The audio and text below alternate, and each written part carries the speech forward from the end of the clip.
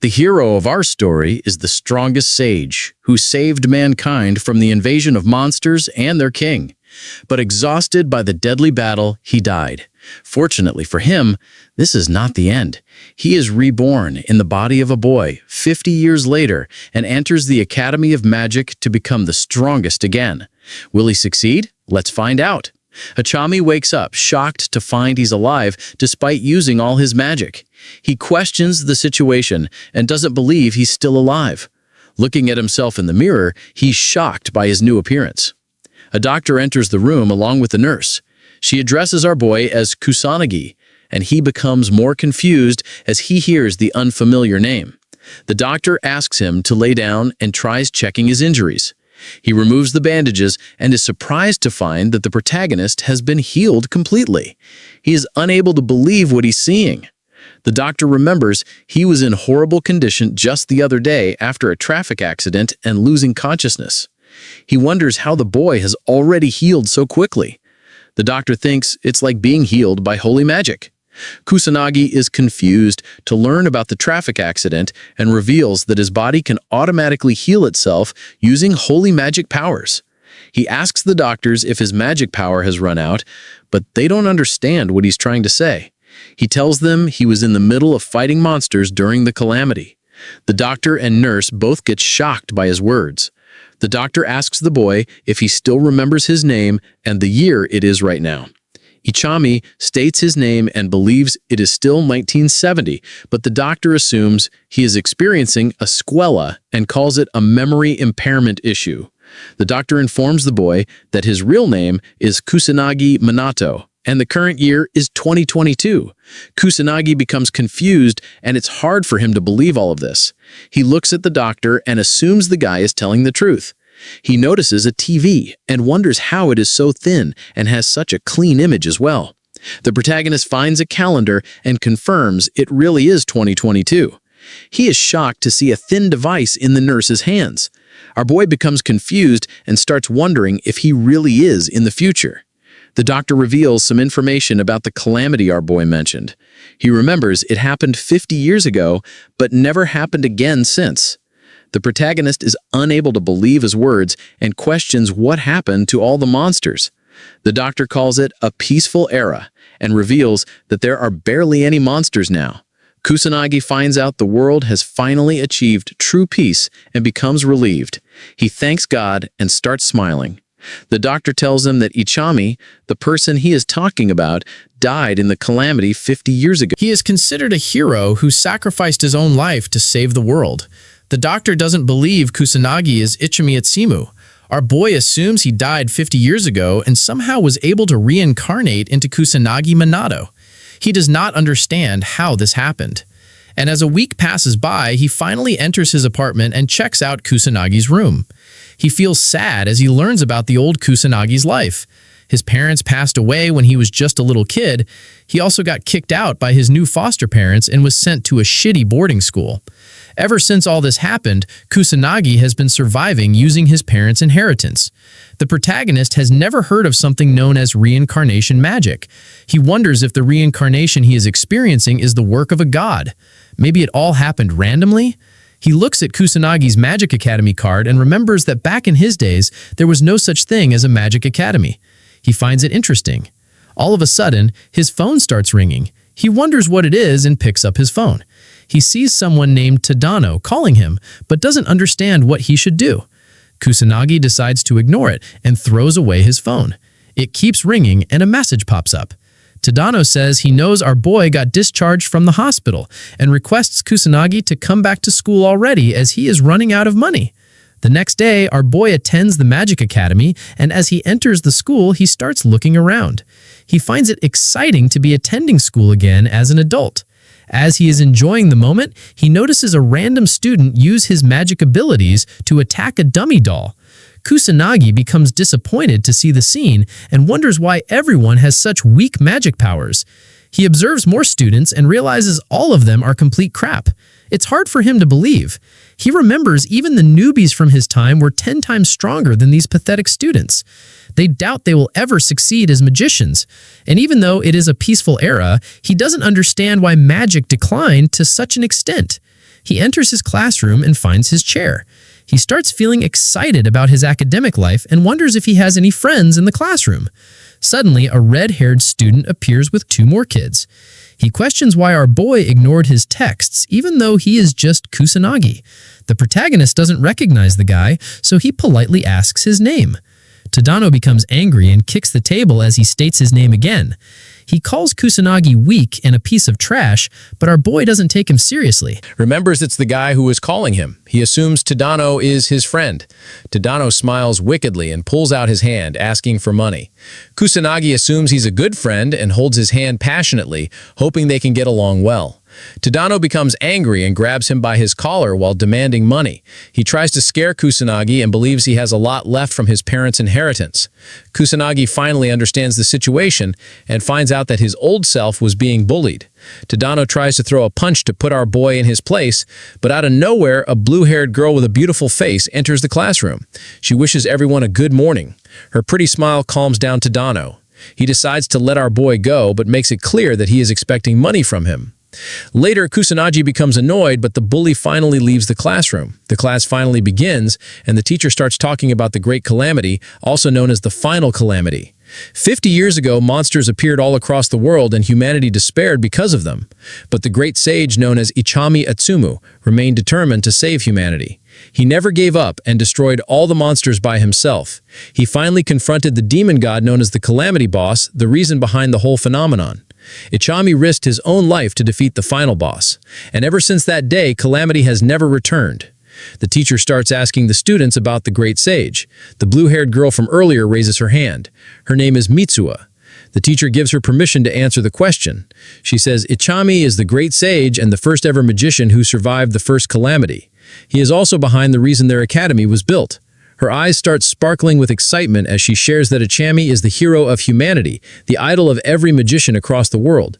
The teacher confirms she is correct and teaches the class about the great sage who survived the first calamity and was the first to learn how to use magic. The academy was created to make more magicians just like him. He is the strongest magician in human history. The teacher advises them to learn about him and prepare for the upcoming test. The protagonist starts feeling embarrassed as he hears everyone praising Ichami. He was not expecting such torture and starts regretting joining the academy. He remembers what the doctor said and assumes everyone has weak magic because now the world is at peace.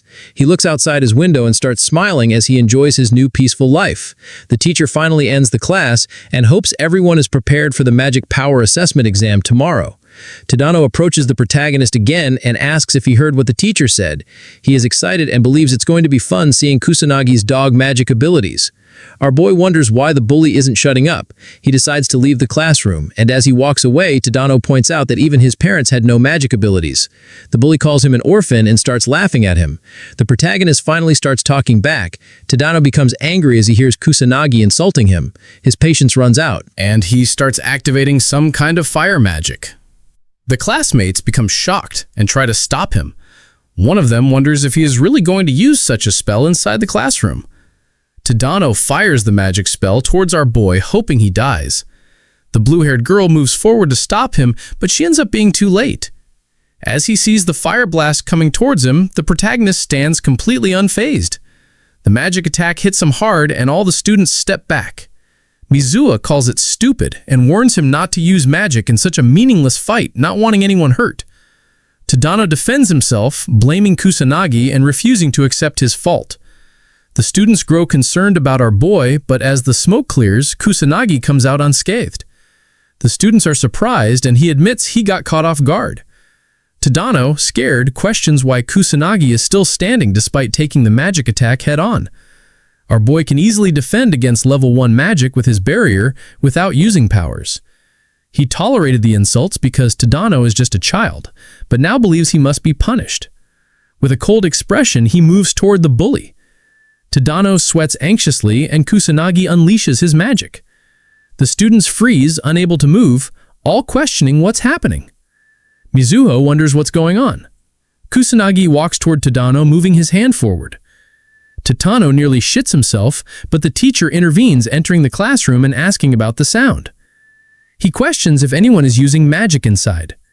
Kusanagi assures him there's nothing going on inside, believing the magic came from outside. The teacher remembers no magic activity today, but our boy says someone outside their department might be practicing. The teacher demands an explanation for the smoke, and Kusanagi answers it came from outside. The teacher believes him, orders the class to return to their seats, and resolves to find the culprit. Kusanagi apologizes with a smile and decides to create false evidence to close the case. All the students, including Mizuha, are surprised. Tadano grits his teeth in frustration. The protagonist believes the students are weak and doubts they can kill a monster. Though the calamity ended 50 years ago, he knows dangerous monsters may still exist. He decides to check it out. At night, he enters old Shibuya using magic circles. Observing the ruined city and remembering what it looked like in his past life, he finds no monsters and assumes the police handled it. Suddenly, he senses a monster's aura and a human nearby and quickly moves to investigate. A monster corners a white-haired girl who cries in fear and begs for her life. The monster moves to eat her, but the boy intervenes. The monster roars in pain and dies in one attack. The protagonist notices a police badge on her clothes. Assuming she's from the police magician, he advises her to be more careful next time. She thanks him, but he summons circles and leaves. She wonders who he was, thinking he's a great magician, but questioning how he defeated the monster without chanting. Kusanagi feels glad his face is hidden, not wanting attention since he's newly reincarnated. He's surprised to see a police magician almost died to a weak monster and assumes even the police are weaker now. He doubts people from this era can defeat monsters. The whole new generation, including students and police, is much weaker than before. He smiles, realizing humanity needs his powers again. He starts moving, deciding to defeat all the monsters in the area. The next day at the academy, the teacher asks everyone to get ready for the magic power test. He hopes they measure both attributes and the amount properly, as they're crucial if they want to pursue a magician profession. Our boy questions why his powers can't be measured without the weird device. Understanding its necessity for students, but wondering how a teacher can be unaware that magic perception is a foundation of magic. Mizuho steps forward and asks if it's the right time. The students notice them talking and wonder why Mizuho is calling Kusanagi out. She introduces herself as the second daughter of the noble magic house, Mizuho Yuika. He doesn't understand what a noble family is, so she explains it's one of the 4 leading noble houses, heads of magicians. He doesn't recognize her and remembers noble families during his time. Observing her weak magic, he wonders why she brags about her family of prominent magicians with such a pathetic magic level. Mizuha asks why he's uninterested, hoping he'd be more grateful. Tadano grits his teeth in jealousy, wondering what they're talking about. Kusanagi asks why a magic noble would talk to a lowlife like him. He gets annoyed but tries to keep her dignity, thinking she must act properly as a noble. He questions if she has a mental issue. Mizuho recalls the magic blast that did 0 damage to him yesterday and wonders if there's a reason behind it. She tries to bring it up, but the teacher interrupts, telling the students to get ready for measurements. Kusanagi takes the opportunity to walk away, smiling. Mizuha decides to wait and see his real powers after the assessments. Tadano confidently unleashes his powers, showing 1000 magic power with a fire attribute. He celebrates his improvement. Kusanagi notes that the standards are the same as in his time. Next, Mizuha steps forward, unleashing her magic. Her attribute is water and her magic power is 2000. Everyone is surprised and the teacher praises both of them, saying they're at the top and will make great magicians. The students start praising them too. Kusanagi, disappointed, calls it a joke, thinking 2000 magic power is no better than amateur level. Mizuho looks smug, trying to show off her noble family's power. He wonders why she's proudly looking at him. Suddenly, he hears the teacher calling for assessments. As he walks toward the device, he hears students talk about his results last year. Despite excelling in studies, he ranked lowest in magic. Tadano, thinking Kusanagi has 0 talent, looks forward to seeing him embarrass himself. Mizuho wonders how much power Kusanagi is hiding, but doubts he can surpass her. Irritated, Kusanagi remembers standing out in his past life, which was annoying. He considers holding back but decides to go all out, unleashing everything with a smile and challenging the machine to handle the power of the greatest sage in history. The machine glows and a beam of light shoots out of the building, noticed by 2 students from different classes. Mizuho is confused as the machine starts acting strangely. It glows more before a huge explosion breaks it.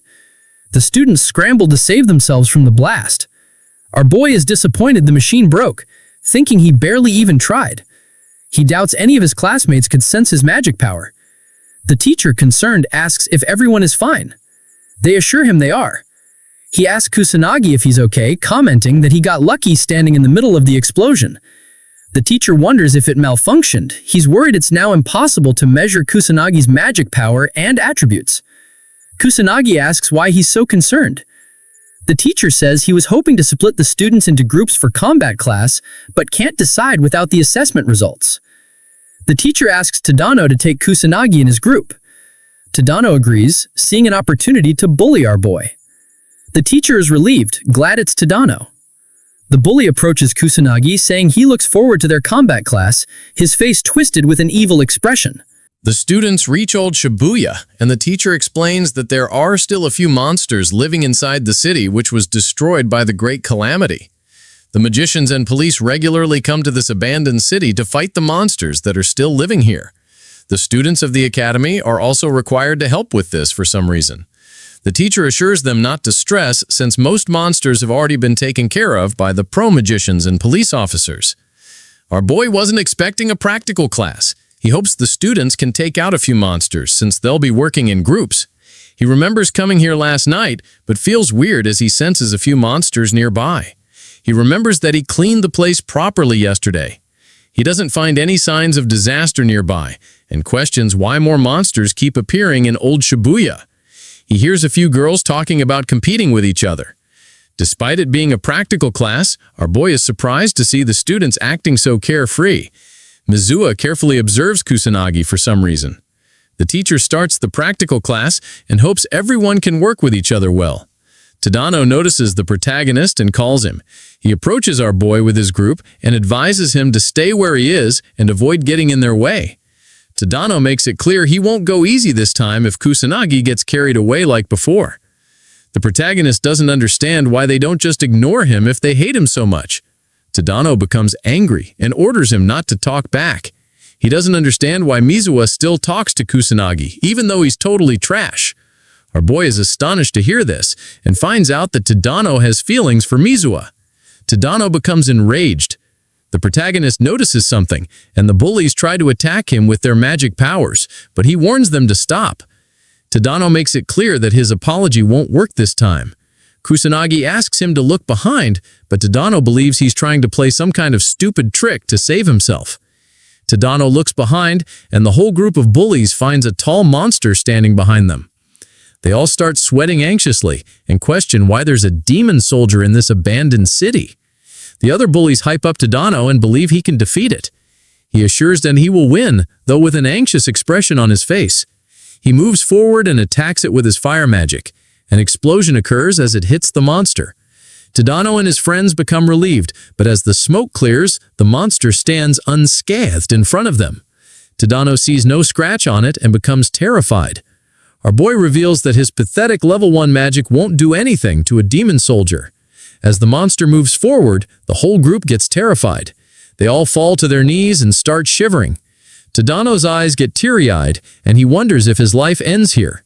He pathetically pisses his pants as well. But just as he is about to be killed, the demon soldier notices our boy's power. It becomes scared and takes a step back. Kusanagi moves forward and is surprised that the monster was able to sense which one of them is the strongest. He faces the demon soldier himself and unleashes his power. The monster starts going all out as well and summons multiple magic circles. Tadano and his group doubt the protagonist can defeat it. They all accept their death. The monster pulls out some level 2 magic called Rock Reek. A huge rock is about to hit our boy, but he stands unfazed and smiles. He pulls out a level 1 magic called Fire Arrow and throws it toward the demon soldier. His fire arrow completely destroys the rock thrown by the monster. It hits the demon soldier as well, and a huge explosion occurs. Tadano and his gang partners open their eyes. They're shocked to see the monster died. Tadano questions what's happening and wonders if Kusanagi is behind all of this. He doesn't believe it and thinks it's impossible for someone like Kusanagi. But our boy lets him know that if he is the one using it, even level 1 magic is enough to defeat the demon soldier. He finds it strange to see such monsters appearing in Shibuya, even though he just cleaned the whole place and defeated all the monsters in this area yesterday. He thinks maybe it's some kind of bad omen before a big disaster. The protagonist wonders if he should take the whole situation seriously. Suddenly, he gets flashbacks of the destruction he saw in his previous life. He had to watch many people, including his loved ones, die in front of him. He becomes a bit sad and squeezes his fist. The protagonist becomes determined to save humanity, even if the calamity ends up happening again.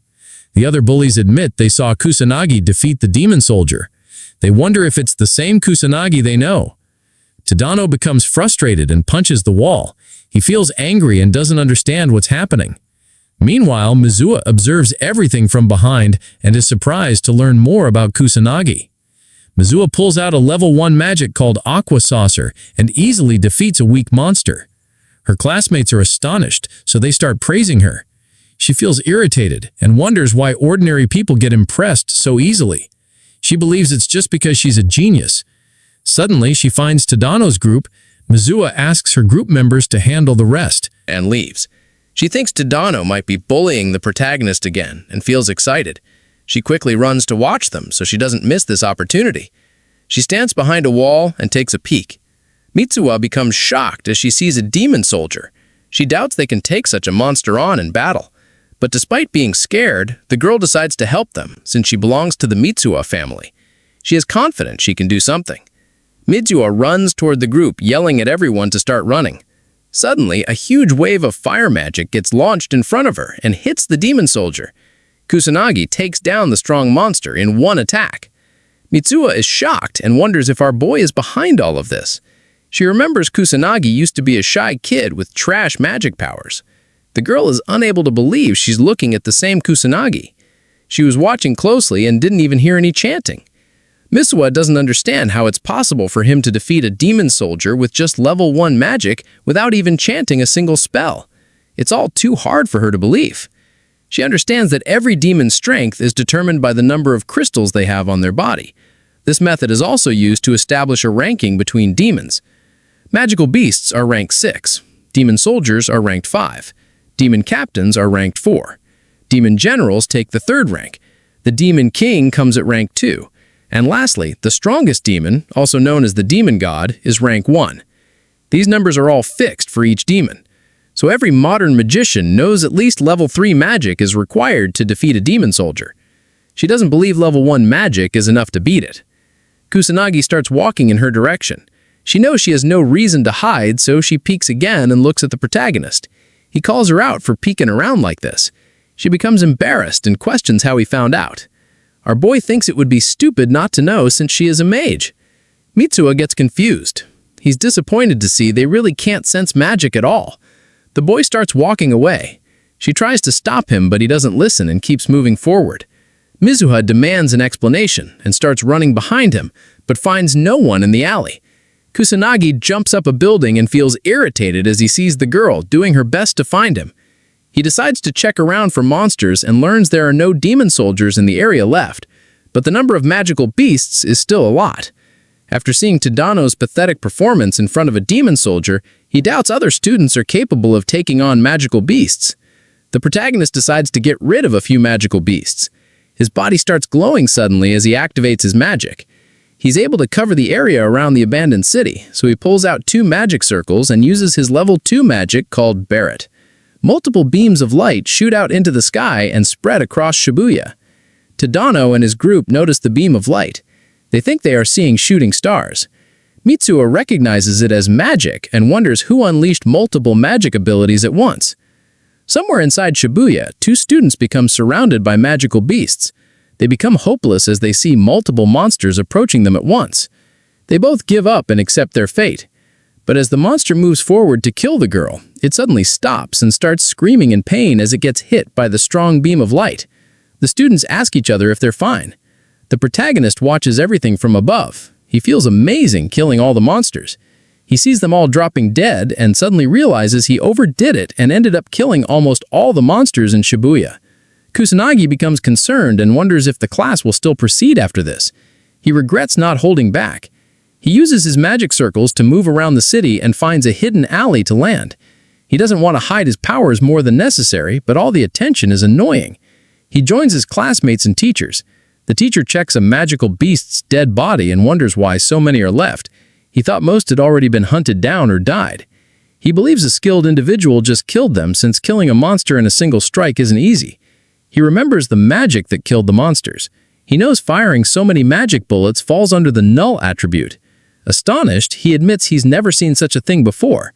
He admits things would have gotten out of hand without the magic bullets, knowing even firing 2 is an impressive feat. The teacher is in disbelief and understands that if the number reaches 6 or more, no average student can use such magic. The students yell in frustration, asking why they had to face so many monsters and almost lose their lives. The teacher bows and apologizes. He recalls confirming with the police that most monsters had already been wiped out already, and regrets not double-checking with the school. He genuinely apologizes for putting the whole class in danger. A female student asks if someone came to save them. The teacher says he has no idea, but adds that it wasn't the police or an official mage, but likely some illegal magician. He thanks the unknown savior in his heart. Our boy smiles as he listens to the teacher indirectly praise him. He notices a few students discussing his magic bullets, all wondering what they were. Kusanagi is relieved to see everyone is okay, even his bullies. Tadano grits his teeth in frustration. The whole group of bullies stares at the protagonist. Mitsuha remembers seeing Kusanagi defeat a demon soldier alone with just level 1 magic, followed by some kind of infinite magic. She wonders if Kusanagi is behind both. Fire and null are different attributes, and she doubts any student can have both, even Kusanagi. She calms down, thinking it's impossible for him to have 2 attributes, and assumes someone else is behind the null attribute. She still doesn't understand how Kusanagi defeated the demon soldier alone. Tadano's group suggests he might also be behind the laser beams. Tadano calls it impossible, but his friend reminds him that Kusanagi defeated the demon soldier too. Tadano becomes angry and warns his friend to shut up or he'll die. His friends become terrified. Tadano makes it clear he'll never believe someone like Kusanagi is capable of such feats. He thinks Kusanagi is hiding something. His lackeys agree and remember how much of a coward Kusanagi is. Tadano screams in rage, saying he'll prove Kusanagi is cheating. He's determined to push Kusanagi into a corner and force him to reveal his true identity. After school, Kusanagi walks out and gets surrounded by a huge gang of bullies. Tadano steps forward and says he's been waiting patiently. The protagonist feels irritated and advises them to put that persistence into learning magic. Tadano believes he has no right to say such things, since he cheats too. Kusanagi is confused by the accusation of cheating, but Tadano insists he's definitely hiding cheap tricks. Tired of their nonsense, Kusanagi realizes there's no point reasoning with them. Tadano orders him to follow. He praises Kusanagi for not running away. Kusanagi clarifies there's no reason to. Tadano doesn't believe him and attacks, throwing a punch knowing Kusanagi won't use magic in a public park. The punch hits his face, but he remains unfazed. The bullies gang up on him, attacking, but he remains patient and doesn't fight back. Tadano asks what's wrong, assuming Kusanagi can't do anything without his magic. He continues attacking, making it clear he won't stop and will kill Kusanagi. Even if he begs.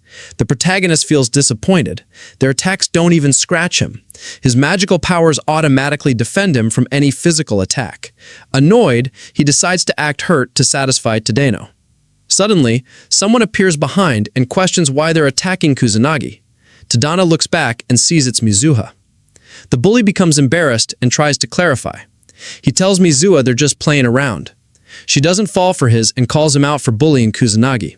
She is disappointed to see her classmates acting this way and wonders if they don't feel ashamed because of their actions. Tadano feels weird but blames all of it on Kusanagi. He thinks Mizuha hates him now, all because of him. She grabs the protagonist's hand and starts dragging him out of this whole mess. Tadano notices her grab Kusanagi's hand. He feels jealous and gets fed up. Tadano stops holding back and loses his patience. He tries to throw a magic attack towards our boy. Kusanagi becomes annoyed, Tadano gets ready to end his life, and his lackeys activate their magic as well. Mizuha questions why they're acting this way. The whole group throws a fire attack towards the protagonist. Mizuha knows how dangerous it is, so she tries to save Kusanagi, but she is unable to make it in time. He takes all the attacks head-on.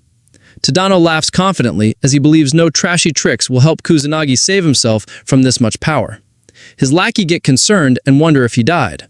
Tadano calls them stupid for worrying so much. He makes up a story that they just used magic outside of school and then ended up getting out of control. Kusanagi just got caught in the whole mess, and that's the reason he got hurt. The lackeys believe they took it too far. As the smoke clears, Kusanagi says he was trying to be patient since they're nothing more than brats to him, but their stupidity can't be cured unless they get punished. He gets ready to teach them all a lesson. Tadano is surprised to find him alive, even though they threw such powerful magic spells at him. Kusanagi becomes serious and tells them they shouldn't have dragged Mizuha into their fight.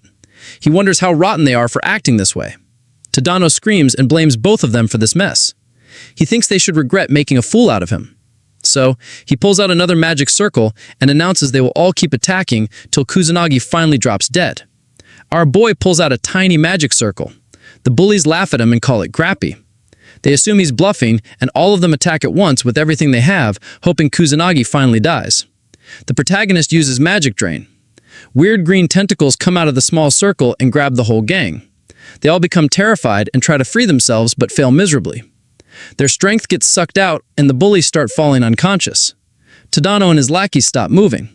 Kusanagi is disappointed. He was expecting them to last a little longer than this. He hopes the bullies reflect after this and get there together. Mizuha becomes confused. She wonders if she saw magic just now. She is surprised to see the whole gang got knocked unconscious, but doesn't understand how it happened. Kusanagi gets up and tries to leave, but Mizuha stops him and asks what happened. She asks about the magic as well, and remembers he couldn't even cast a weak spell just a few days ago. She questions who he is. The protagonist becomes annoyed by her behavior and questions her. He advises her to do something else instead of asking so many weird questions. Mizuha starts blushing, she shows her gratitude and thanks him for saving her. The girl requests him to now answer her questions, but she doesn't find him anywhere. She becomes embarrassed and questions why he left her again. At night, Kusanagi enters Old Shibuya again and uses his magic circles to move around. He had a bad feeling during the daytime, so he decided to come and check what's happening. He finds more monsters in the area, even though he killed all of them during the daytime. He believes it might be some kind of bad omen. The protagonist is confident he can handle it all alone if the monsters are only appearing in Old Shibuya, but he's able to sense more in other places. He thinks it might be too much for the police, and there's barely any good magicians as well. But he doubts he can defeat monsters all across the country alone. He doesn't know what to do, so he decides to start by forming a plan first. He thinks of starting by wiping out all the monsters in Old Shibuya first, while avoiding any kind of attention. He uses his magic bullets again and kills multiple monsters at once. A drunk guy enters a dangerous place without realizing it. Suddenly, a monster appears behind him, but it gets taken care of by the protagonist instantly. The guy notices him, but blames it on his imagination and starts leaving. Our boy hopes he didn't get seen by the guy. He uses his magic circle and jumps out. Someone catches him and records everything on his phone. The guy feels astonished and believes his video will definitely go viral. He doesn't waste a second and posts it online. The next day, Tadano, Kusanagi, and Mizuha are called out by the principal. The class teacher says he was informed that some students used magic outside the school grounds and makes it clear that any students caught will be expelled without hesitation. He allows them to explain themselves. Tadano points to the protagonist and tries blaming everything on him, claiming our boy came looking for a fight. Kusanagi feels impressed by how easily Tadano lies and realizes he has no other choice but to speak up and defend himself, even though it's very annoying. As he's about to say something, Mizuha speaks up and defends the boy. She tells the principal they're all spitting lies and reveals that Kusanagi was the one being bullied by Tadano and his friends who fired magic attacks at him first. The teacher listens carefully and finds out our boy used magic too. She calls it self-defense and thinks it's not his fault, since he had no other choice. Kusanagi is surprised by her. Tadano tries to tell the teacher they're innocent too, but Mizuha shucks him up and calls him out for his actions. She calls him a bad person for bullying Kusanagi and then blaming everything on him when faced with consequences. She doesn't understand how he's not ashamed of himself. Tadano calls the protagonist trash and says he doesn't deserve to be in this school, justifying his actions by saying he was just trying to clean up the trash. Mizuha makes it clear that he's the trash and not worthy of the academy. Tadano, still arrogant, says he's at the top of the class and the only one worthy of standing beside her. Kusanagi doesn't deserve it. She doesn't understand what he's talking about. Tadano warns her not to cover for Kusanagi and open her eyes, advising her to become his woman. She's disgusted and tells him there's no chance she would ever choose trash like him. Tadano is shocked by the rejection. She rejects him for his violent nature and calls him stupid for confessing in such a weird situation. Our boy understands why she said that, but thinks she overdid it. Tadano falls unconscious after hearing the rejection since he and his friends are the bad ones here, and Kusanagi was just protecting himself against their magic attacks. The principal makes it clear he doesn't need students who selfishly use magic and hurt others. He expels Tadano and his group. His lackeys try to defend themselves, saying they were just doing whatever Tadano asked them to do. The teacher allows Kusanagi and Mizuha to leave and go back to their classes. They both leave the principal's office. Mizuha gets angry and calls Tadano the worst guy ever. Our boy asks what's going to happen now that they're expelled. She explains there's no chance they can ever become magic, which is pretty obvious. She doesn't understand why Kusanagi didn't speak up for himself. He says he was about to, but she didn't give him a chance. Suddenly, he remembers something. She asks what's wrong. Kusanagi says he was thinking about all the time she tried to save him. First back in class during his fight, and now, when the principal called them, he calls her a good girl for always helping him. She starts blushing uncontrollably and gets embarrassed. Mizuha tells him to shut up and runs toward the classroom so she can enter first. Kusanagi smiles as he watches her leave. He believes the old Kusanagi died and he got reincarnated in this body. Our boy wonders if he was bullied to death or if it really was just a car accident. He still doesn't know the truth, but feels relieved to get the bullies punished for whatever they did. He hopes this pays off and smiles. The principal informs 2 senior students about what happened earlier, saying that a few students got into a fight and even used magic in public. He assures no one got hurt. The senior student asks him why she got called out if there's no issue anymore. The principal tells her that one of the students involved is Yuika Mizuha. The blue-haired student understands and thanks the principal. He asks her to give his regards to her father. She asks him not to worry and reveals that her family is interested in investing in the school. She walks out with her friend, and the principal wonders if Kusanagi is absurdly strong since fighting multiple mages at once is almost impossible. There's no way a normal student would win unless they're hiding some kind of mysterious strength. He is curious about the boy and tells her he wants to meet him to confirm it. She thinks about whether her little sister should be expelled depending on how competent Kusanagi is. She is Mizuha Harakawa from the 3rd year class, and our friend is Katsuragi Ruji, also from the 3rd year class. Kusanagi feels demotivated now that his life is peaceful again. He hears a few classmates talking about someone known as the Black Mage and wonders if it's something related to the magic nobles he learned about. He decides not to care about it for now. The teacher appears and calls Kusanagi outside for the assessment test. He explains that the students who couldn't be measured last time now have the chance to take the test again. Mizuha notices what's happening and feels glad as she can finally learn more about her boy. Suddenly, she notices her older sister, Ruka Mizuha, and Katsuragi entering. She wonders why her sister came out of nowhere.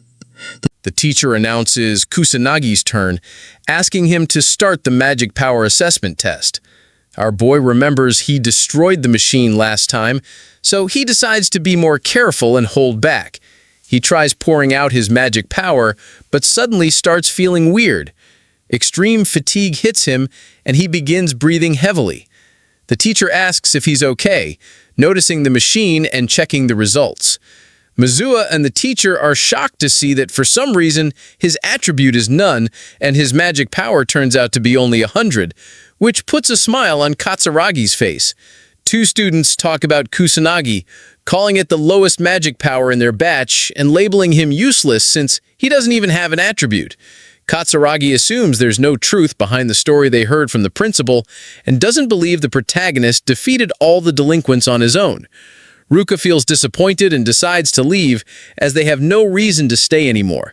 The students notice Kusanagi is tired just from the assessment, and they can understand it since his magic power is extremely low. The teacher tries to comfort Kusanagi and tells him magic power isn't the most important thing. Mizuha, however, doesn't believe her eyes. She remembers seeing our boy defeat the demon soldier all by himself and knows he can use 2 attributes, fire and null, at the same time. She wonders what kind of trick he's using, as she's never heard of mages hiding their magic power by somehow adjusting it. The protagonist feels relieved and is happy with the result. He performs some kind of magic manipulation to alter the results, even though it's taking a toll on his body. He feels confident and thinks he's finally gotten a grip on it. As he leaves the room, our boy finds Mizuha and learns she was at the assessment room out of curiosity. She tells him she just came out of curiosity. Suddenly, Ruka stops both of them inside the school hall. Kusanagi asks who they both are, and she introduces herself and Katsuragi. He recognizes her family name and questions if she wants something from him. She says she has zero interest in him and walks toward her little sister. Mizuwa becomes concerned, and Ruka, disappointed, learns her sister couldn't even win against a few delinquents. She also learns Mizuwa was saved by someone with a 100 magic power and asks if all of this is true. Mizuwa confirms, which makes her sister angry. She orders Mizuwa to just quit the academy. Mizuwa doesn't understand why she's saying all this for no reason. Ruka reminds her that she hasn't won a single match. Whenever they fight, whether it's academic results, sports, or magic craft, she loses every single time. Ruka doesn't believe Mizuwa is good enough to become a mage. She thinks it's enough for Mizuwa to quit the academy and join a normal school instead. Mizuwa starts crying, but is unable to say anything.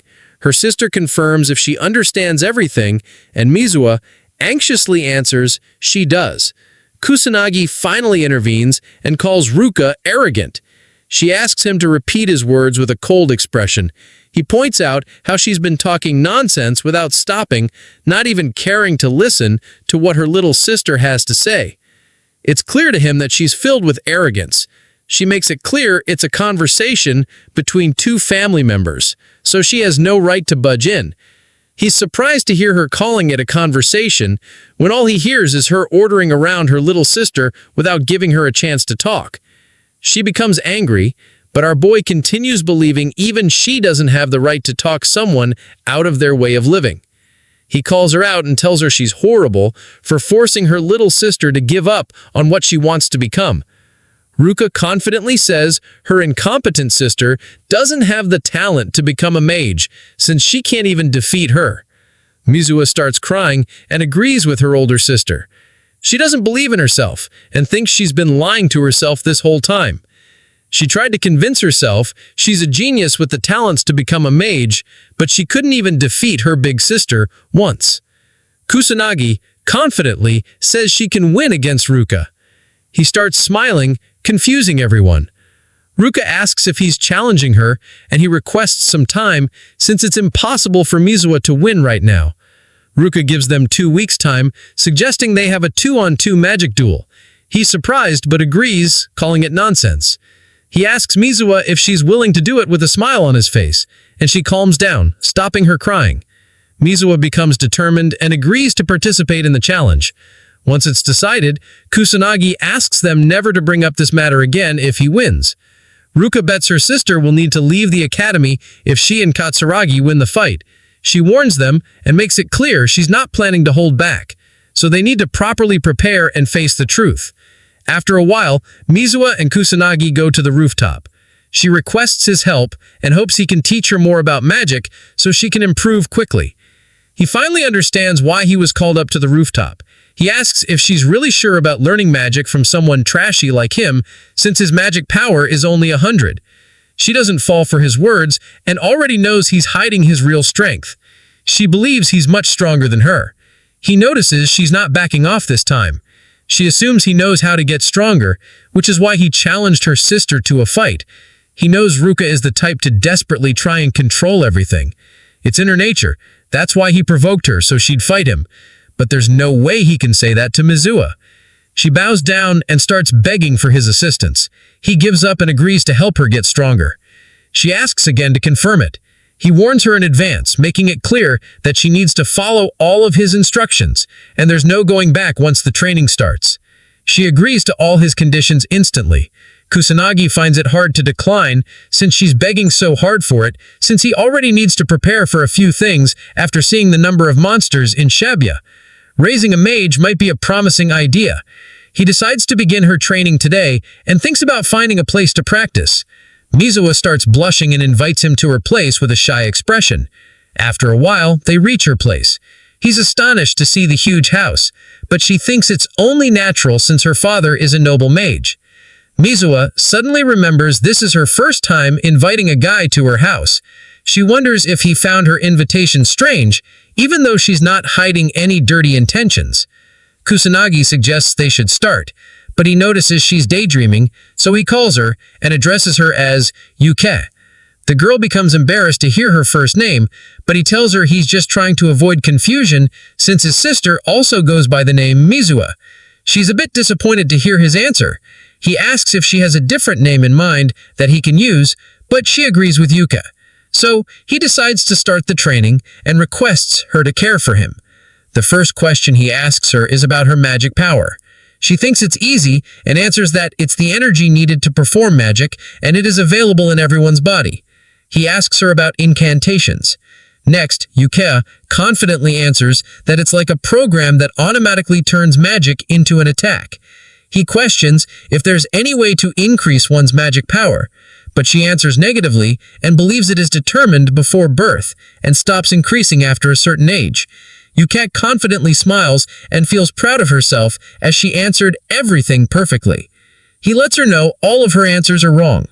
With a disappointed expression, she starts getting teary and questions if he's trying to call her stupid.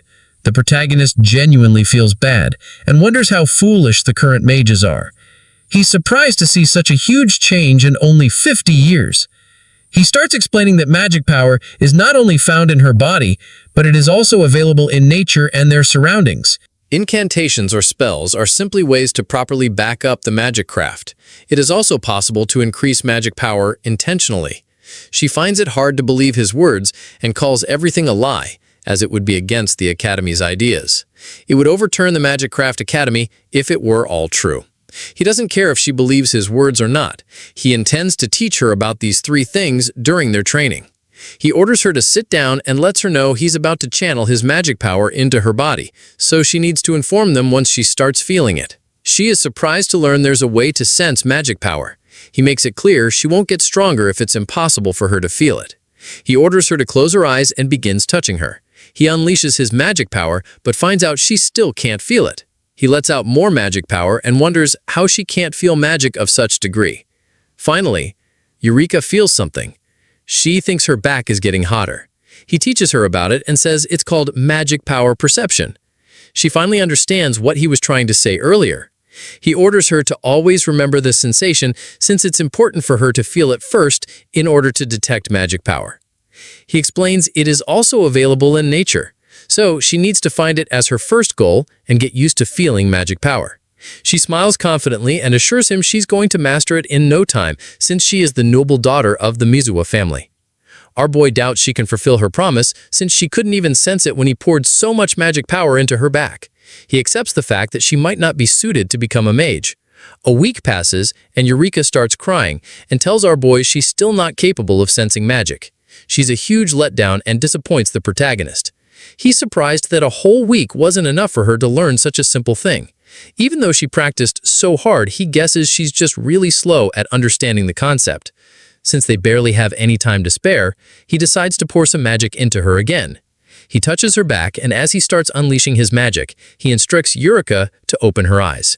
She opens them with hesitation but becomes surprised as she is finally able to see the magic aura around her body. She starts smiling as she is finally able to understand what magic power is. Eureka becomes amazed by her new skill. Since she's finally capable of seeing magic power, she thinks about measuring Kusanagi's power level. For some reason, she is barely able to sense anything from him, which makes her confused. He praises her for all her efforts, but she calls it natural since she is a genius. Now that she can finally use magic perception, he lets her know they're about to work on adjusting her magic power next. He explains the whole process of how to use the appropriate amount of magic power for any magic craft. She needs to focus only on efficiency and forget everything else.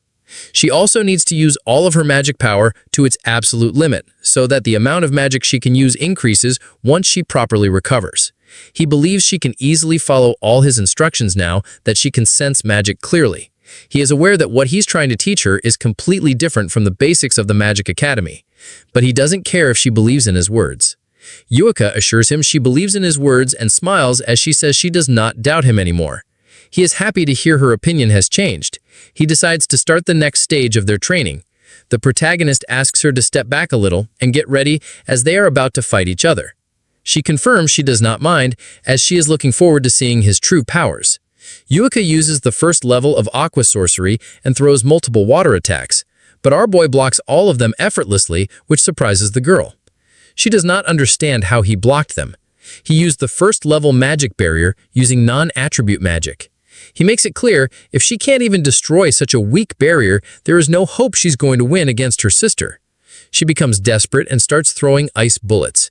He explains she needs to keep moving even while throwing attacks because stopping her movements will surely make her lose if she is facing a capable mage. She becomes frustrated and throws more attacks, but finally gets tired and gives up. He explains it's wrong to use so much magic power without efficiency. If she is able to adjust the magic power she puts behind a spell, then she will finally be able to throw attacks without incantations.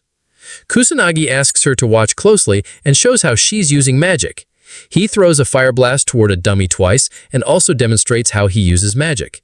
She understands the magic power behind her attacks is less compared to his. He calls her right and explains she doesn't even need incantations to perform any magic if she learns how to adjust the magic. She finally understands there is no reason to chant while performing a spell. He confirms it and explains her first step will be to learn how to shorten her incantation somehow. Once she learns how to adjust the magic, she has no reason to use incantations.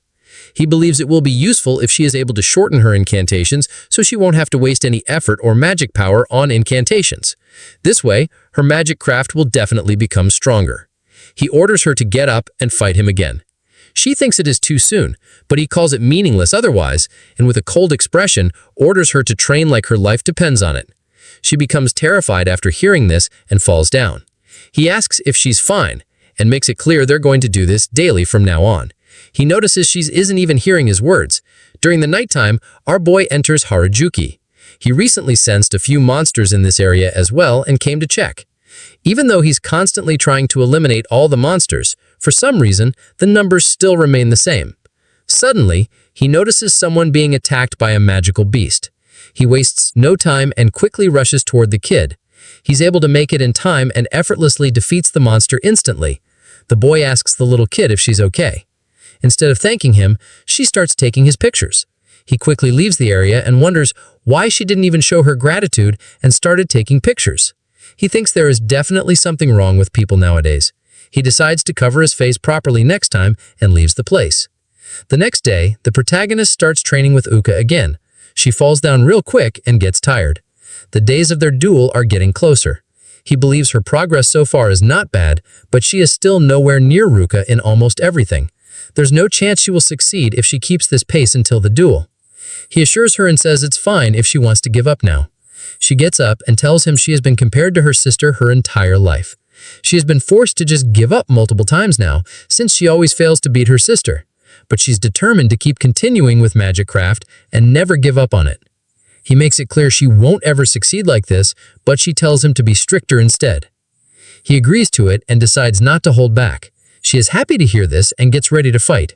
They both continue to train with each other, and he teaches the girl many things. As the sun is about to set, Uka falls unconscious after the extreme training session, and Kusanagi ends up carrying her back. A couple of days of training together, he finally tells Yueka she is ready to fight her sister. She falls on the ground in relief. Kusanagi praises her for the hard work and efforts. She starts smiling as she hears his words. On the day of their challenge, our boy asks her if she's ready to fight them.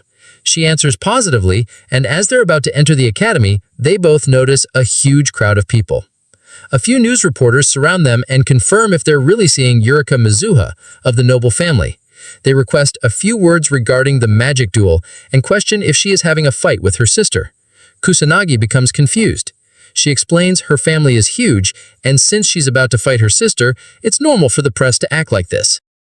He is surprised to learn people care so much about two students fighting. He guesses it is because the Mizuha family is very important. They all reach the training ground, which is surrounded by a huge audience. He thinks it is a bit too much, but she explains it is rare for students to have duels, so it's more like an event than a challenge. He's a bit surprised to learn all this. Both of them get called to the stage.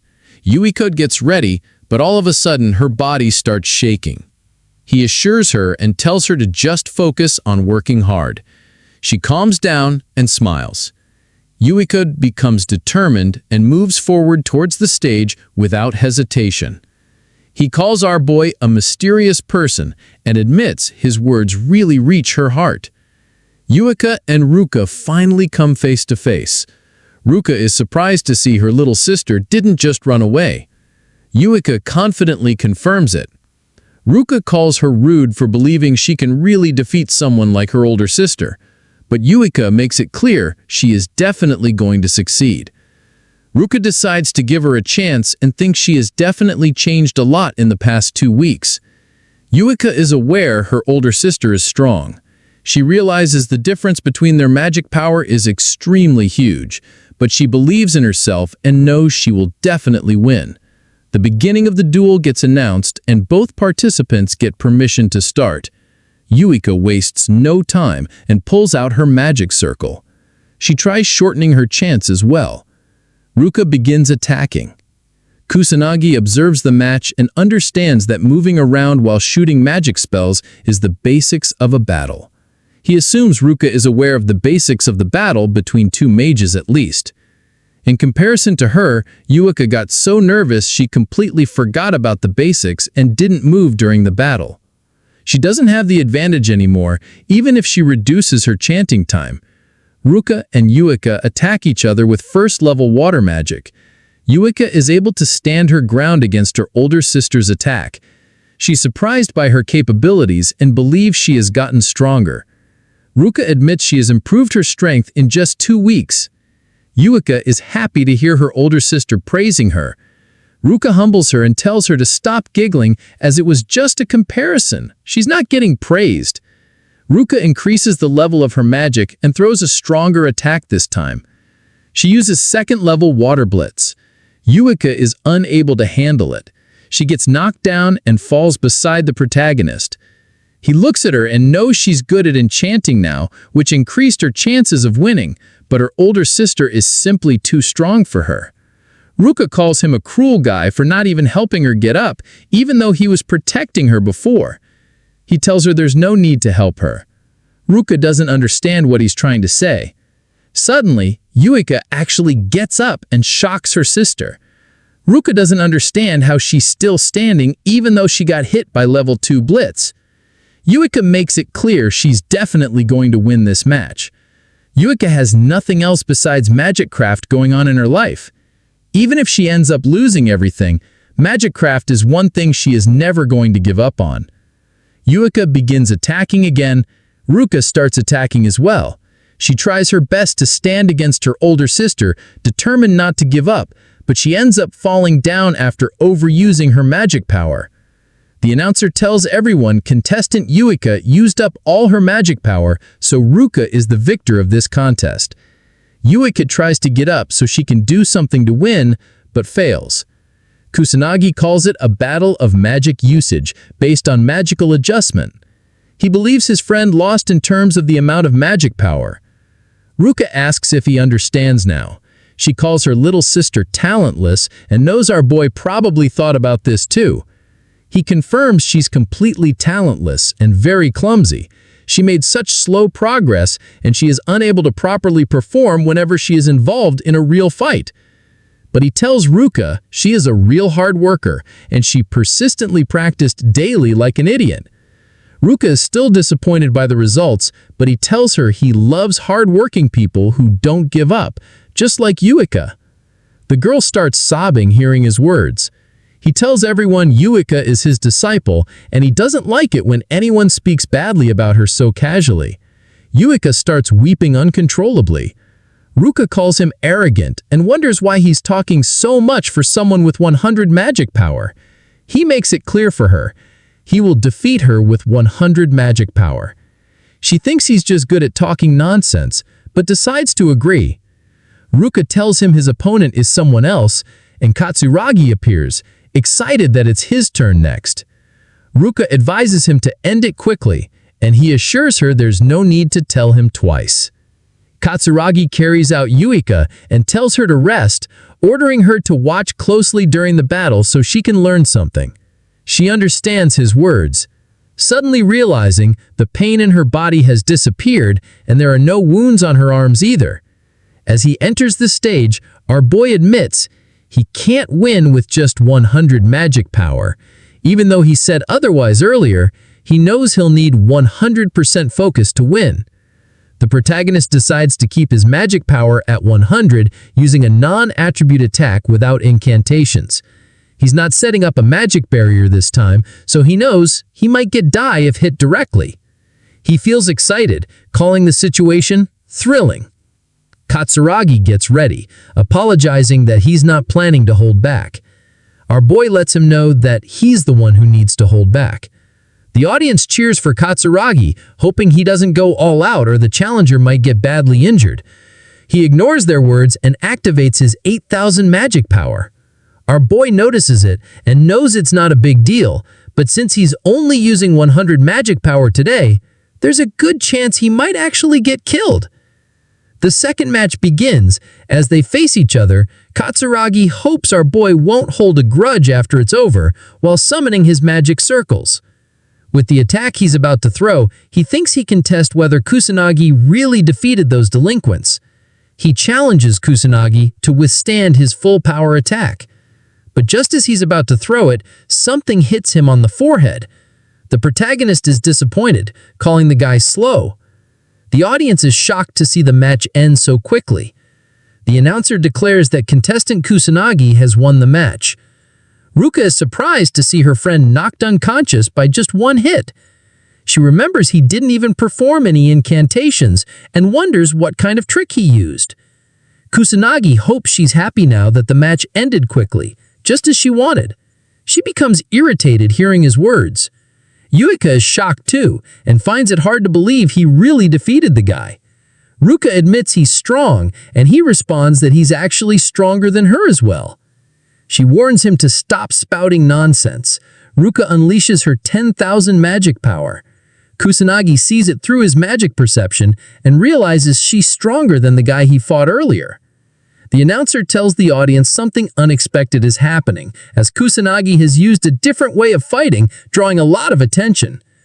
The next match will decide who the real victor is. The third match begins. Kusanagi uses the same trick again, shooting magic bullets toward her. She counters with water magic. Our boy only has 100 magic power, meaning he doesn't have enough to affect Ruka unless the magic bullet lands on her forehead. He realizes she's already adapted, protecting her forehead and not running while using magic. Ruka persists, throwing water attacks, but even after all that, she's shocked to see the protagonist still standing unfazed. She knows he isn't using any magic, but wonders how he's managing to stay unharmed. The audience is also confused, wondering how he's not even wet despite being hit multiple times. Yuika is also unsure about the technique he's using to protect himself, knowing he definitely did something. Ruka attacks again, but this time the boy dodges her magic with insane speed. She finally figures out how he's still standing, but she's left speechless. Yuika realizes that a magic attack can be countered by another magic attack, and even if there's a huge power difference, there's still a way to avoid damage. Everyone knows that's the only way to avoid being hurt. Ruka grits her teeth in frustration, knowing her level 2 techniques have different speed and mass, making it almost impossible for anyone to remain unscathed in front of them. She wonders why the protagonist is standing there fearlessly against such strong spells. Kusanagi knows she's probably thinking all of this. He thinks it's easy to dodge magic attacks if you can sense and detect them clearly, but it requires a lot of courage. Ruka gets serious and uses a Thurtle spell called Azura Splash. The audience grows concerned, knowing it will be disastrous if Kusanagi gets hit. Ruka is tired, but is confident Kusanagi can't dodge this attack. Out of nowhere, she gets hit by a magic bullet and falls to the ground. She doesn't understand how he's still standing. She questions what method he used to dodge her attacks. He explains that he used a magic draining technique that eats up magic craft. He simply walked through the center using drain. Ruka is speechless at first, then starts laughing, admitting her defeat. The announcer announces that Kusanagi Manato has won the match. Yuika runs to the stage, asking if they're both fine. Our boy assures her they're good, smiling as he says he won. She smiles back, becoming really happy. Ruka decides to keep her promise and gives them her word, allowing them to do whatever they want. Kusanagi is happy that it ended well. He noticed that Yuka's wounds earlier weren't that deep, guessing Ruka was probably holding back in their fight. Ruka becomes embarrassed, trying to make an excuse. He points out how much stronger Yuka has gotten in just 2 weeks. He believes Ruka probably noticed that too, and thinks there's no reason for her to be so overprotective anymore. Yuka speaks up determinedly, assuring both of them that she'll grow stronger, so her sister won't have to worry about her anymore. Ruka smiles, finally starting to believe in her little sister. Kusanagi feels happy watching both sisters get along, but suddenly he feels an immense amount of pressure and realizes this is abnormal magic. The sky turns red, and the protagonist wonders if the calamity is happening again. Tadano and his gang try finding something inside Kusanagi's bag. They've lost many people after he proved his power in the duel. His lackeys tell him he only has textbooks in his bag. Tadano calls our boy diligent and becomes frustrated. He's sure Kusanagi is hiding something, otherwise it's impossible for a trash like him to use such powerful spells. One of the lackeys looks outside the window and becomes terrified. Tadano wonders if he found something and goes closer. They all notice the red sky and wonder what's happening on Earth. One of them guesses it's the calamity, but Tadano doesn't believe it's really the calamity. At the training grounds, our boy becomes worried as he looks at the red sky. He wonders why he can sense such strong, abnormal magic out of nowhere. He guesses it might be the calamity. Everyone becomes worried and the audience starts panicking. They all question what's happening. One of them doesn't think the calamity is really happening here. Kusanagi becomes scared as he doesn't understand why a calamity is happening. All of a sudden, he wonders if it's related to what he sensed in Shinjuku. He remembers the first calamity also took place in Shinjuku. Our boy doesn't know if it's merely a coincidence or if there's something important behind it.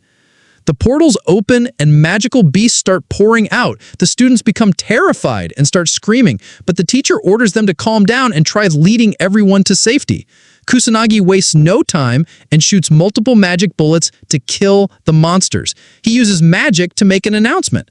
Our boy orders everyone to calm down. He explains that weak monsters are going to come out since it's only the beginning of the calamity, so they don't have to worry.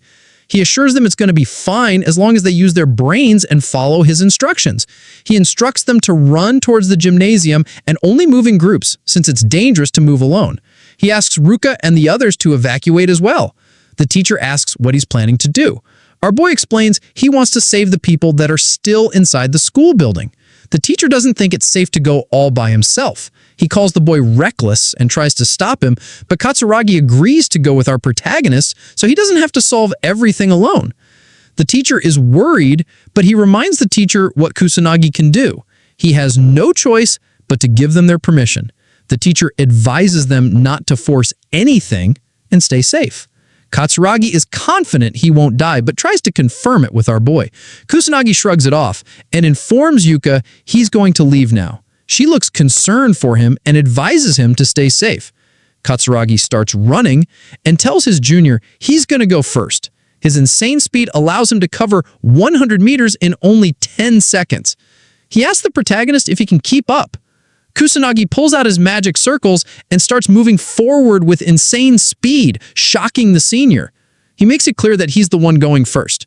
Kusanagi admits he has crazy speed, but just speed itself is still useless. He decides to watch our protagonist closely to see what kind of power he's hiding. He wants to save everyone while learning more about Kusanagi. Our boy detects 58 magic users inside the school building using perception skill. He assumes there might be someone with no magic power. If what he's thinking is true, he decides to check the entire school and save such students.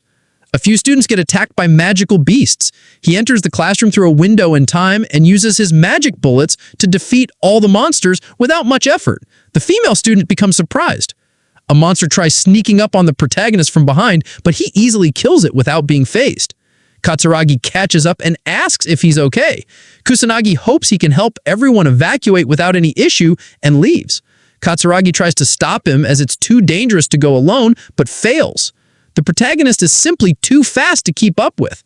Katsuragi guesses he was being a burden, but he admits he's not very useful, so it's probably true. He still can't believe the boy defeated a magic beast without any effort. Katsuragi questions who he even is. Kusanagi runs through the school halls looking for more students. Even though he is capable of killing all the monsters at once with his magic bullets, he needs to kill them one by one since he's inside a school, and there's a chance he might end up hurting a student in the process. He has no other choice but to chase the monsters himself and attack them with low-grade magic to not hurt the students in the process. He enters a classroom and defeats more magical beasts to save the students hanging on to their dear lives. After he's done defeating all of them, the students show their gratitude. He's already aware he doesn't have the time to personally help everyone evacuate and runs towards the gymnasium one by one. Somewhere else, Katsuragi saves a few students and assures them he will handle the monster while they evacuate. One of the students points towards the sky for some reason. He asks what's wrong and suddenly notices a few students slowly floating down while being inside a bubble. He wonders what the protagonist is trying to do and questions who he even is. Our boy sent the students towards Katsuragi through magic bubbles because he believes the guy is good at taking care of others. So it's fine. He suddenly senses something. A female student starts shaking in fear as she gets cornered by a huge monster. She starts crying and yells out as hard as she can to get help. A huge magic bullet destroys the beast instantly. She remembers it is the same one she saw before when she was saved the last time. Kusanagi appears and asks if she is injured. She finds out he is the one who saved her twice. Kusanagi reveals she is right. She then asks if he was also behind what happened during the practice class. The girl believes this is his second time saving her. Our boy confirms that what she is saying really did happen. The girl starts crying out of relief as she finally gets the chance to show her gratitude. She thanks him for saving her life twice. He doesn't mind it and thinks it is nothing special. She becomes speechless. Katsuragi finally catches up but looks completely out of breath. He asks who he needs to save next. Kusanagi orders the girl to follow and stay with the guy as he is going to leave now. She tries to stop him, but he ignores her words and leaves. She becomes a bit worried while Katsuragi wonders what he's looking at. Our boy knows there are still many people inside the building that he needs to save, so he has no time to wait for the police to appear. He knows he has to hurry up and save everyone as soon as possible. At the Prime Minister's office, the Prime Minister finds out the Kamui Magic Academy is under attack by the calamity. His men don't understand why it's happening again. They all know the last calamity took place 50 years ago, and since then nothing bad has happened. They ask the Prime Minister to quickly form a plan while assuming their country might be cursed. He informs them that both the Beast Countermeasure Division and the Police Department, along with the Magic Nobles, are all being contacted. The GSDF has also started their preparations for the calamity. His men remind him that they only have self-defense forces who specialize in controlling disasters. They don't have any real mages who can actually stand their ground against the monsters. He clarifies that he already knows all of this. This is to be expected since people have been living an easy and peaceful life without facing calamities for a while now. They used up almost all of their military expenditure on the national defense of international affairs, so they have no other choice but to leave all the beasts and demons to the police and noble mages. He becomes frustrated to learn the same disaster from 50 years ago is happening again. But this time they don't even have Ichimi Manato on their side. Somewhere else, while driving, the girl asks her senior if the calamity really is happening again. He confirms it and believes it is definitely the calamity. She becomes worried and starts getting anxious. Even though they have been safe for the past 50 years, she is shocked to learn the peace was just temporary. The guy tells her not to worry since it is their job in the first place anyway. He is Shido Shugo from the Metropolitan Police Department. The girl becomes determined to do her best as well. She is Sergeant Sonata Karen from the police department. The news reporters reach the academy using a helicopter. One of them covers everything and informs the audience that the calamity is happening at the Magic Academy. He tells everyone about the situation and shares that monsters are constantly pouring out and the sky has turned completely red as well. A female news reporter reveals the magical beast started appearing out of nowhere, so the students are all currently taking refuge in the gymnasium. The teacher guides the students and believes it is not that hard to protect themselves since they are only up against magical beasts. They should be able to defeat the monsters through proper teamwork. The world watches the news. A few kids watch it as well and suddenly remember the academy is really close to where they live. They both decide to run away as soon as possible. Outside, people start panicking and running away to save their lives. two men watch everything from a distance and realize things are looking really horrible. The audience watching news channels becomes concerned. Our boy notices the huge number of monsters pouring out. He remembers the second stage is about to start soon, and now stronger monsters are going to start appearing. As they progress through the stages, things are going to become even more difficult. There's no point in defeating them as the beast will keep appearing non-stop. As long as he doesn't defeat the boss monster, the magical beast will keep appearing. He is aware the boss is only going to reveal itself in the final stage, so he needs to keep his cool until then. He starts feeling irritated but continues to save more people. He rescues 20 people and uses his magic bubbles again to let them float towards safety. He is having a hard time finding the students since they have been scattered everywhere. He decides to move on to the next stage. Somewhere inside a random classroom, Tadano persistently shoots his fire magic, but gives up when he finds out his attacks are having zero effect, and he is out of magic power. As the demon soldier stands in front of them, the whole gang starts sobbing and wonders how they got so unlucky twice. Tadano's lackeys remind him they warned the guy about this. The bully becomes frustrated as he remembers our boy can defeat a monster in just one hit. He doesn't understand why he can't do the same thing. The protagonist appears and tells him it is because he is weak trash. Tadano opens his eyes and sees a magic attack effortlessly killing the demon soldier. He becomes confused but sees Kusanagi enter the classroom. Our boy starts leaving. Tadano frustratingly admits it happened again. He ended up getting saved by Kusanagi a second time. He requests the boy to stop and questions why he got saved again even though he is extremely annoying and always acts like a piece of trash. The protagonist tells him there is no real reason behind it. He just decided to save them because he holds the power to do so. Tadano becomes confused as he hears his words. The bully starts feeling inferior and tries insulting the protagonist. He calls the guy a wimp who can't even use magic properly. Tadano doesn't understand how he got so powerful out of nowhere. Kusanagi reveals his secret and says the real Kusanagi actually died in a car accident. He was reborn. Tadano doesn't find the logic behind it and questions how someone can get even stronger at the death store. He was expecting to be a great mage himself but lost to a trash like Kusanagi. Kusanagi calls him weak trash since strong people don't oppress the weak, and even the weak don't oppress the people who are weaker than them. He points out Tadano's flaws and thinks he is just trash consumed by a sense of superiority that was enough to fool him into thinking he is actually something. Kusanagi makes it clear for the guy. A weak trash like him can't even imagine facing our boy in a fight right now and winning. Tadano finally accepts it and gets down on his knees. He admits he was trying to run away from the reality that his powers haven't grown much since junior high. He tried taking out all of his frustration on the people who are weaker than him, but in the end he got saved by someone like Kusanagi, who was supposed to be a trash weakling. He just couldn't accept the truth. He admits in front of his lackeys that we were all saved by Kusanagi, and the bully starts crying non-stop.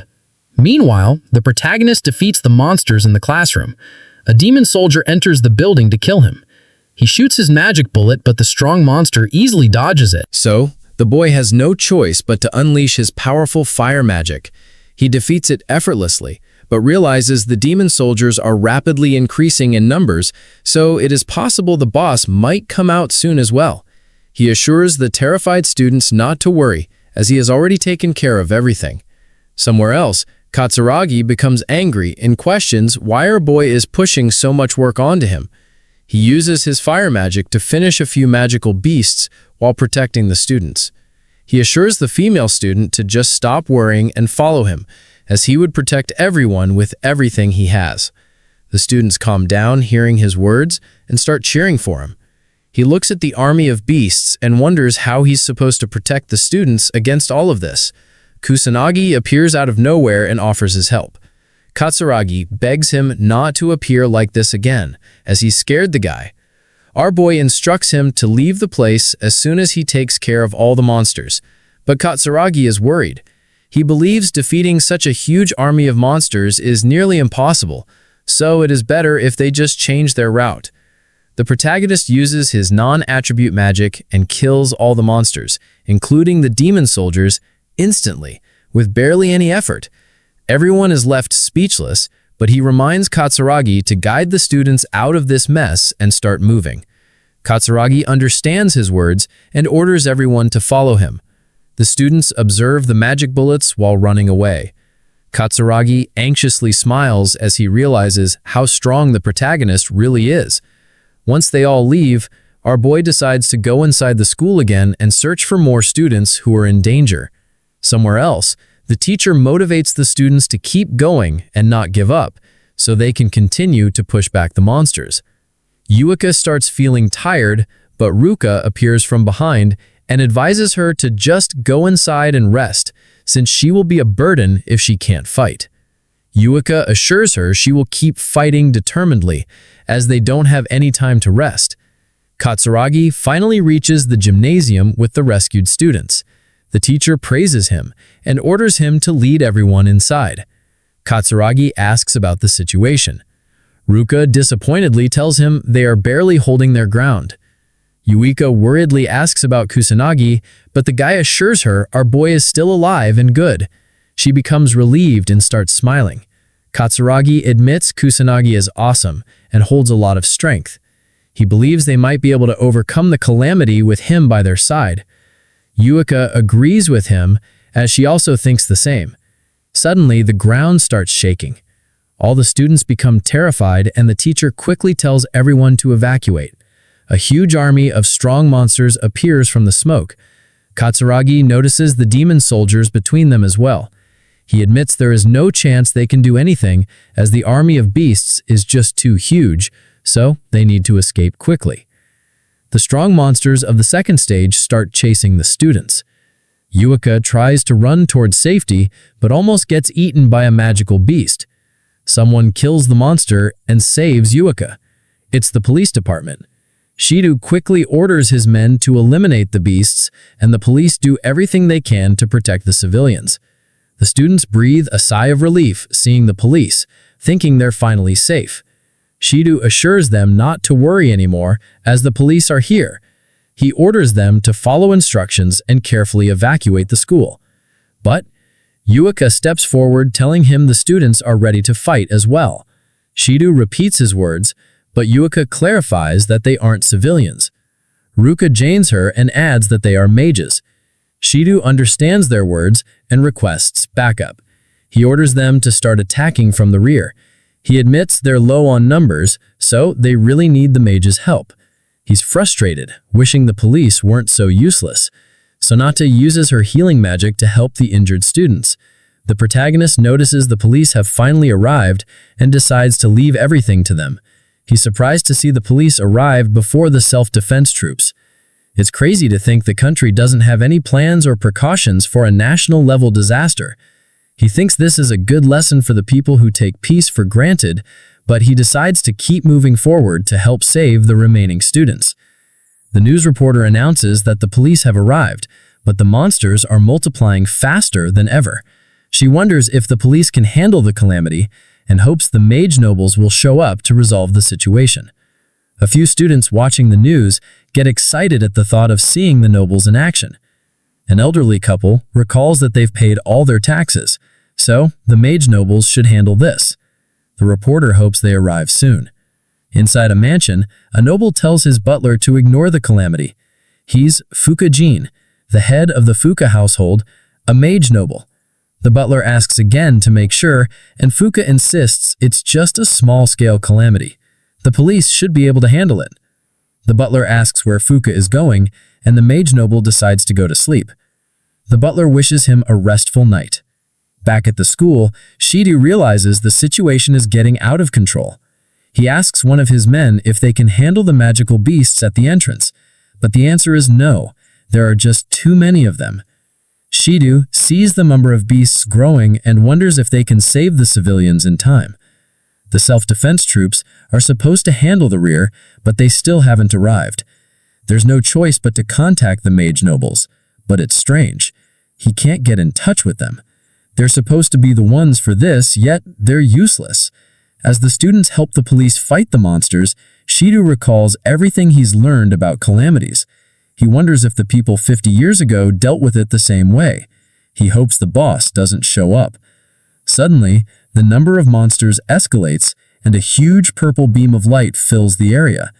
A demon captain appears, sending everyone into panic. Shido can't believe it. It's a demon captain, their boss. Ruka remembers that the demon captain is a rare beast that rarely shows up in this era. Only mage nobles can defeat it. Yuika realizes they need magic stronger than level 5 and she starts to panic, crying because there's no one who can cast such high-level magic. The demon captain unleashes its power and summons multiple magic circles. Yuika freezes in terror. Ruka steps in, using all her strength to deflect the attack, but her power isn't enough. She throws herself in front of Yuika as a shield. The demon captain's attack hits her hard, but she manages to protect Yuika. The younger girl watches in horror as her sister is injured. The students run away while Yuika stays behind, trying desperately to save Ruka. Shidou and his men are powerless against the monsters, calling out for help. Katsuragi uses everything he has, but the demon captain doesn't budge. The police admit they can't save anyone and give up, accepting their fate. Yuika continues to cry out for help, calling the protagonist's name. As the demon captain moves closer, someone voices their irritation. Finally, the protagonist arrives, apologizing for being late. He feels bad for making the girl wait. Yuika tells him about her sister with a worried face, but he assures her and says she has just passed out. He quickly heals her wounds and grits his teeth in frustration as he observes the damage the monsters have done. He assures the girl not to worry as he's about to clean up the whole mess. She puts her faith in him. Suddenly, multiple magic circles appear, and all the injured students start getting healed. Yuika observes her older sister's wounds disappearing and becomes astonished. As the injured students wake up, Sonata notices the magic while healing people. She's surprised to see third-level holy magic and admits that even she can't use it. She wonders who is behind this. Sonata finds her senior and asks if he's doing okay. The guy assures him that he isn't injured, just ran out of magic power. She questions what is going on. Shidou doesn't understand it himself, but believes they should focus on protecting the civilians. Sonata starts crying and tries to stop him, saying it's too reckless. But he's determined to fight, knowing that if he doesn't, everyone is going to lose their lives. Sonata stops him again and tells him there's no chance they can win, since everyone is already dead. She points out that the police have already been defeated. Since the defense troops and magic nobles are still not here, he has to admit there's nothing they can do anymore. As the demon captain moves forward, the news reporter finds out the whole police department has been defeated. She becomes hopeless and thinks they're about to die. The students watching the news call the nobles completely useless and hope they don't die. The people watch the news carefully and learn there's no one who can defeat the demon captain. The protagonist approaches the demon captain all by himself. Sonata notices him and wonders if he has a death wish. Shidou tries to warn him, but our boy ignores their words. Kusanagi is here to stop the monster from doing whatever it wants. The demon captain terrifyingly expresses its desire to kill and destroy the human race. Everyone becomes scared, and a few students almost piss their pants. Shidou and Sonata are unable to move from the fear and pressure, but the boy remains unfazed. He throws an attack and tells the monster to shut its mouth. The demon captain starts screaming out of rage, and all the monsters follow its lead as it pulls out huge magic circles and starts attacking the protagonist. He remembers going all out the last time he was facing the calamity. Our boy knows everyone around him will die if he does that again, so he decides to hold back to avoid involving the people. The monster's attacks hit him hard. Shidou believes he got killed, but as the attacks almost reach the students, our boy pulls out his shields and shoots out multiple magic bullets to push back the army of monsters. Shidou becomes shocked and wonders who he even is. The news reporter finds out a student is fighting the monsters alone. She decides to go closer since they can't see his face. The camera blows up suddenly. Eureka smiles as she knows the protagonist was doing his best to not reveal his identity. She believes he can go all out without distractions now.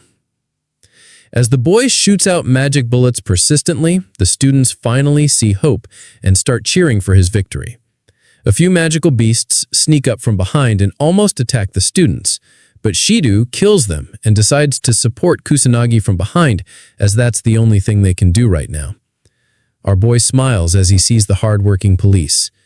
He praises them and admits they aren't as bad as he thought. He keeps shooting the magic bullets. The demon captain screams and summons multiple magic circles. It starts going all out and summons 6th-level magic, surprising Shadowbringer. He thinks they're doomed since its strong magic is on par with the nobles, and there is no hope left for them. The demon captain uses 6th-level dragon flames, and the whole place gets engulfed by flames. Everyone tries to save themselves as a huge tornado of fire slowly ekes up the whole place. Shadowbringer tries to protect his partner Sonata, but the students become hopeless, accepting that they're all about to die. Sonata asks God for help, hoping at least the students can survive. Shadowbringer doubts any student, no matter how strong, can beat the demon captain. He doesn't believe Kusanagi stands a chance. Eureka, however, puts all her faith in the protagonist. She believes in him with every cell of her body, convinced he can definitely win. As the huge attack heads toward him, Kusanagi notices it's slow. He realizes it's because the demon captain is forcing itself to use 6th-level magic. He admits there's no way he can face it with just 2nd-level magic. So, despite his desire to avoid standing out, he decides to use more power. Kusanagi summons 4 magic circles and begins using the water attribute. Eureka smiles and starts cheering for him. The water turns into a massive serpent, and Shadowbringer is amazed, wondering if this is synthesis magic. The water and fire attacks clash, with Kusanagi starting to overpower the demon captain, but the demon captain refuses to back down, pushing harder, yelling its desire to kill and destroy the human race. The fire magic intensifies, but Kusanagi puts in a little more power. And after some struggle, the demon captain realizes it's about to die. The monster questions how it was defeated by a mere kid. Kusanagi calmly replies that it's because of the demon captain's lack of training. He'd hoped for a better fight, but is disappointed to learn it was weaker than expected. The sky finally returns to normal. Kusanagi smiles, relieved that the calamity is over now that he's defeated the final boss. The students are in shock, finding it hard to believe Kusanagi defeated the demon captain. They all get up and begin celebrating. Even the news reporter and cameraman join in, finally feeling safe. Sonata comforts a student, assuring her that it's safe now as the calamity is over. Shadowbringer stares at Kusanagi, calling it impossible. He doesn't understand how a student could stop the calamity alone. He doubts even the nobles could have defeated the demon captain with 6th-level magic and wonders who Kusanagi really is. His legs give out from overexertion. Kusanagi finds Eureka and tells her he's ended everything. She smiles and says she always believed in him, thanking him. This brings a smile to his face. Suddenly, the students surround him, praising him for what he did. They all show their gratitude, but Kusanagi, irritated, asks them to step back. He regrets standing out like this, just like in his past life, and hopes he won't have to live an annoying life from here on. Eureka notices how annoyed he looks. The announcement comes. The calamity at Kamui Magic Academy has been stopped. The academy refuses to share details about the boy who defeated the boss monster single-handedly. No casualties were reported, though several people were injured. Kusanagi's classmates show him the news. He becomes annoyed, but they think it only be natural for him to appear as the mighty savior. Kusanagi gets promoted to S-class as well, and his old classmates feel bad, realizing they can't talk to him the same way anymore. A few female students ask about the secret behind his strength, assuming he might have inherited the blood of a great noble mage. An S-class student observes how annoyed Kusanagi looks due to all the attention. He doubts such a strong student really exists. Kusanagi's classmates defend him, confirming that he did defeat the demon captain all by himself. The S-class student remains unconvinced, thinking it sounds wrong no matter how you look at it. Kusanagi takes this chance to leave the class, feeling relieved as he steps out. Eureka finds him and asks if he's having a hard time, grinning mischievously. He doesn't want to be teased, but she keeps talking. She thinks this is natural since he's the mighty savior who protected the whole school. Kusanagi remembers that Eureka was also promoted to S-class, a result of her efforts during the calamity, but she doesn't seem too happy about it. When he asks, she assures him she's happy, but it's because there's someone else in the S-class. Suddenly, Kusanagi remembers Ruka and asks if she's doing any better. Eureka answers positively and points out that they've been talking more than before. Kusanagi thinks it's a good thing, and Eureka feels happy about it too. She thanks him for everything, expressing her gratitude. Out of nowhere, Kusanagi lightly taps her head, causing her to get embarrassed and ask what's wrong. He clarifies that he doesn't want her thanking him over and over. Once is enough. Eureka starts smiling. At a conference, a man finishes his teleconference with other countries. They're aware that getting support for the next calamity will be hard since they're already overwhelmed with measures and plans. One of them mentions the news about the student defeating the boss monster. The others explain that it was a strange situation and even the police department was completely defeated. They assume it might be a misunderstanding and expect other nations to be skeptical as well. The man orders his men to bring back the noble mages to prepare for the next calamity. On the school roof, Ruka and Katsuragi meet Kusanagi and Yuika. They all stare at each other for a moment. Ruka then shares her desire to ask Kusanagi something. She wants him to make her his disciple. A few days later, Ruka sits down with her sister and starts a chat. She remembers the calamity was stopped by the protagonist. Her sister confirms this and reminds her that Kusanagi is the one who defeated the demon captain using 4-level synthesis magic to do so. Ruka is astonished to hear this. She remembers that even high-level mages are not capable of using such power. Yuika assures her she's telling the truth, and Ruka trusts her little sister's words, deciding to believe it as she starts smiling.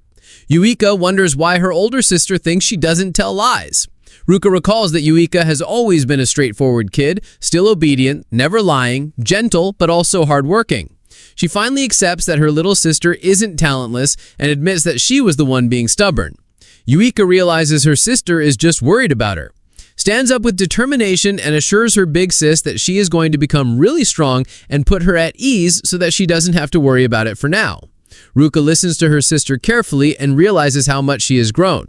Yuika hears her praise and starts smiling uncontrollably. Ruka is aware that no student comes near Kusanagi, and she guesses even her father might be weaker than him. She requests Yuika's help, knowing that if she just goes with the flow, she will only become a high-class mage at best. So, she definitely needs Kusanagi's help to properly get stronger. Meanwhile, in the present, Ruka apologizes for all the rudeness. She's really sorry for looking down on them.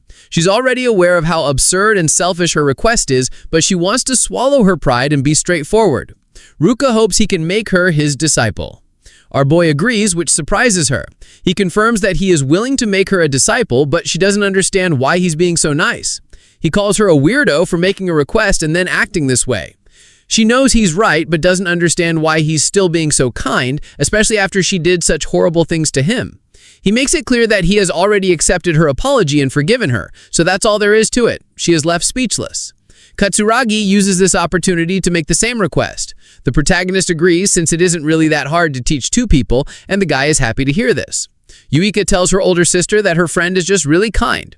Katsuragi calls him mysterious as well. Later that day, the protagonist gets called to the conference room. Shido introduces himself as a member of the Metropolitan Police Department from the Beast Countermeasures Division. Sonata introduces herself as well. They both bow their heads and show gratitude, admitting that without his assistance, both the civilians and their teammates would have been killed instantly. Kusanagi wonders if they need anything else and assures him to stop thanking him as they've been constantly showing their gratitude for a while now. He believes it is enough. Shido informs him that the investigation is already over, but there is something that grabbed his attention. Kusanagi wonders what it is. Shido shares that he learned our boy got his magic powers after getting involved in some kind of traffic accident. His classmates and the people around him are saying the same thing. But one student even said the protagonist turned into a whole new person after the car accident. Kusanagi remains silent and listens to the investigation. Shido learned that his personality changed completely, and out of nowhere his magic power became extremely strong as well. So strong that he was effortlessly able to defeat a demon captain. Yuika requests him to stop and questions what he's trying to say. Shido decides to change the question and asks if he knows anything about someone called the Black Magician. Our boy doesn't recognize the name, but the guy shows him a video and elaborates that the Black Magician is someone who defeated magical beasts and cleaned the area while protecting people. He keeps his face hidden and only comes out at night. Shido is surprised he didn't watch such a famous video. The protagonist understands what they're trying to say. Yuika intervenes and questions why he's telling all of this to Kusanagi. Shido answers with a smile, saying they are both similar, not just in age but in size and height as well. Shido learned that the Black Magician is a strong and capable individual. He doubts any students around his age are capable of such feats. The other weird thing is that the Black Magician started his activities at the same time our boy got discharged from the hospital.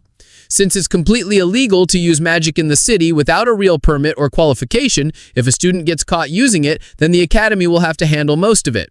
But since it's gotten so much public attention recently, there's no choice left for the police. So they had to get involved and take action.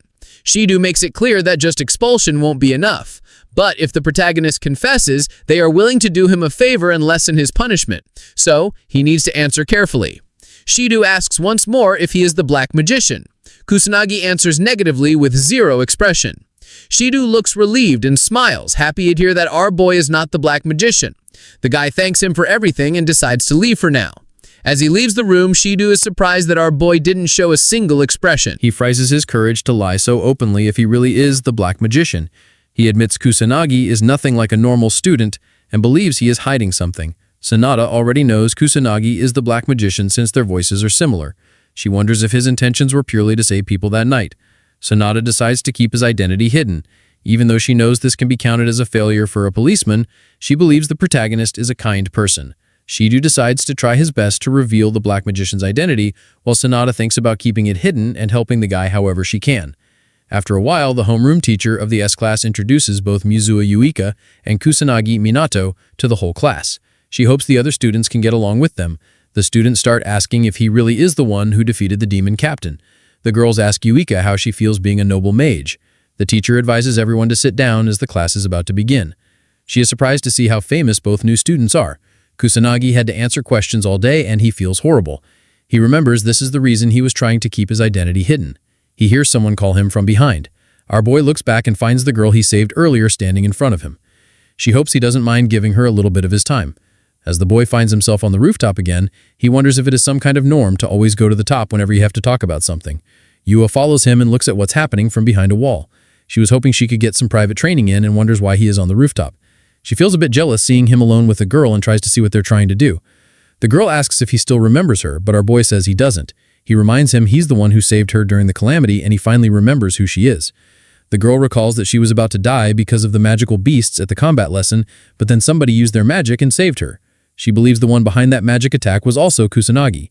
He remembers it and she starts thanking him for saving her life. He doesn't mind it and says he just did what he could. The girl starts blushing and calls him cool. Yua tries her best to listen to what they are saying, but she is barely able to hear anything. The girl reveals her feelings and says she is in love with our boy. She hopes he goes on a date with her. Yuika is shocked to learn she is confessing her feelings. The protagonist barely looks surprised. She knows she doesn't have many positive things, but she assures him she will do her best, so she hopes he can make her his girlfriend. Kusanagi smiles and thanks the girl for the confession. She starts smiling, but he continues to talk and says he is sorry. Her smile drops instantly. He politely tells her he doesn't have any time to start dating anyone right now since he has to do something very important. She understands his reasoning and tries to smile again. She's glad he was straightforward with her and decides to give up on him now. The girl leaves the rooftop with tears in her eyes. Kusanagi advises Yuka to stop hiding and just come out. She gets caught and comes out with an awkward smile. She thought she hit her mana well this time and wonders how he noticed. He calls her mana control horrible and lets her know it is literally spilling everywhere. This is the second time he caught her sneaking around like this. He wonders if she has a peeping fetish. Yuika embarrassingly tells him she just came at the wrong time. She wasn't hoping to listen to anything. She asks why he rejected such a cute and pretty girl. Kusanagi makes it clear that he doesn't want to go out with anyone right now. She is surprised, but he thinks he is just too far apart in age, even though he is physically in the same school year as them. Yuika starts feeling glad as she learns he doesn't want to go out with anyone. She doesn't understand why she feels so relieved to hear that he isn't planning on dating anyone. She looks at him with a concerned face. Kusanagi advises her to start working on her mana control as it is completely horrible. He believes she needs a lot more practice.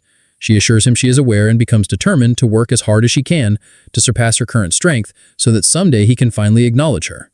During nighttime, the protagonist reaches another area filled with monsters. He wonders if a new calamity is going to appear since they keep increasing. He hears a girl scream for help. A man uses his magic illegally to harass a girl. He tells her it's pointless to scream since there is no one around. Kusanagi intervenes and shows the guy there is still someone around. The thug becomes surprised, but our boy doesn't give him any time and quickly punches his stomach.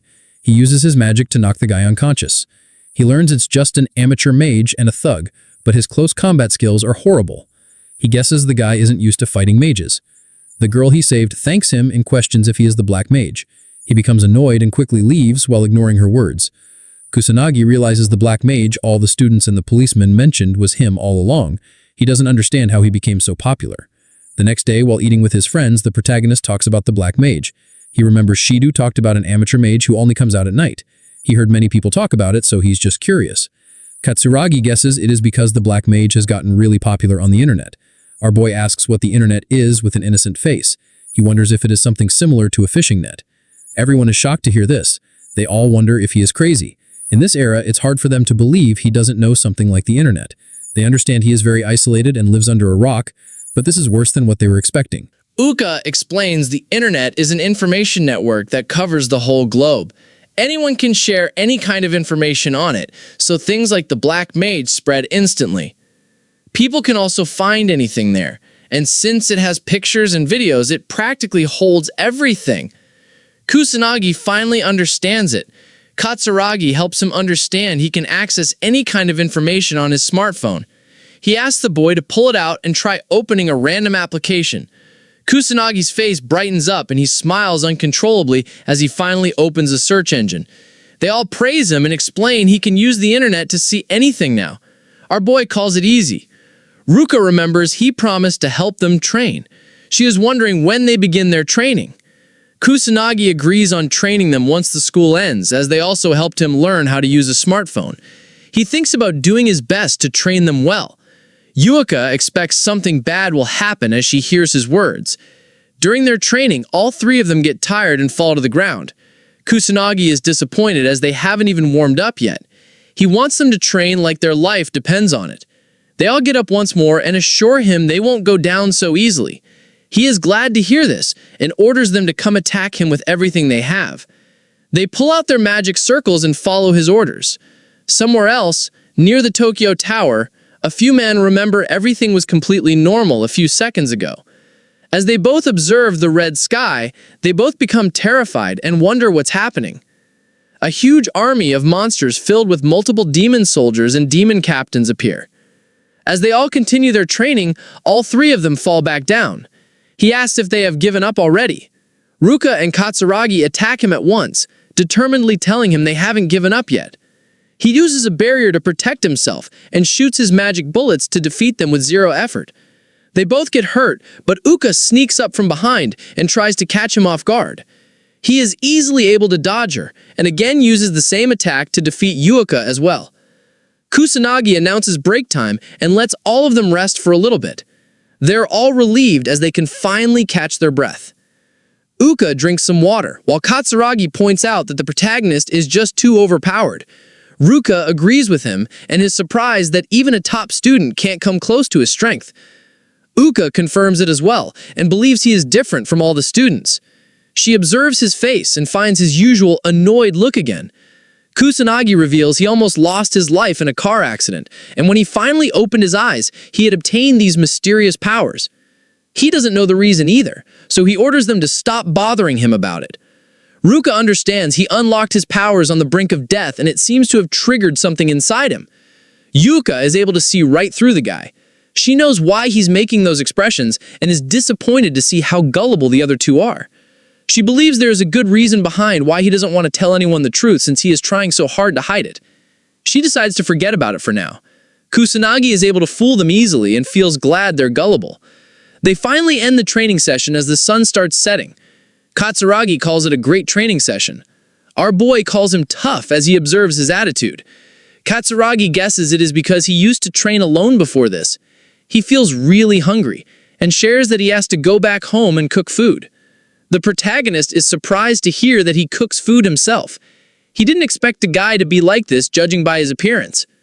Katsuragi gets a bit angry as he hears such harsh words. He asks if the protagonist always goes outside to eat. He answers that he just lives on cup noodles, which surprises the guy. Kusanagi is surprised to learn how convenient the new world is. His friend warns him about such unhealthy habits and points out that his body won't survive like this. The protagonist feels a bit weird seeing how concerned he is. Katsuragi grabs him and decides to take the guy to his place so they can eat together. Our boy tries to resist, but he doesn't leave and drags him away. Kusanagi smiles and feels glad to have such a friend.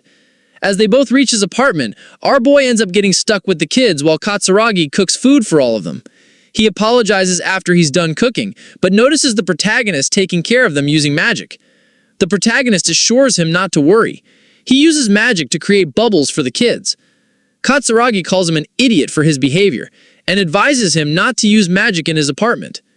He is surprised to see magic can be used for such things. The little kid comforts our boy after he gets scolded. Katsuragi is shocked to learn he is really good at taking care of kids. The protagonist suddenly remembers the calamity in his past life. He calls kids precious. Katsuragi calls him an old man for how he sounds, but our boy orders him to shut his mouth. He starts enjoying as he helps the kids read a book. They all start eating together and thank God for the food. The kids happily eat the delicious meals. The protagonist tries it and is surprised to find out how good it is. He gets teary as he tries to remember the last time he had a good meal. He regrets not taking care of himself because he was focusing on fighting for a very long time. Kusanagi asks his friend about his parents. The guy shares he doesn't have a father. Since his mother has to work till late at night, he is the one who does the household work and takes care of the kids. He even has to do a part-time job when he is free. Kusanagi is shocked to hear his routine, but he assures him he likes taking care of his family. The protagonist understands it and remembers he is a complete musclehead who likes challenging stuff. They all end up sleeping together. He apologizes to Kusanagi for having him sleep at their house because of the selfish kids. He doesn't mind it and feels good doing such a thing for a change of pace. Katsuragi is relieved and shows his gratitude. The protagonist doesn't understand why he's thanking him, but the guy elaborates that it is about Ruka. She looks happier these days, and he believes it is all thanks to Kusanagi. Our boy wonders if this is something related to love. He asks the guy if he holds feelings for Ruka, but Katsuragi answers negatively. He shares they are both misfits who don't get along well with others, so they naturally became great friends. Kusanagi finds it similar to his situation. The next day, both Kusanagi and his friend walk together towards school. Yuika frustratingly wonders why they're so late. Katsuragi shares that the protagonist kept sleeping. They both find out the boys had a sleepover together. Yuika gets jealous and asks if they did training together. Kusanagi wonders why they're meeting like it is natural. He admits he is enjoying it. Shidu appears with Sanada and requests our boy to give him a few minutes. The protagonist is annoyed to see them again. Shidu apologizes for disturbing the guy again, but reveals it is something urgent. Sanada explains beasts are suddenly appearing out of nowhere near the Tokyo Tower. She believes it is something related to the calamity, so they want to request Kusanagi's cooperation in the matter. He tries to avoid it as he is just a student, but Shidu doesn't think it is right to call someone like him a student since he is capable of stopping calamities all by himself. He tries to be straightforward and shares it's too much for the police to handle, which is why they need his assistance. Kusanagi asks if it is okay for them to reveal such stuff, but Shidu tells him they have no choice since they've been completely cornered. He formally requests the protagonist to help them face the monsters. Kusanagi agrees with them. He was hoping to avoid standing out, but the situation keeps getting worse. Shidu promises he will get proper compensation and that he doesn't have to contact the academy. Yuika and her friends decide to help as well. Ruka is confident they can provide support from the rear, and Katsuragi agrees with them. Shidu thanks them for their effort, but refuses to let them come along as it is just not possible. Ruka tries to convince him, but Shidu doesn't believe they are capable of fighting in a real battle since they are just the top students of their academy. He asks if any of them come close to Kusanagi's level. They all become ashamed and speechless. Shidu advises them to head toward the academy while he invites Kusanagi to come with him. The protagonist hopes his friends can someday catch up to him, and they all become motivated, confidently answering that they will. At the police headquarters, our boy ends up being involved in a conference. A man explains that hundreds of magical beasts are appearing close to the Tokyo Tower, and they need to quickly form a plan and take action before any civilians get hurt. He shares that they even have a student on their side who played a huge role in the previous calamity that happened recently at the Magic Academy. He asks the protagonist to stand up. He follows the guy's instructions, and some men talk about him behind his back. One of them doesn't understand why a literal kid is involved in their business. The other guy explains that Kusanagi is the one who finished off the demon captain all by himself during the last calamity. He calls it bullcrap, since it's hard to believe. Sanada feels embarrassed. Shido speaks up and tells everyone that Kusanagi really is the student who stopped the calamity and even defeated the demon captain all by himself. Shido gives his word as he saw everything happening from up close. He believes there is no one on the same power level as the protagonist since our boy was involved in the calamity that happened after 50 years. Shido thinks it is a good decision to have him cooperate with them. He hopes everyone will treat the boy as their partner instead of a student. The men still don't believe it and think he's just a mere student acting all high and mighty, even though he's in a place filled with so many professionals. The leader tells them their goal is still the same, even with a new face among them. He orders them to immediately take action and kill the monsters. As everyone leaves, Shido finds the boy and apologizes for what he had to listen to. Kusanagi thinks it's okay and guesses his arrival just put them in a bad mood. Shido is surprised by his maturity and realizes he should focus on Sanata instead. She starts sobbing and tells him she was just too terrified to stop the men. Kusanagi assures her not to worry, as he doesn't give a about what a few men have to say about him. She starts smiling and calls him a wonderful person. As they all drive toward the Tokyo Tower, Kusanagi asks about the approximate combat power they have right now. The policeman answers that they have 80 mages. Only a few among them are high rank, while the rest are just middle rank mages. Our boy knows middle rank mages are capable of using level 2 magic, while the high rank ones can use up to level 3. Shido admits it sounds very pitiful, but the protagonist is the strongest mage among everyone since he is capable of using level 4 synthesis magic. Kusanagi asks if they will follow some kind of plan, but Shido disappointingly tells him it is going to be a magic battle purely so they can't follow any kind of plans. He believes they can win easily if they only face demon soldiers and magical beasts, but anyone higher than the demon captain will require proper planning and countermeasures, because they have high intelligence and immense power.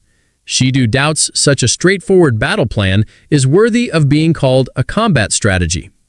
Kusanagi points out that he hasn't noticed any special equipment anywhere so far that could defeat monsters.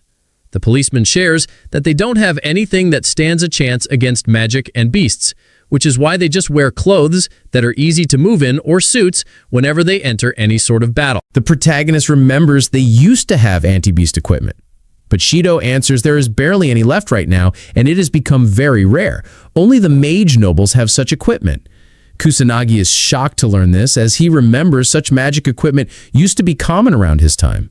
He understands the usage of magic and mages declined because of peaceful times, but this much change is just absurd.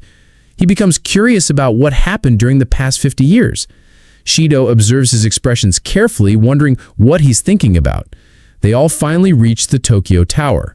Kusanagi finds out there is no calamity going on, but the number of monsters appearing is abnormal. He wonders what is going on. The trash-talking policemen from earlier are shocked by the numbers as well. They didn't get informed about this in the report, and as they both spot a demon captain among the monsters, they become completely hopeless and decide to seek support from special organizations or noble mages since it's out of their hands.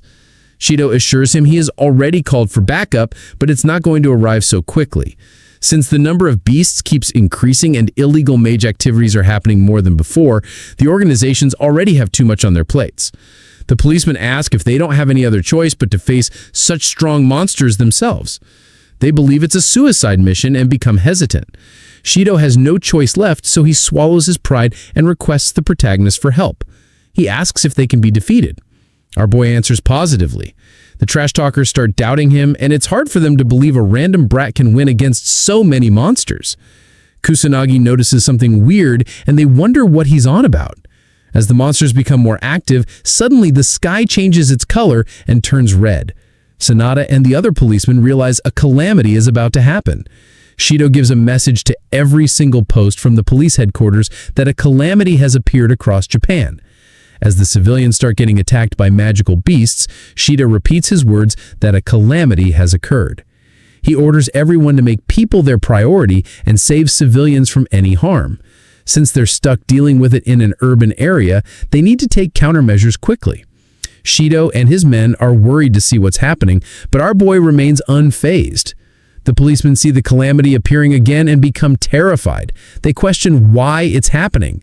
The protagonist knows a calamity is a natural phenomenon, but he notices this one is happening because of the magical beasts from earlier. He doesn't know how they caused it, but wonders if they learned a new way to create one in the last 50 years. Shido's men tell him they can't fight a losing battle with no backup. They need to reorganize first. The calamity starts moving and the beasts begin heading toward the city area filled with civilians. The policemen start arguing with each other. Some believe it is going to harm the civilians, so they don't have a choice but to go and defeat the monsters. The other policemen call it a suicide mission and believe they can't win. Someone comments that the police have become pitiful, which angers the guy who doesn't want to go. He makes it clear that they just can't win against so many magical beasts. Kusanagi jumps off the building while telling everyone they can definitely win. He smiles and starts using his magic circles to head toward the monsters. He lands between them, and as the monsters notice him, they all begin rushing toward him to attack. The policemen warn him to quickly run or else he's going to lose his life. Kusanagi pulls out third-level magic called Wind Cutter, leaving everyone speechless. The monsters die instantly, but a few demon soldiers become active. They throw multiple attacks toward our boy, but he remains unscathed because of his shields. Since the barrier ends up being very useful, he decides to put one up for the bystanders so no one gets hurt during the calamity. As he cuts through more monsters, Shido is astonished by his strength. He doesn't believe someone is capable of using several magic attributes at once. He guesses only Kusanagi can do such things. The guy orders everyone to move forward and follow our boy. Sanada starts running to provide proper backup. The other policemen tremble in fear, but since they can't just run away, they all get fired up and run toward the battlefield. The policemen begin fighting against the monsters. The protagonist is surprised by their capabilities. The demon captain appears from the crowd of monsters. A policeman notices and becomes hopeless since only a legendary class mage can defeat such a monstrosity. Kusanagi pulls out the water serpent again and assures the policeman they can leave the demon captain to him while they all handle the rest. In mere seconds, he defeats the demon captain, leaving everyone shocked. They admit he is very powerful. Shido orders everyone to continue fighting until the boss monster appears. He orders them to handle the rest while Kusanagi can take care of the demon captain and anything stronger than that. As the protagonist fights the monsters, he remembers the worldwide calamity that appeared 60 years ago, which was the first calamity. After that event, calamities became common and kept showing up again and again, continuing to destroy the world. He doesn't want what happened 60 years ago to repeat itself, since the calamity will just spread worldwide.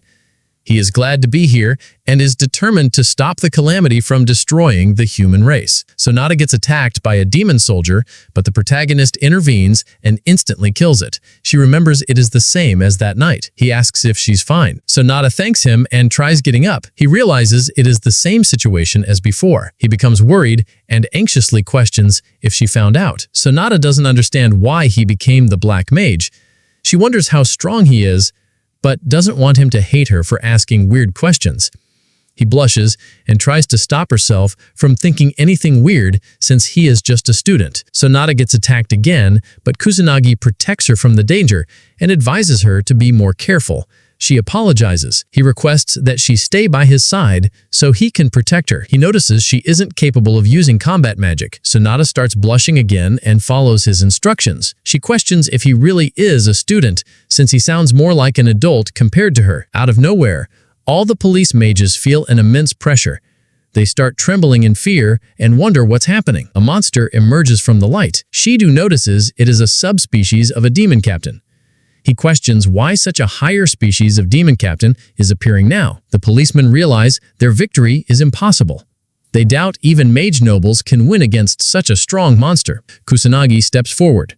They try to stop him from getting hurt, as they don't think he can defeat it, no matter how strong he might be. Kusanagi tells them he'll win. The guys stop trembling so much. Sonata starts praying for Kusanagi's victory. Shido knows he holds the same strength as the mage nobles, so there is a good chance he might win against the subspecies as well. As the monster comes face to face with the protagonist, Shido becomes excited to finally see our boy's true strength. Shido orders everyone to keep giving it their all until the boss monster finally dies. Kusanagi confronts the new demon captain. It starts attacking and throws fire magic at him. The policemen can't believe how strong the monster is as they see it destroying multiple things with level 1 magic. Our boy doesn't get scratched at all. The monster wonders what he even is. Kusanagi answers that he is just a student. He starts using his water serpent again. The demon captain becomes determined to kill our boy and unleashes a huge fire serpent. The policemen notice that it is level 6 magic and become hopeless. Kusanagi knows that if he avoids the attack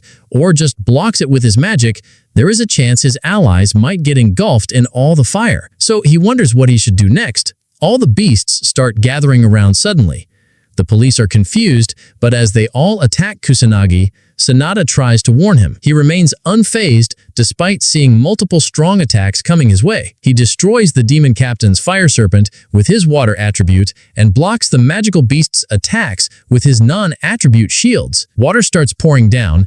The protagonist is a bit underwhelmed as he realizes it is already over. Shido's jaw drops, seeing how strong our boy is. Sanada doesn't understand what just happened. Shido, still in shock, holds his head as he sees unimaginable things happening in front of him. Only a mage noble can use level 6 magic since it is an advanced technique on a similar level as remote activation. Sanada asks if Kusanagi really did all that. Shido shares an even more surprising thing he just witnessed. The protagonist just used a second type of magic at the same time while facing the demon captain. Usually there is a buffer time whenever someone uses 2 magic spells, but Kusanagi just used them at the same time. Even a single type of magic is hard to control, so using 2 simultaneously makes the protagonist stronger than even the noble mages. Shu is happy to see everything went as he expected. He believes he has found the person he always wanted, the new Ichimi Manato. The protagonist advises the demon captain to follow him so they can fight somewhere else as it is too stuffy here. The demon captain starts using level 1 aerial magic and flies away.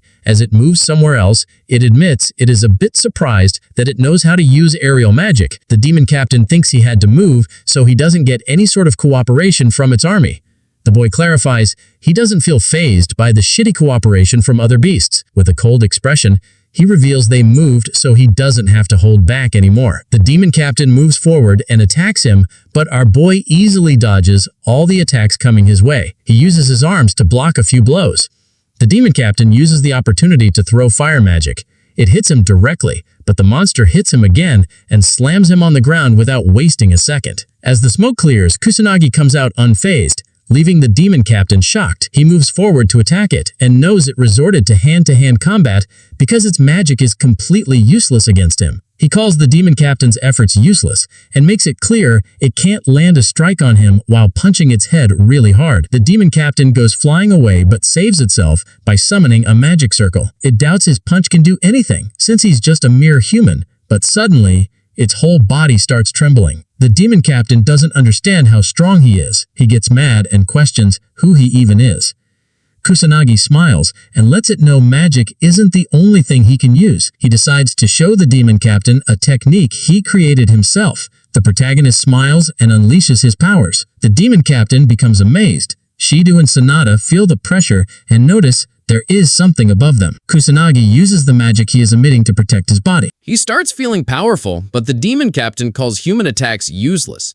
Even though he's using magic to cover himself, Kusanagi doesn't agree with it and decides to give his powers a try. He starts throwing punches and pushes back the demon captain, who is left with no choice as attacks come from all directions. The monster tries pathetically to protect itself, but Kusanagi keeps hitting it with his new technique. Shido observes the fight and notices the boy is overpowering a literal monster in hand-to-hand combat. He questions how it's even possible since human attacks are too weak against monsters. He is slowly harming the monster with just his fists. The demon captain gets injured and doesn't understand how a human attack can push him to such a pathetic state. Kusanagi is aware that normal attacks or any weapons have no effect on monsters. But if someone puts a huge amount of magic power behind them, the attacks actually work. Attacking while covering the whole body with magic power is called the fusion of martial arts and magic craft. He named it Magic Martial Arts. The demon captain doesn't believe a trash human has just surpassed him in strength. It doesn't accept its defeat and tries to attack Kusanagi, but he dodges it with ease. Without wasting a second, he lands a strong punch, drilling a hole in its stomach. The demon captain calls him a monster for such strength. The other monsters find out their leader has already died. The sky turns back to normal, and the calamity finally ends. The policemen are relieved and learn the boy did everything. Shidou advises them to kill the remaining beasts as well and keep their guards up. Kusanagi slowly comes down and smiles as he decides to leave the rest to the police. He suddenly remembers it's been ages since he used magic martial arts, so he couldn't use it properly. He lands back down and notices the crowd of policemen waiting for him. Shidou thanks our boy for all the hard work and for single-handedly defeating the demon captain to stop the calamity. They're grateful for his cooperation. The whole police department gives Kusanagi a salute and respect. Ever since this incident, calamities have kept appearing across the globe continuously. But thanks to the police and the noble Mage's cooperation, slowly all of the new calamities were stopped as well. People grew anxious because of the calamities and started hating the government for not being properly prepared. They showed disappointment towards the mages who were expected to protect people. As the anxiety among people grew with time, someone said they still have the black mage on their side. Everyone started believing in the black mage, and the whole world wondered who he even was. At the academy, Kusanagi starts feeling irritated as the whole class finds out he is the one who stopped the second calamity as well. They call him amazing and start showering him with praise. They ask if it's really true that he had to face the subspecies of a demon captain during the calamity. He starts feeling bothered and hopes it ends. Yuka notices his tired expression. The teacher begins talking about the calamity that occurred recently. She advises everyone to stay prepared at all times, since they're not just students, but mages too, so there's no telling when they might get summoned. She points toward Kusanagi and calls him experienced. All of a sudden, Sonata appears with a few policemen. She excuses everyone and the teacher anxiously asks if there is an issue. Sonata shows her badge and assures her she came here with the head mag's permission. She calls Kusanagi and requests him to help them once again. Our boy is surprised by how far the police have fallen. He wonders why they never care about their image. He notices the students gawking at him, which annoys him, so he decides to just leave. He asks Sonata to inform him about the situation. She assures him not to overthink it, as he will receive rewards and credit for his work. She explains the beasts keep appearing all across the globe because of the calamities, and illegal mages involved in weird organizations have also become way more active all of a sudden. Since they are lacking in manpower, Kusanagi said they came to get him. Sonata feels bad about asking him for help so many times, but tells him they have no other choice, since he is the strongest. Kusanagi pulls out his phone and advises her to just give him a call next time. Sonata apologizes and understands him. She was able to get his contact information and feels glad. The protagonist questions what he needs to do now. She instructs him to take care of all the beasts in Harajuku. He understands her. Sonata decides to take him with her in a car, but he believes they will become too late. So the protagonist pulls out his magic circles and starts leaving the school alone. The police are amazed to see his fast speed. At Harajuku, the sky turns red and two kids become terrified. The big brother tries to protect his sibling from harm. As a magical beast appears, the kids try to run away, but the little one falls. As they're about to be eaten by the magical beast, the protagonist appears and instantly kills it. The kids calm, and he praises them for hanging in there, telling them they did a great job. He hands back their toy Hichami figurine and smiles to help them feel better. He hands the kids to the police and runs to clean the area. The kids bow to show their gratitude as he flies away, and the little brother smiles in appreciation. Kusanagi finds it harder to battle in Harajuku than at his academy or in the destroyed Shibuya. As the place is filled with obstacles and people, he can't use magic bullets or he might hurt civilians still running for their lives. He can differentiate between humans and beasts, but normal people with zero magic can't be detected easily. The only way to save everyone is by patrolling the area. The police arrive focusing on killing the monsters while leaving civilian rescue to the army and firefighters. They find Kusanagi and call his name. Our boy remembers him from the calamity, comes down and guesses the policeman is reinforcement. He finds it helpful and asks about the situation. The policeman shares they haven't saved half the civilians and are struggling to reach the east side. Kusanagi shoots a few bullets and decides to check the east side. The policemen warn him about illegal mages there according to reports, but knows there's no point in warning Kusanagi since he's the strongest. The other policemen notice him and wonder who he is as he defeated multiple beasts with ease. They believe he's some kind of savior during these difficult times. Kusanagi defeats a demon captain with his 6th level burst stream. He's surprised to find demon captains even though there's no calamity, something that hadn't happened even 50 years ago. As the number of beasts increases, Kusanagi realizes they're getting stronger, and the situation is getting so bad that even he finds it hard to handle. He believes he needs a plan before things get out of hand. Kusanagi saves 2 more civilians and hands them to the firefighters. He has a few plans, but isn't sure which one to follow. He uses his bubbles to save more people. Sanada and a few policemen appear, and he helps calm the civilians. The police thank him again, believing they minimized the damage because of him. Kusanagi disagrees, saying it was thanks to the police and firefighters. He was simply helping out.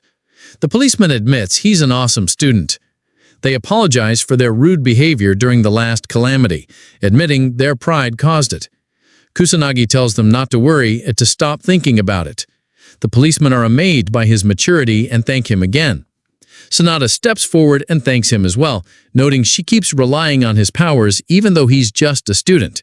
He assures her not to worry, as he agreed to help. Kusanagi points out that the number of monsters keeps increasing, and this time they're stronger. Sanada agrees, thinking they need a plan to counter the calamity. She mentions her senior is doing his best to take action. As she speaks, the kids from earlier approach Kusanagi and thank him for saving them. He's happy to see they're safe. The little kid asks if he's the Great Sage, and the older one apologizes, saying his brother is obsessed with the Great Sage. Kusanagi notices the toy and realizes it's an Ichiyami figurine. He tells the kids he's really the Great Sage, and the kid smiles, already knowing. Kusanagi remembers his past life where someone requested Ichiyami to let him make a doll of him. The guy excitedly shared he wouldn't just make a doll, but photo cards and key holders too. Ichiyami doubted anyone would want such things.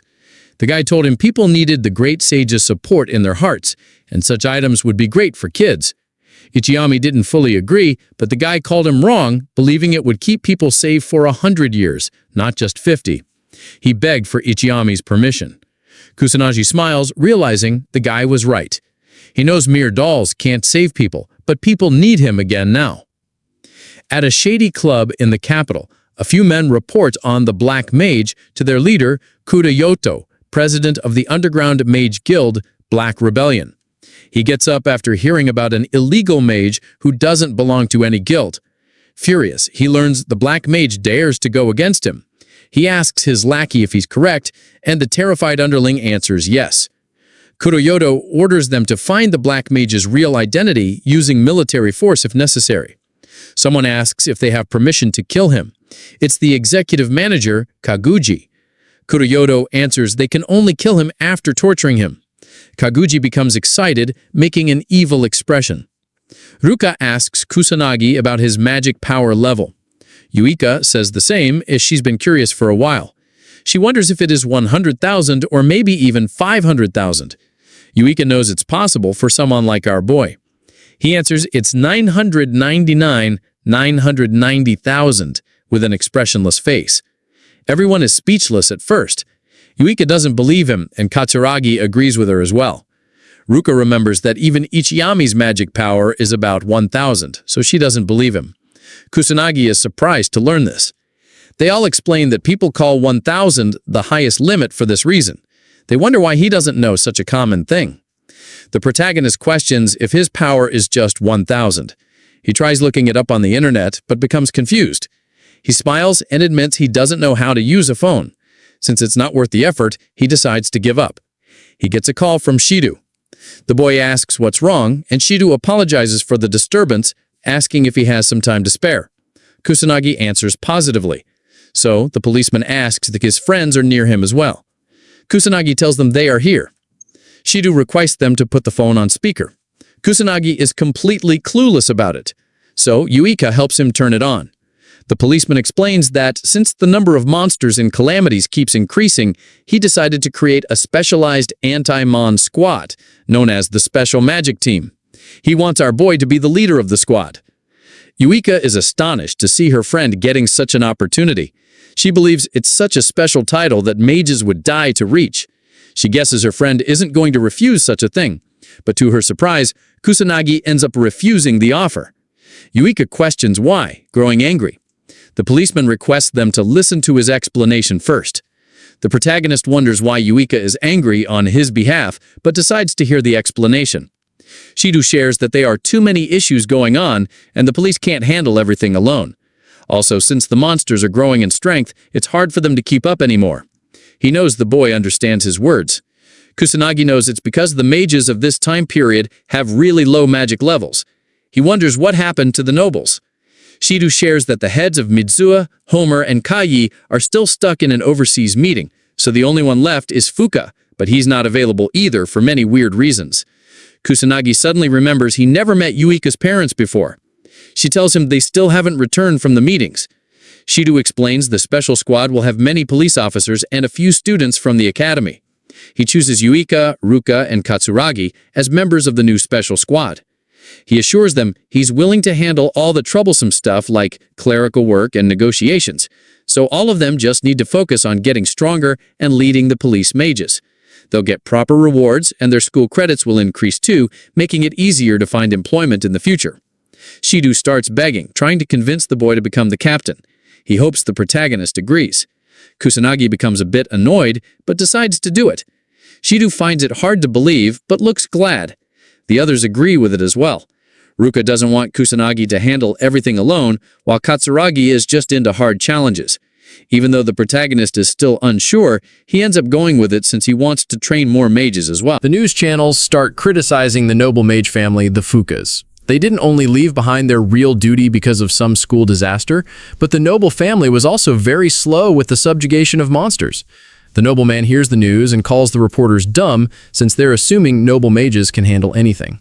Someone calls, so the noble mage gives him permission to enter. His butler appears and shares that the Metropolitan Police Department sent him a document. The noble mage reads the information about the special magic team being established. He calls it stupid and thinks useless people are into doing unnecessary things. He feels a bit disappointed, but guesses this might help shut up the public. He orders the butler to call his dumb kid here. The butler understands him and leaves. At the police department, the protagonist and his friends join the special squad. They all hold a meeting and Shido starts explaining something to everyone. The protagonist is surprised to hear the word dozens, but Shido apologizes and explains that they did have candidates, but they didn't receive any applications for some reason. Shido believes they'll get more applications once our boy starts producing real results. Kusanagi was expecting things to turn out this way since it's weird for a literal student to be the team's captain. Some friction was bound to happen. Shido hands over something and shares that it's a temporary mage badge. He admits it's an external cooperation, but explains they're all public servants now, so if anyone doubts it, he can just show this badge to them when needed. He adds another thing. The badges are only given when someone is from a unit, and since all of them are still not qualified as mages, the badge is just temporary. Shido officially ends the student treatment with Kusanagi and addresses him as Captain Kusanagi. He leaves everything to the boy. The protagonist smiles as it's been ages since he stood before people his own age. He goes to the front and introduces himself once more. He announces that he is the captain of the special mage team and promises everyone that he is willing to make everyone in his team stronger than even the heads of noble families. His friends and the police members are surprised as it's something hard to believe. Kusanagi understands why they're doubting him, but decides to give solid proof to help clear the doubts. He asks Shido if there are any magic power measuring devices available in the police station. The guy answers positively, but becomes confused. As he brings a few measuring devices, Kusanagi orders Ruka and Katsuragi to step forward and measure their power levels. They decide to follow his orders. As they both pour out their magic into the machine, the protagonist tells everyone that Ruka's magic power level was only 10,000 last time, while Katsuragi had 8,000 magic power. Ruka becomes speechless as she gets a result of 30,000 magic power. Katsuragi is amazed to see 28,000 on the measuring screen as well. The policemen are astonished as it is the magic power of the highest grade mage class. Kusanagi asks them to be patient and orders Yuika to measure her powers. She listens to him but feels a bit anxious. Yuika wonders what she should do now as she believes the gap between her and her older sister might be too big. She knows she worked really hard, but at the end of the day, she thinks she is just an ordinary person with no talent. She becomes more anxious and doesn't want to see the results. Yuika calms herself down as she doesn't want to run away from such challenges anymore. She stops caring about the results and pours the magic into the machine. Determined to always be true to herself, Shido and Saneda's jaws drop as they see the results. Yuika feels a bit anxious but opens her eyes to find out it is 26,000. Shidou remembers her magic power was just 2,000 according to the records, and it's hard for him to believe there is a way to increase magic power to such an extent. Kusanagi makes it clear to everyone in the room that increasing magic power is possible. It just requires talent and the absolute determination to never give up and keep working hard till the end. He looks at Yuika with a smile and pats her head, letting her know how proud he is feeling and telling her she did an amazing job. Ruka feels happy as she watches their interaction. Kusanagi praises the other two as well, but they think this much was expected, especially for Ruka. She believes this kind of improvement is normal for someone like her, since she belongs to the Mitsuha family, so there's no need for praises. He ignores her words and pats her head as well, praising her for all the hard work. Katsuragi knows his friend looks out of this world, but is surprised to see him act this way without any fear. Yuika becomes anxious since she knows how terrifying her sister looks when she's angry. Ruka tells the protagonist she's not a baby, and he understands her and pulls away his hand. Katsuragi was a bit scared just now, and Yuika also thanked God her sister remained calm. Our boy tries to pat Katsuragi next, but he becomes embarrassed. Ruka remembers she was never treated like this all her life before today. Even her father never patted her head or did such a thing for her. A fat, ugly guy enters the room as he finds out everyone was here. He shares that he has been searching for Shidou everywhere and wonders why he hasn't received any proper greetings. Shidou tries to explain himself and tells the fatso he thought the guy wasn't coming today. The fat dude tells him his mind changed, so he decided to come. Shidou thinks about introducing him to everyone and announces he is Shu, a mage noble from the family of Fuka. Shidou secretly informs our boy that he didn't have a choice as they needed the approval of the mage noble for the special team's establishment, so he was forced to enlist their names. He feels sorry about it. Kusanagi remembers the Fuka family ignored the request for reinforcements during the disaster that happened at his academy. Shidou tries to explain that happened because the nobles have a weird habit of maintaining authority. So they feel ashamed answering such requests since it's not something a mage noble would usually do. Shu speaks up and tells them he learned he was going to see Japan's leading magic unit. He wonders why there is a bunch of students in the room instead. Shidou introduces Kusanagi and reveals he is the one who defeated the boss monster and took care of the calamity that happened at the school. For his amazing achievements, he has been chosen to lead the team as the captain of the unit. Shu carefully looks at him and wonders how a trash student who doesn't even belong to a noble family stopped the school disaster. He steps on the protagonist's foot and arrogantly tells him he is nothing more than a piece of trash. He feels enraged to see our boys the captain. The guy makes it clear not to act cocky even if he's just a student. Yuika and the Ruka question why he's acting this way, and they order him to step back while Katsuragi threatens to blow him away. Shu wonders why ordinary people are trying to order him around. He recognizes the two sisters and remembers they belong to the Mitsuha family. He's surprised to find out not everyone here is a piece of trash. Shu starts smirking and announces that he will be the one to lead the unit. But Shidou tries to make him understand Kusanagi has already been chosen to lead the unit, so it can't be changed. Shu decides to challenge the protagonist and announces that the one who defeats the boss of the next calamity will earn the right to lead the unit. Shidou tries to stop him, but the fatty decides to make his own rules and thinks it's settled. Shidou apologizes for his behavior, but Kusanagi assures him it's fine since anything he says would have been completely useless on such an idiot. He thinks it's fine as he just needs to win. Yuika and the others get fired up. She's not going to let the guy become their captain.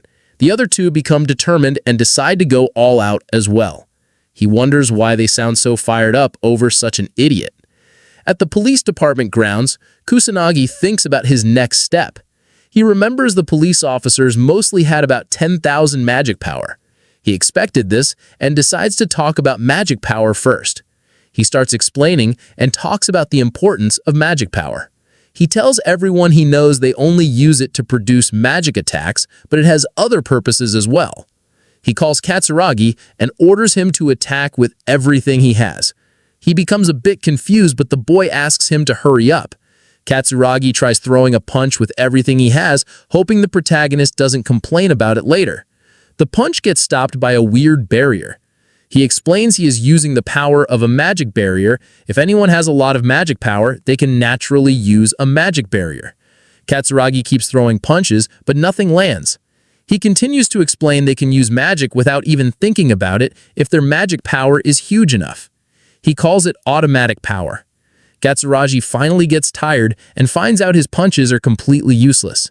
The protagonist orders everyone to keep one thing in mind. Increasing the magic power capacity is the most important goal for any mage. He starts pouring in his magic into the policemen one by one to help them understand how to sense magic power. Everyone begins their training, and they all work hard to get stronger. Kusanagi realizes they really need some equipment besides the training. He wonders if it's possible to get some anti-moan equipment.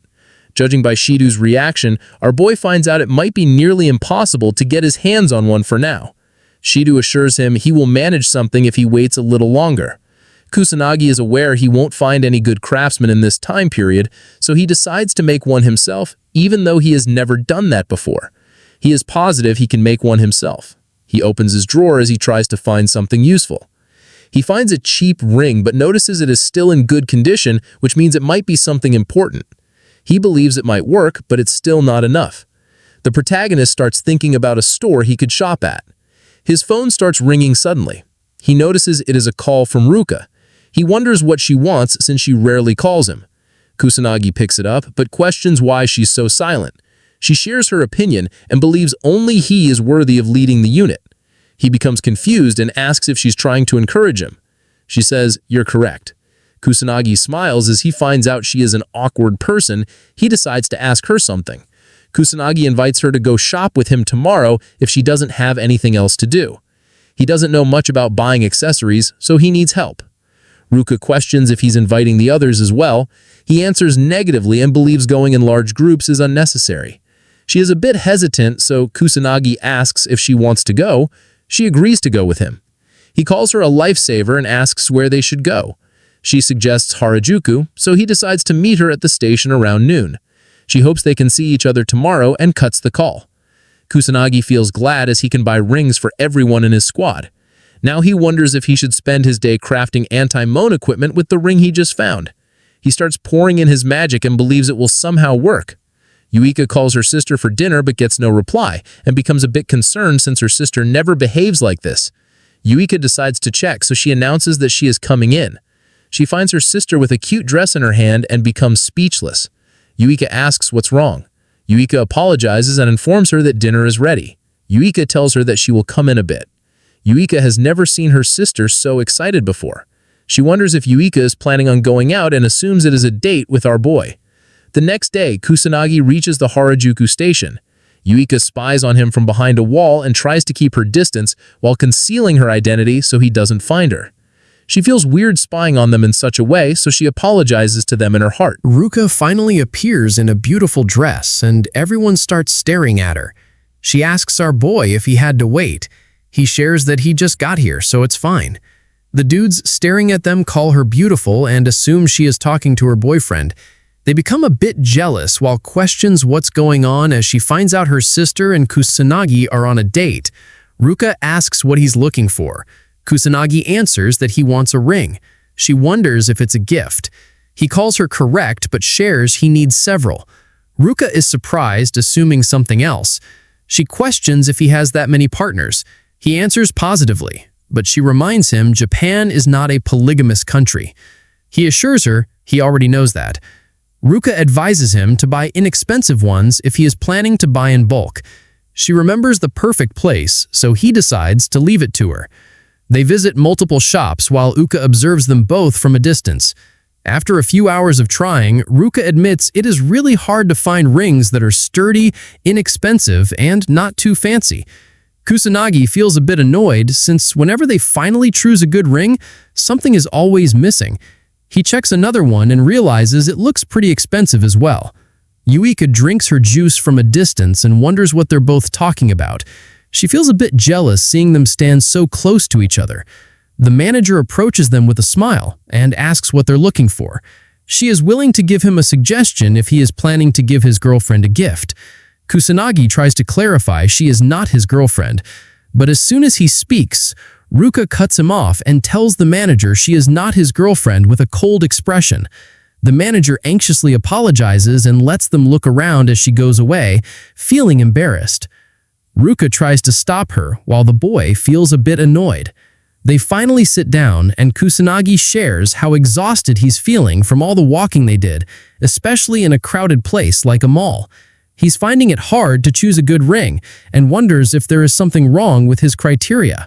Kusanagi notices the expressions on Ruka's face. She admits she doesn't know how to show affection, and she's aware he already knows about her trash personality. He calls her correct, and Ruka remembers she doesn't even know how to interact with her little sister. She caused her many problems because of this. She suggests it is better if he does the shopping with Yua instead, since she is just getting in the way. He calls her wrong and says he already knows she did her research and learned the locations of multiple stores before coming. She even thought properly about which ones he should choose. She took the trip so seriously even though it's his problem. He assures her she is a great help to him with a smile on his face. Ruka starts blushing and feels better. Yuika notices her face and remembers she never saw her sister with such expressions. She starts feeling down and wonders why she's spying in the first place. Yuika decides to go home. After a few hours, Kusanagi happily exits the mall as he was finally able to find good rings. She is still a bit confused about why he needed 5 of them. He shares he needed 1 for each partner. Ruka believes his partners are going to be really happy when they receive the gift since he took his time to pick the rings. He mentions it is for the unit's equipment, so there is no reason for them to be unhappy about it. She is a bit confused to hear this, but finally understands why he bought so many. He shows his gratitude for all the help she gave him and thanks him properly. Ruka thinks it's fine. She is glad she was able to help him out. He decides to repay her for the effort, but she assures him he doesn't need to do anything. He pulls out the ring from earlier and asks her to give him her hand. She feels a bit shy and questions what he wants to do. He grabs it and shares it is the first special ring he made himself. He hopes she takes good care of it and smiles. Ruka is glad but starts leaving. He tries to stop her, but she doesn't give him a chance and leaves. He wanted to explain more about the anti-mon equipment, but decides to do it some other time when he gets the chance again. As she walks away, Ruka suddenly stops and stares at the ring. She hugs her hand as she admires the ring and starts blushing uncontrollably. The next day, Kusanagi announces he will hand out the anti-mon equipment now so they can come and take one. Sonata and the other policemen wear it and feel a magic reaction. They're amazed to see magical equipment for the first time. He explains it is called anti-mon equipment and he imbued wind magic into it. So if they use their magic powers, they can use the ring to produce wind magic up to level 1. Shido is amazed. He starts questioning how the protagonist got his hands on such a thing. Kusanagi reveals he is the one who made them. Shido finds it hard to believe since craftsmen capable of making such precious equipment barely exist anymore. He is astonished to find out our boy can make such a thing with ease. He admits Kusanagi amazes him every time. Yuika notices her sister didn't take a ring. She notices Ruka is already wearing a ring she has never worn before. Yuika assumes it is from their date and becomes anxious as she wonders what happened after she decided to leave. Kusanagi believes they all lack proper transportation. He doubts cars are fast enough, so he calls them unreliable. Shido thinks he's right since they always arrive late. Kusanagi demonstrates how to use the wind magic spell Aerial using the anti-mon equipment. He believes it will help reduce the time they spend traveling significantly. He explains it is not strong enough to be used as attacks against monsters, but they can fly with it, so they should give it a try. He guides them by sharing they need to visualize jumping in the air, since aerial involves flying and acceleration. Sonata and Shido start flying using the special ring. Kusanagi notices Yuika flying as well. He praises her for it, but she believes this much was expected since she has been training to learn magic manipulation for quite a while now. She stares at the protagonist. Yuika starts feeling guilty all of a sudden for spying on her sister earlier. Kusanagi notices her expression and becomes confused. He approaches Yuika and says he wanted to ask something from her. He questions if she is aware of Achami Manato. Yuika answers positively as he is the person she likes the most. He asks her about Achami's power level. She answers it was around 1,000,000. He was capable of using many spells, but died fighting against the demon god during the Great Calamity. He's curious about what happened after he died. She answers most great mages died as well. and her noble ancestors were among the people who worked hard for the revival of society. The Mizuwa family played a huge role in everything. She says all of this with a proud expression and continues to share that barely any data or documents were left after the last calamity finally ended. That's the reason magic studies were built again from zero. Kusanagi is aware the death rate of mages was quite high around that time, but he remembers leaving a lot of books behind. He stored the information about magic in different places to prepare for the future. He wonders why the knowledge of modern-day magic is so bad and full of errors compared to what he left. The power level of mages these days is extremely low. He wonders if someone is behind all of this. Wika notices him zoning out and asks if he's fine. He assures her it's nothing. She asks him to keep in mind if he is worried about something, he shouldn't hesitate to share it with her. She is aware she isn't very useful, but still tells him to ask for her help. Kusanagi thanks her for the consideration and calls her a big help. He knows she's going to keep whatever he shares a secret, but he still needs to be cautious about the Black Mage issue. There is a possibility she might get in trouble if he involves her, so he decides to never bring it up. He is aware she might just end up losing consciousness if she finds out he is the legendary Ichami Manato. Yuika assumes he is hiding things because she is not reliable enough. She decides to get stronger so she can be more useful to Kusanagi. She becomes determined to do her best. 1 week later, Kusanagi orders everyone to get ready and fire. Sanada is able to throw level 2 holy magic called Holy Crest. Shido, now capable of using level 3 magic, while Katsuragi and the Mizuwa sisters are able to throw level 4 magic. Kusanagi feels happy as he learns everyone has gotten stronger. Even Sanada, who didn't know how to use offensive magic before, can now attack with offensive magic spells as well. The most surprising thing for him is the compatibility between the Mizuwa sisters. He knows people would think it is only natural since they are both sisters. Yuika and Ruka destroy the training ground with their level 4 magic. Uka suddenly remembers some bad memories, but starts smiling as she has finally earned her sister's respect. Kusanagi praises everyone for their hard work, but tells them not to get lazy just because their magic levels increased. Since the levels don't necessarily mean they have gotten stronger and better at using magic, he decides to give an example and orders Ruka to use a level 4 magic spell on him. She understands them and follows his instructions. Ruka throws a level 4 attack at him, but Kusanagi only uses level 1 earth magic as a counterattack. As both magic attacks clash, everyone is surprised to see that level 1 magic was able to neutralize level 4 magic.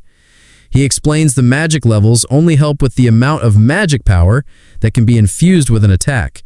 It doesn't mean higher level magic is stronger. Even with level 1 magic, if the mage is able to infuse maximum magic power, even level 4 magic is easily beatable. He mentions the attributes of magic matter as well. Water is always weak to earth. He orders everyone to avoid getting trapped by the idea of levels. He explains they need to understand magic power and master the spells they have. If they follow his instructions, they can become stronger. Everyone listens carefully as Kusanagi reveals they shouldn't forget about their partners either, since combined powers can become even stronger. They all yell out as they become motivated, but out of nowhere, the fatty appears again and feels pity for them. Shido asks why he's here for no reason. Shid thinks no calamity is happening anytime soon, so he's bored. Shido advises him to clear out a few monsters if he's not planning on training, but Shid rejects the idea as it is too much work for him. He leaves all of it on the police department while smiling wickedly. Kusanagi's friends become annoyed, but he feels nothing. Shud hopes the calamity arrives quickly as the sky starts turning red. Yuika notices it first and points out something is wrong. Shud realizes it really is the calamity and gets fired up. He reminds everyone that the squad that is able to defeat the boss first is going to be chosen as the leader of the special unit. He announces the beginning of his challenge. Kusanagi's squad becomes fired up as they are determined not to lose to an ugly fatso like Shud. Fatty and his men start using the equipment to fly away with their wind magic. He becomes cocky and calls everyone a loser. As he leaves, Yuika calls him unfair, but Kusanagi reminds her that they can do the same as well. He orders everyone to properly prepare and put on their headsets. As the whole team starts flying, Kusanagi reminds them that it's their first fight as a squad, so they need to remain cautious. They all start moving. Shud leaves behind a car driving on a road. He calls it slow and laughs. Katsuragi calls him fast, and Yuika doesn't understand how the fatso can move this quickly with such a huge body.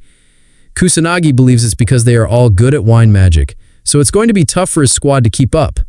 He knows he can easily overtake them, but doesn't want to destroy the purpose of being in a team. He decides not to rush, since the citizens look completely fine. Shud starts making fun of them and mocks them for calling themselves a special squad, since they can't even overtake him. He keeps calling them losers. Yuika notices his expressions and assumes he is mocking them, even though she can't hear his words. The fatty finds a few people and announces he is here. He warns them about the calamity and starts killing a few monsters with his teammates. They all shoot wind magic and kill a beast.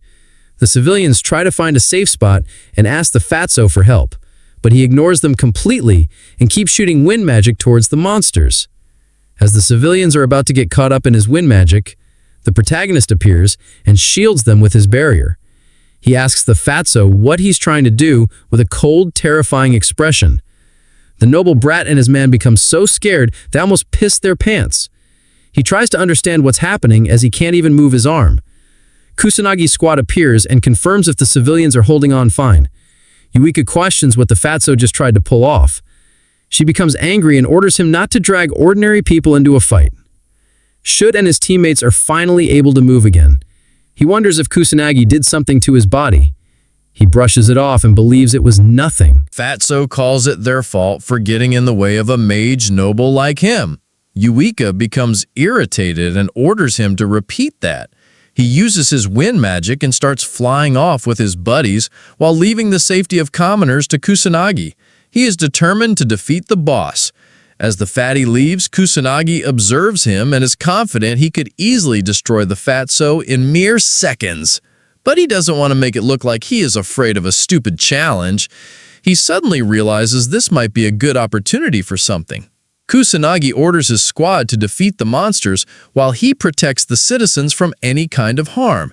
Shiniru wonders if he is confident about the challenge, since it sounds hard to protect so many civilians all alone. Kusanagi assures him he's confident, since he is the leader of their special unit. Shiniru believes his words and thinks his question was stupid. Yuika motivates everyone to start defeating the monsters as they already rely on the protagonist so much.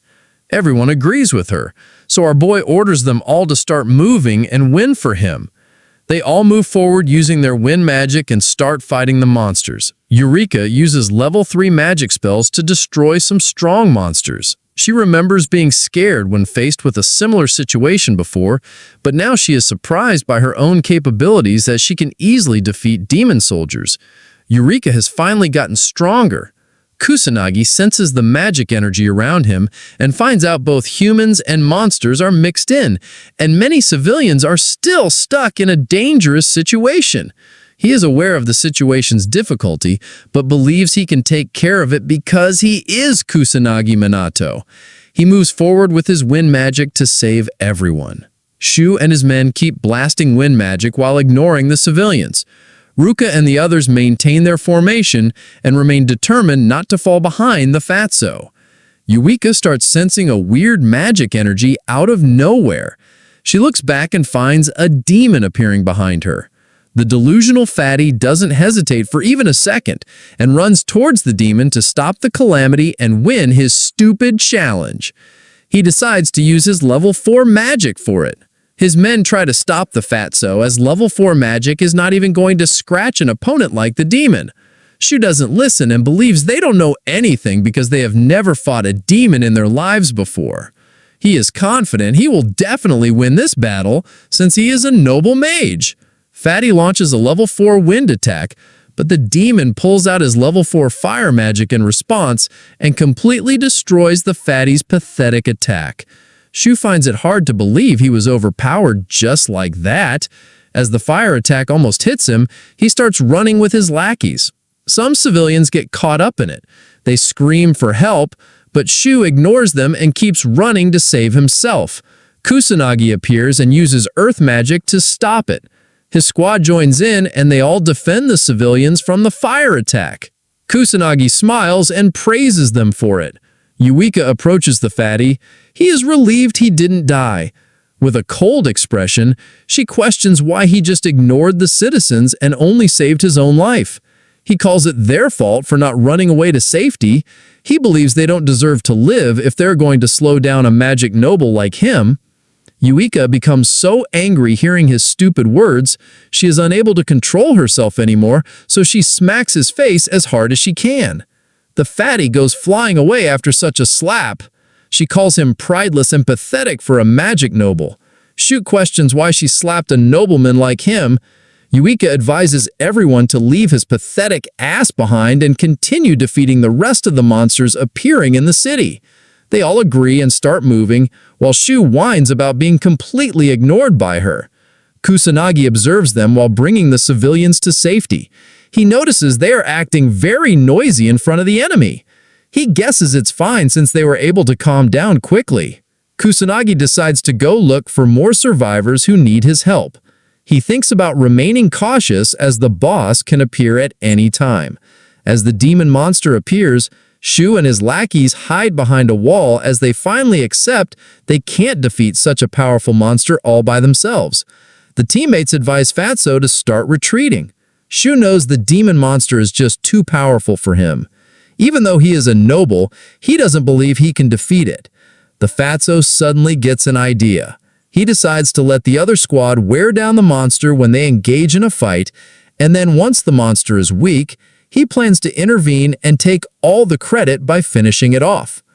The lackeys praise him for his amazing idea. He thinks it's normal for a genius like him and guesses they should stay hidden and wait for the perfect time. His men agree with him. Shinido and the whole squad face the demon monster coming their way. Yuika is able to sense how strong the monster is. She doubts they can win this fight, but becomes determined to do whatever she can. The whole squad starts attacking the demon persistently. They wonder if it's finally dead. But as the smoke clears, the demon comes out unscathed. Yuika finds out it didn't even scratch it. Ruka suggests they need to use level 4 magic or lower level magic with the proper amount of magic power behind the attack. The demon starts summoning fire attacks from his magic circles.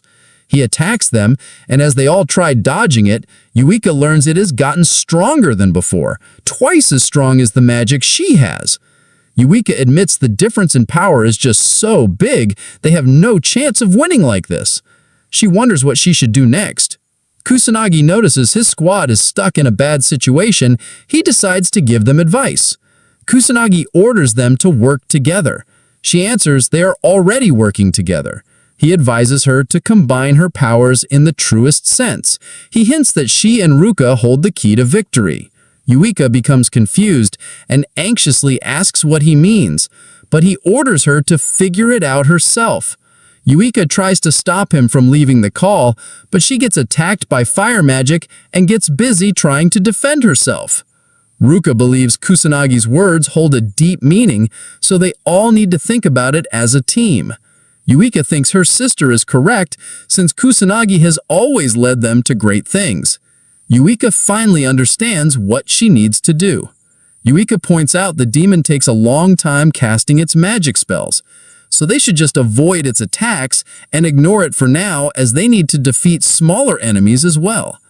Yuika asks Shinido and the policeman to take the east while they continue attacking from the west. She will provide a signal for when the demon throws any kind of attack.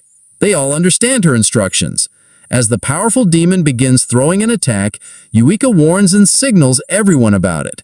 They all dodge the monster's attacks with Yuika's help. Kusanagi observes everything while saving civilians. He was expecting Ruka or Katsuragi to take the lead, but finds out Yuika is also good at it since she can read people well. He thinks she can lead people. Yuika starts feeling tired and realizes their magic power and level might not be enough to win. She wonders what she needs to do now. Uka tries to recall Kusanagi's words and suddenly understands she misunderstood everything. She doubts such a ridiculous method is going to save them, but she left behind her common sense a long time ago. So she decides to give it a try. She knows it is a do-or-die situation.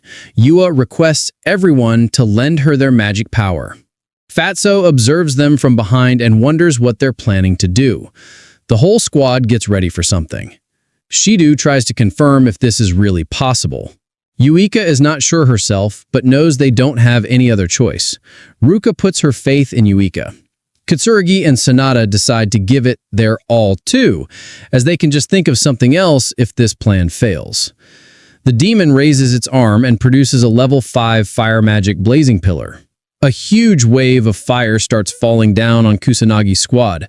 Fatso and his men call the squad useless losers, but his lackey asks him to look at what's happening. He is surprised to see the whole squad moving forward towards the demon.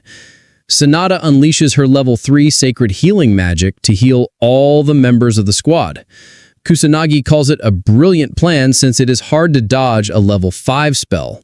With this, Sanada can heal everyone from all the damage they are going to deal with, which is very smart.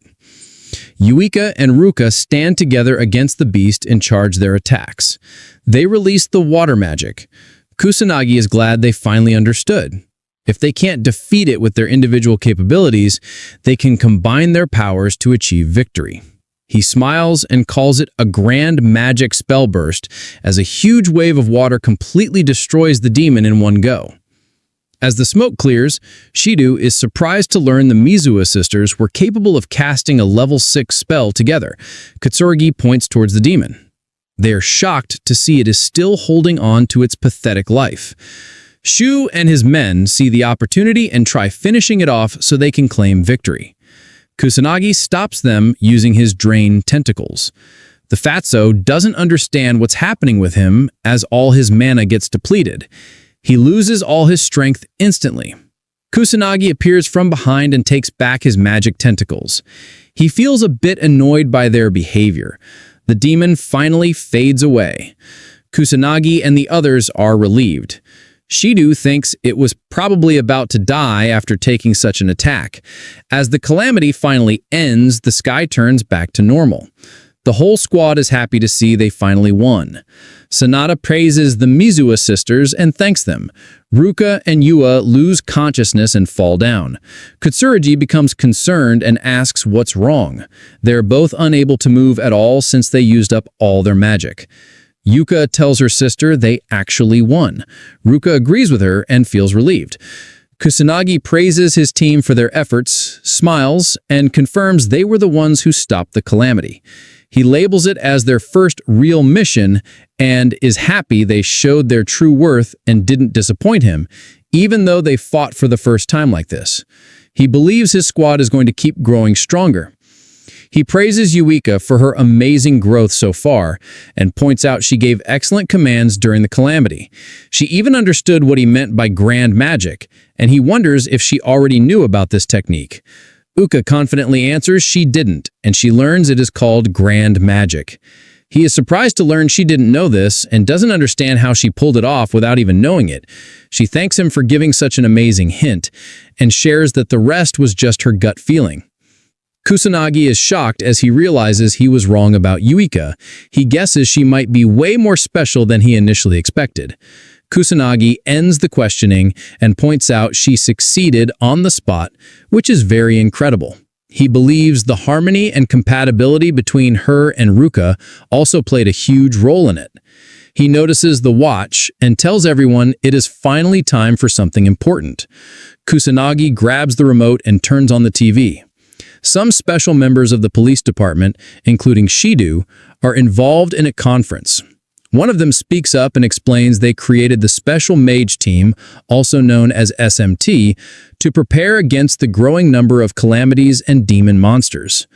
The news reporter questions why they chose a student who was involved in the calamity at the academy as the squad leader. Asking if what he's saying is true, Shido steps up to answer this question. He introduces himself as the proxy representing the special squad's leader and confirms the squad leader really is just a student. This is hard for everyone to believe. They are against appointing a minor as a squad leader.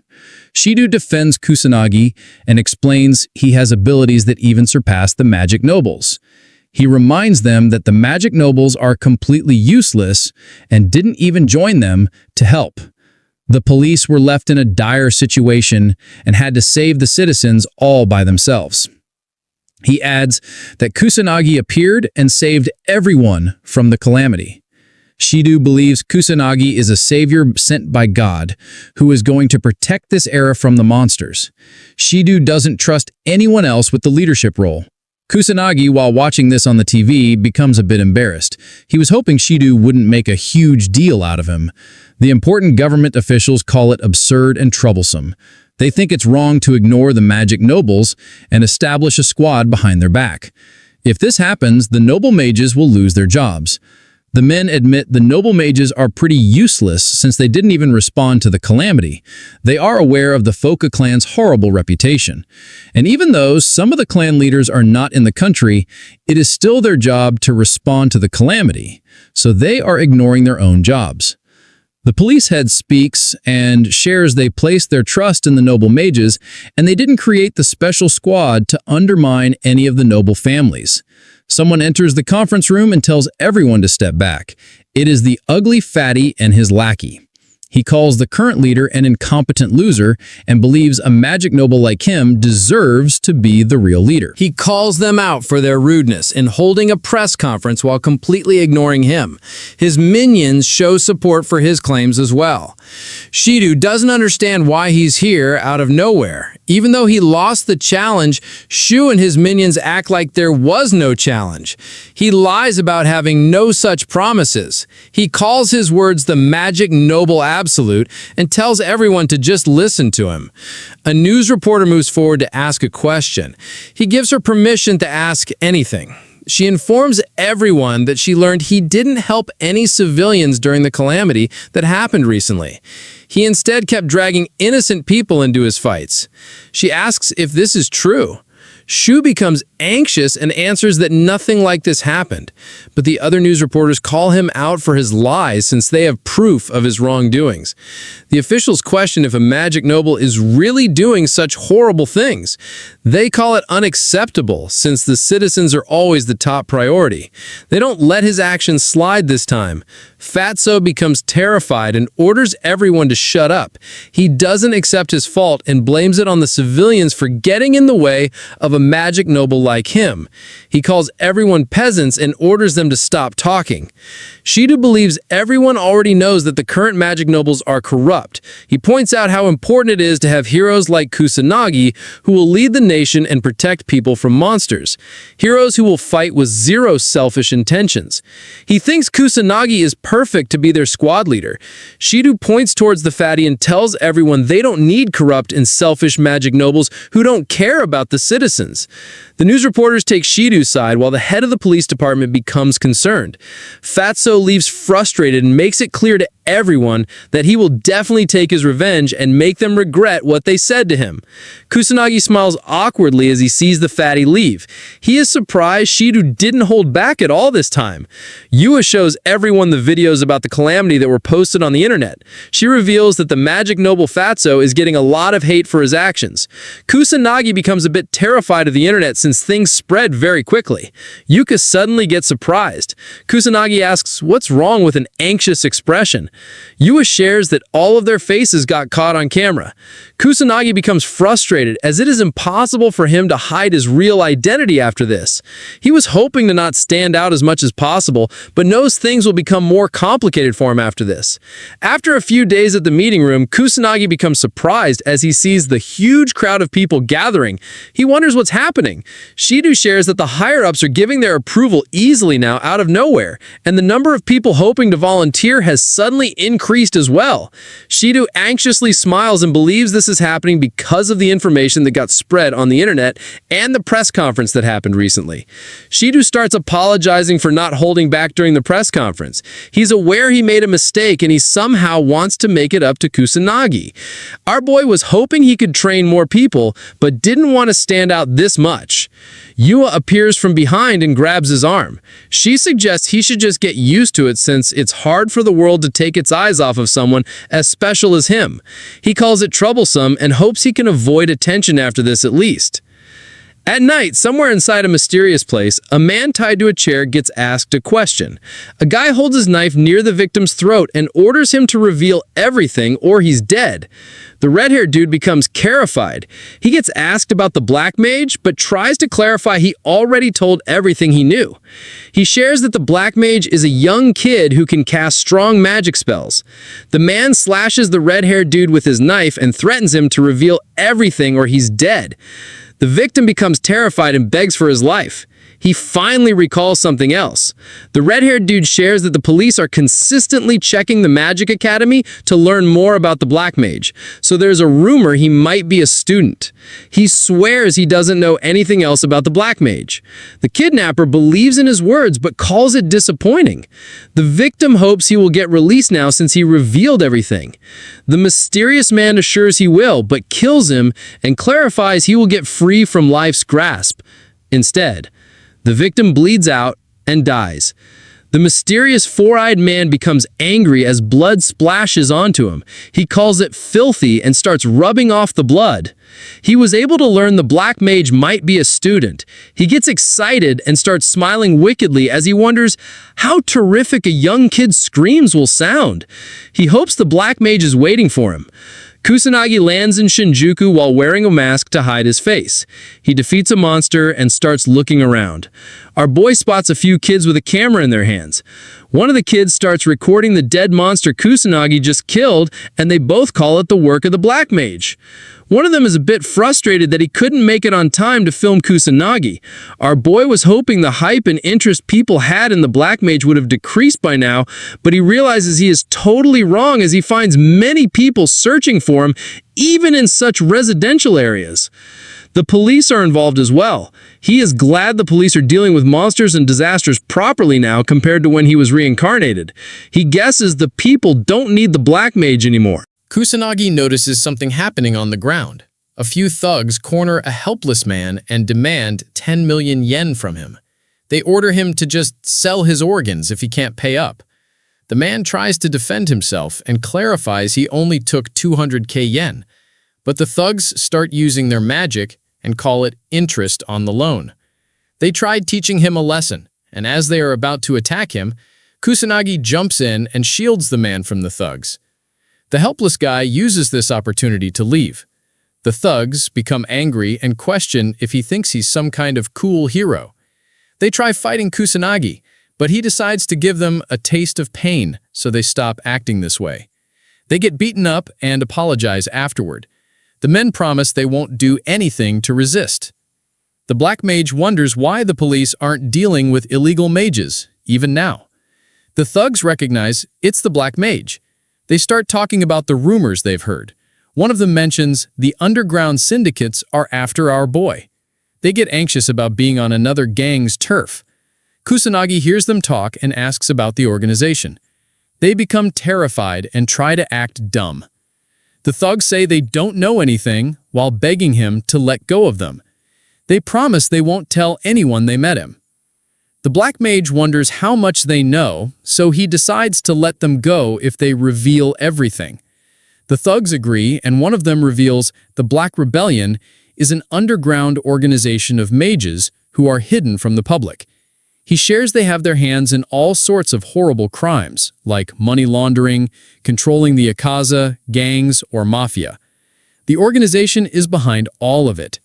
The thugs share that the Black Rebellion even has connections with the media and politics, so they have the freedom to do whatever they want. The thugs smile awkwardly and tell him there's a Black Rebellion branch nearby as well. They came here in hopes of getting a job there. He beats them up and starts leaving the sketchy alley. Kusanagi remembers Sanada mentioned something about the increase in illegal activities. He was finally able to learn the Black Rebellion is behind all of this. Our boy calls it interesting and gets a bit excited. He decides to leave the calamity and the increase in monsters to his student version instead and clean the underworld whenever he goes out as the Black Mage. He guesses he should start with the Kabukicho branch first, since it is the nearest. Our boy reaches the place and sees a crowd of men and women doing sketchy business. He is surprised by how lively the modern entertainment district looks. Kusanagi feels a bit annoyed, but moves forward and starts by sensing the magic around him. He can't tell which ones belong to the organization, since he is dealing with humans this time. Our boy decides to start by arresting a few criminals doing sketchy activities around the area. He finds two selling drugs in a dark alley. They notice him and get ready to attack, but the protagonist beats the crap out of them and tries getting any information out of them. He's barely able to learn anything, but decides to report it to the police so they can take care of the rest. He beats a few more men and learns the organization is gathered at a place called Western. The man assures him he's telling the truth and hopes he can leave now since he revealed all the information he had to offer. Kusanagi beats him up and leaves, hoping the information he got is correct. At the Western bar, a pretty woman with purple hair enters and sits near the bartender. He asks for her order. She gives him some cash and hopes he can provide information. He takes it and lets her speak. The mysterious girl questions the bartender about the Black Rebellion's hideout. The bartender calls her question wrong. She becomes a bit concerned. He corrects her and says she should be asking about what's going to happen to her next. The purple-haired girl realizes it is a trap. She looks back to see a few thugs getting up. One of them knew someone was sniffing around, but he didn't expect it to be a beautiful woman. She realizes she has made a huge mistake by believing in false information. The thugs attack, but one of them orders to keep her alive. The helpless girl attacks as well in hopes of saving her life. She doesn't waste a second and rushes toward the exit, but gets hit by fire magic from behind. The woman falls down and becomes injured. The thugs like her tough attitude and decide to use her for her beautiful body. She becomes hopeless and apologizes to her brother in her heart as she couldn't do much. As the thug almost grabs her, the protagonist enters the bar, surprising everyone. He completely ignores what's happening and goes right toward the bartender. Our boy asks if the Black Rebellion members are in this bar. A thug approaches him from behind and questions if the protagonist is aware of the situation he's in right now. He tries to attack while throwing insults, but gets punched in the face by our boy. The thug goes flying away and hits the club's wall. He struggles to get up and loses consciousness. The other thugs and the girl are all left speechless, their jaws completely dropped.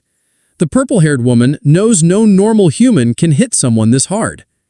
She doesn't understand how he did it. She wonders if he used some sort of magic, but she didn't see him enchanting anything either. She wonders who he is. Kusanagi is glad the intel wasn't completely useless, as he was able to find many low-level mage thugs in the Western Club. He calls the Black Rebellion thugs pathetic scums for ganging up on a woman, continuing to insult them. The thugs become terrified, but try to stay calm as they still have the number advantage. One of them orders everyone to gang up on the protagonist since he is completely alone, believing they can win if they all attack together. The thugs start throwing multiple fire attacks, but our boy tries to hold back and just dodge. The purple-haired woman doubts he can win since the numbers have a huge advantage, especially since they are fighting indoors. She assumes he can't cast strong spells, which means there's no chance he will win. She shouts and warns the protagonist to just run away. As he is about to get attacked, the protagonist loses his patience and dodges everything swiftly to get closer to the thugs. He approaches them and starts throwing hands. Our boy beats the crap out of them one by one and knocks everyone out in mere seconds. The purple-haired woman is left speechless. She couldn't keep up with whatever happened because the boy moved extremely fast. She wonders if he used some kind of magic. The thug starts crying and questions who he even is. He demands answers, so Kusanagi answers that he is the Black Mage, the man who is going to destroy the Black Rebellion gang. He knocks out the last guy as well and walks toward the girl. She's still surprised by how fast he destroyed everyone and wonders if he's some kind of elite or legendary mage. Kusanagi comes closer and she's able to learn he looks like a high school student. She calls his eyes striking. He becomes a bit worried and asks if she's okay. He finds out she is not injured. With a confused expression, the girl assures him she is okay. He walks toward the bartender hiding behind the table. Kusanagi demands information about the Black Rebellion, but the bartender rejects his request because he is afraid they will hunt him down if he reveals anything. Our boy lands a strong punch and destroys the table to scare the bartender. He demands information again and makes it clear this is the last chance he is giving. The bartender becomes terrified and decides to reveal everything to save himself from Kusanagi. He shares that the Black Rebellion's base is actually in Tokyo, with branches everywhere, even beyond Kabukicho. He has heard the head of the Kabukicho branch is not a person anyone should mess with. The leader of the gang is a mage, and he holds a lot of influence in the underworld. Some people even say he is controlling Japan from the background. Kusanagi asks about the branch, but the bartender swears he doesn't know anything about it. He explains that low-level guys like him just get crappy jobs and don't know anything about the branch location. The protagonist is a bit disappointed as he's back to zero again. He decides to find more illegal mages to gather information about the branch. As he's about to leave, the woman stops him and shows her gratitude since he saved her life. She doesn't know what kind of unimaginable things she would have gone through if he hadn't been there. He assures her not to worry, as he was just passing by. He believes it is her own fault for putting herself in such a dangerous situation since she got involved herself. She calls him harsh, and he says she is correct, but shares he's only harsh on adults. The woman assumes he's planning to search for the Black Rebellion. She is curious and questions what he's aiming to do once he finally finds the gang. With a cold expression, he answers that he will destroy it. She's a bit shocked to see how serious he is. She learns he wants to destroy the gang completely, but doubts he can do it all by himself, even if he is strong. She knows she can't do it alone either, so she decides to make a request. The woman asks our boy if he wants to join her. She confidently shares that she is a detective with more access to valuable information and holds many connections as well. She is aware that she doesn't have the kind of strength he holds. The woman is a bit shocked to learn the Black Mage is a lot more powerful than whatever she heard from the rumors. She believes she can achieve her goals as well if she can somehow team up with him. Kusanagi understands it and questions if she is demanding his strength in exchange for her valuable information. The woman calls her correct and believes it is the perfect partnership. She moves her hand forward and requests his cooperation. He is aware that he is in dire need of some intel, but contemplates whether she is worth trusting. He guesses it's fine, as he can always just ghost her if things don't go according to plan. He agrees to it and shakes her hand as he decides to team up with the woman. She seals the deal and introduces herself as Leona. Our boy just shares that he is the Black Mage. She calls it hard and wonders why he doesn't have a shorter name. He gives the girl permission to call him whatever she wants, so she decides to go with Chrono. He agrees on Chrono. He questions why the thugs were after her. She shares that her aim was to somehow find the Black Rebellion's hideout. He calls her stupid for being so careless. She thinks they're both in the same boat, but he lets her know he can protect himself properly. She admits she has many weaknesses, but she didn't see any other choice since nobody dares to go against the Black Rebellion. Leona explains that these days, the rogue mages are doing whatever they want in Kabukicho without any consequences, since the police are too busy dealing with the calamities. Kusanagi remembers that Sonata explained this earlier. He learns she is in a tough situation. Leona tries to keep herself calm and reveals her younger brother was attacked by the rogue mages. Ever since their parents died, she had to take care of her brother all by herself. She worked really hard to provide a nice life for her little brother. She's aware she couldn't offer him any time and attention, which would have probably made him lonely, but her little brother never complained about it once. She remembers one day, a few burglars broke into their house out of nowhere. Unfortunately, her brother saw the criminals, so they tried to take his life. Her expression changes. He asks if his brother survived. She shares he was injured and hasn't regained consciousness ever since that day. He knows even sacred magic is not enough to wake someone up from a coma. She becomes frustrated and tells him the doctors have no idea when he might wake up. His brother is only 9 years old. He believes he deserved a normal life. Leona remembers the guys behind all of this were Black Rebellion lackeys. She was able to find and arrest all of them, but she's not going to be satisfied until the whole gang is destroyed. He asks if her aim is just revenge, but she calls him wrong and determinedly shares that she wants to correct things so no one has to go through the same thing she did. She's aware she doesn't have the strength to do it, but she believes he can definitely stand against the Black Rebellion gang. Kusanagi guesses her story is true, but wonders if she brought the whole thing up to stop him from betraying her in the future. He calls her a tough woman for her actions, but smiles as he is into desperate women. He warns her not to drag him down, but she assures him she has already located many potential hideouts, so he shouldn't underestimate her information network. She just has too many on the list and thinks they might even be Yakuza or the Mafia. That's the reason she was trying to move forward with caution. He demands the information about the hideout locations. She asks about his plan.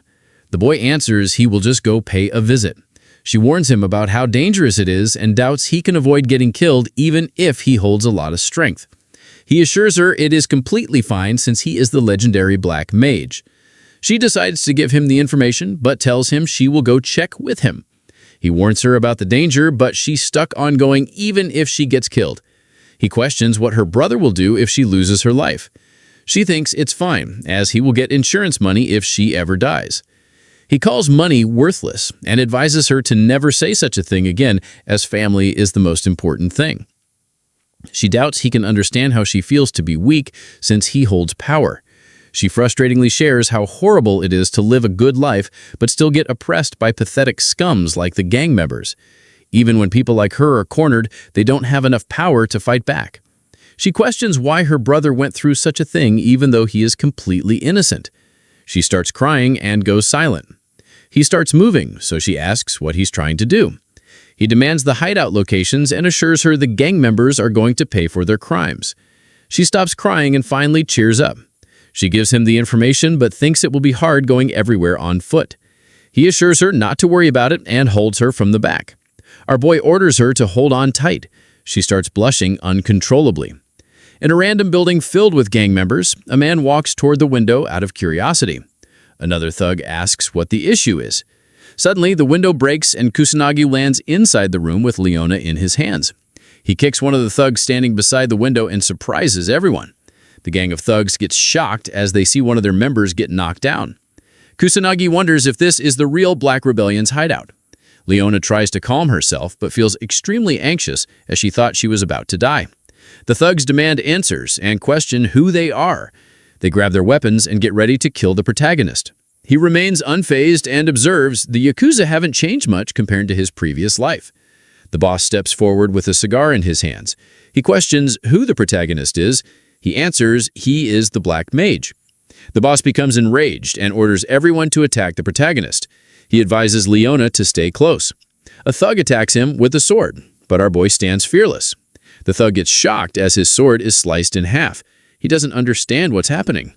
A few more thugs approach him from behind and start shooting bullets. Kusanagi pulls out his magic barrier and deflects everything with ease.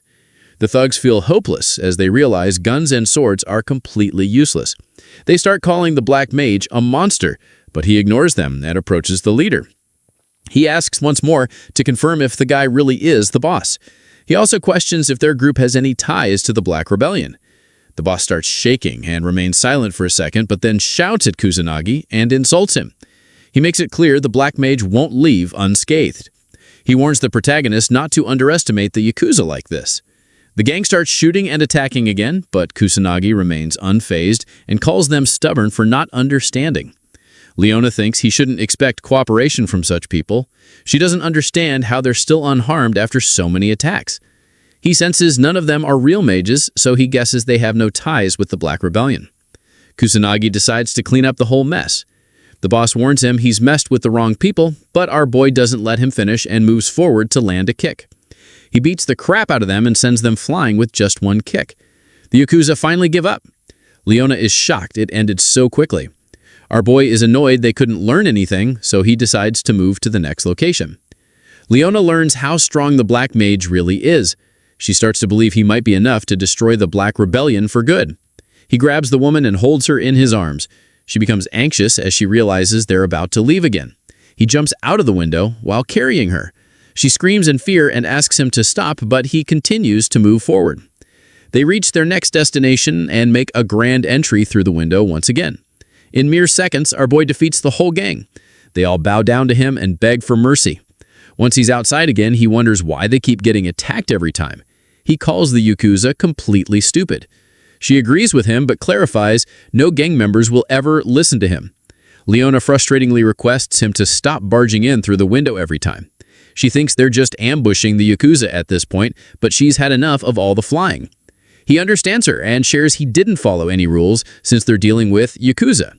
She calls him illogical, so he decides to agree with her and play by the rules this time. They both reach another location and knock on the door. A bald guy comes out and questions who they are. The boy shares he's here to learn about the Black Rebellion. The bald guy shuts the door close and orders them to get lost. Kusanagi becomes annoyed and slams open the door with just a kick. The gang members become alert and question if they're getting raided by a single man. They order him to reveal which clan he belongs to, but Kusanagi clarifies he's just here to learn more about the Black Rebellion.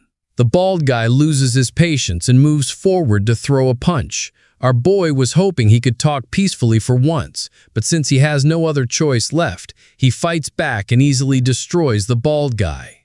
The other gang members get surprised. Kusanagi ignores the lackeys and tries to find the boss himself. A man named Nushiro moves forward and reveals he's the boss. He questions why our boy barged in like that.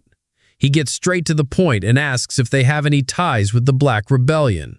The boss understands his question, but his lackeys find it disrespectful and pull out their weapons to fight our boy. Ushiro orders his men to stop. They try to say something, but he makes it clear to them that they can't handle a person like Kusanagi. He decides to answer the question and reveals he has zero connections with a pathetic organization like the Black Rebellion. He clarifies that honor is very important for his clan. The protagonist asks about their hideout. Ushiro confirms if he will leave once he learns the location. Kusanagi promises he will. Leona and our boy sit face to face with Ushiro. The gang of thugs surrounds both of them. She feels anxious and wonders why she got dragged into such a situation. Ushiro introduces himself again. So Kusanagi also reveals he is Chrono. Leona introduces herself as well. The boss points towards a map and explains the Black Rebellion's hideout is somewhere around where he's pointing. He finishes the conversation and assures them he doesn't know any other details. Kusanagi checks and finds out it matches the one Leona suggested. He realizes they would have eventually found the hideout if they continued searching for it. He finally acknowledges she is a lot more reliable than he expected. The Black Mage asks the old man if he's sure about sharing such information since he belongs to the same industry. Ushiro clarifies he isn't and reveals they are actually enemies. He assures our boy his clan is not so low and pathetic as to go around harming respectable people. Kusanagi wonders why he got attacked at first, but the old man believes he doesn't look respectable since he's going around raiding Yakuza offices. Ushiro tells him his clan has rules and principles, so there's no need to compare them with scums like the Black Rebellion. Kusanagi is amazed to find a Yakuza like Ushiro in this time period. He decides to leave just as promised since he accomplished his goal already. As he's about to go out, Ushiro questions if he's aiming to face the Black Rebellion. He warns our boy that they have influential individuals who control the country on their side, so it won't be easy. Kusanagi grabs the woman and assures the old man he has faced many opponents like that. He flies away with Leona and his hands. The old man observes him from behind and praises his fearless behavior. He believes the kid might be able to take down the Black Rebellion. In a random warehouse, a few men gather to make a deal for a special weapon. One of the lackeys checks its quality and assures his boss it's good. The red-haired guy orders his men to hand over the money. Some mysterious guys in black suits take it, and one of them shakes hands with the red-haired guy as they both make a deal. The guy in the suit calls Japan amazing for being so kind to criminals, and the other guy confirms it really is the best country. As they're both laughing, Kusanagi jumps in through the window with Leona in his hands. The men get shocked, but they all pull out their magic circles and guns without wasting a second. Kusanagi realizes he has finally found the gang he was looking for. He uses magic perception and learns that all the Black Rebellion men are mages, while the Mafia party also has a few mages on its side. Leona hides behind a container and pulls out her phone to record everything. The red-haired dude questions who Kusanagi is. Our boy is tired of hearing the same thing again and again. He answers that he is the Black Mage, and he plans to destroy the Black Rebellion. The men get confused hearing his words. They start laughing uncontrollably as they doubt a kid like him can do anything all by himself. He ignores their laughter and throws a huge fire attack. Some of them get blasted away. He makes it clear that he is determined to take the whole gang down. The men become enraged and start throwing multiple magic attacks without holding back. Our boy effortlessly deflects everything with his barrier. He knows they won't try anything higher than level 2 magic since it will destroy the warehouse. He thinks about using combative spells, but realizes it will be useless since he's dealing with a huge number of men. The lackeys are surprised to see their attacks had zero effect. The bullets end up being useless as well. They start wondering why he's still unscathed, since they have never seen such magic before. Kusanagi is disappointed. He knows he isn't even using his magic. He finds their panic funny. The guy in the suit suddenly remembers they still have that special weapon he brought earlier. They suddenly become cocky and warn our boy not to be so confident. He notices the change in their behavior. As the men begin wearing masks and pull out the special weapon, Kusanagi notices what it is and quickly orders Leona to run outside. She listens to him and leaves. The thug throws a gas bomb, but our boy uses his magic to stop it midway. It blows up and poisonous gas leaks out. The men doubt he can save himself from such a thing, no matter how strong he is. They think the game is over and feel relieved the Black Mage dropped dead. They begin moving forward to check how his dead face looks. As the smoke finally clears, they both get surprised as the boy comes out unscathed again. The gang members find it hard to believe and question how he's still alive. He explains no magic can save him from poisonous gas, but it is just gas in the end, so he can simply use his wind magic to circulate the air around him. He finds it stupid and lets them know a powerful mage like him won't fall down so easily. The men become terrified and try calling for backup, but no one picks up. Kusanagi calls it useless as he has already taken care of it. He reveals he has already destroyed all of their hideouts, so they're the only ones left. Kusanagi orders them to get ready and beats the living crap out of them. He feels satisfied after completely destroying Kabuko's Black Rebellion, so he decides to go look for Leona. Our boy suddenly notices someone behind him. A man comes out from the shadows with Leona as his hostage. He's surprised the protagonist took care of everyone all by himself. He admits it is impressive and smiles wickedly as he shares he hopes to negotiate with the Black Mage. As soon as Manato, also known as the Black Mage, finishes taking down the Black Rebellion organization members and neutralizing the poison gas, he rushes toward the warehouse exit to check on Leona, only to find her held hostage by an evil mage. The perpetrator demands that Manato negotiate for her release. Manato quickly assesses the situation, noting that the distance between them is too great for him to reach her in time, even with combat magic, unless he can exploit a gap. Just as he prepares to activate a first-level spell to force the attacker to drop his knife, the man notices and warns him not to try anything reckless if he values Leona's life. Surprised that his opponent can perceive his magic, Manato acknowledges him as a worthy adversary and even praises his skill. From what he observes, Manato suspects that the man is suppressing his full power, but estimates his magic level to be around 40,000, marking him as a high-level mage. Meanwhile, Leona tries to apologize to Manato, whom she also calls Chrono, but he reassures her that he will save her. Growing irritated at being ignored, the assailant threatens to kill Leona for real if Manato doesn't take him seriously.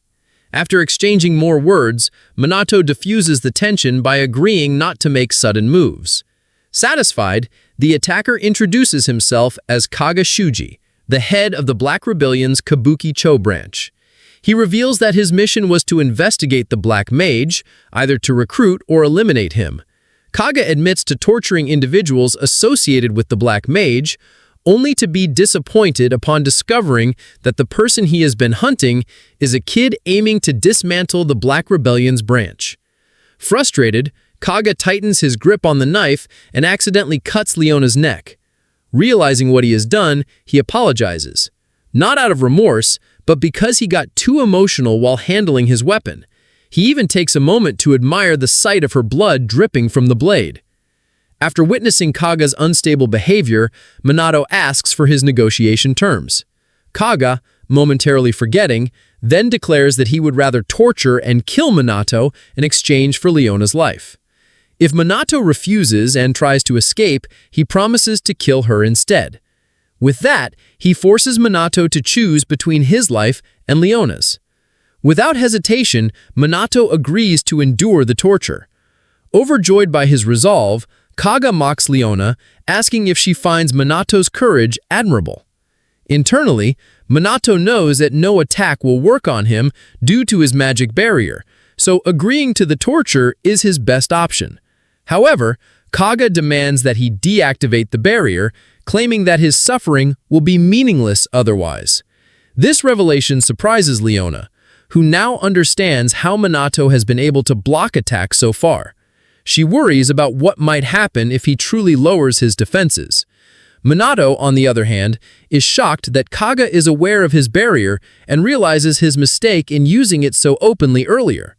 Despite the risk, he deactivates it and asks if Kaga is satisfied.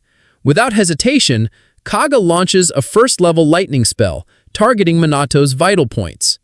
Leona pleads for him to stop, but Kaga, caught up in his sadistic pleasure, refuses. After a relentless assault, Manato feigns unconsciousness, while Leona blames herself for being too weak to help. Seeing an opportunity, Kaga prepares another attack, while taunting her. Determined to protect Manato, Leona tries to disrupt Kaga's spell, but he quickly sees through her plan. After knocking her down, he belittles her, calling her a weakling who doesn't know her place. He even blames her presence for Manato's downfall and moves in to finish her off, relishing the idea of watching her die in despair. At the last second, Manato springs to life and lands a devastating sucker punch on Kaga, disfiguring his face. In shock, Leona asks how he survived the attack after deactivating his barrier. Manato explains that he had secretly maintained a small hidden barrier just before the attack hit him, making it appear that he had dropped his defenses completely. Amused by his cunning, Leona nervously chuckles, remarking that only Manato could pull off such a trick.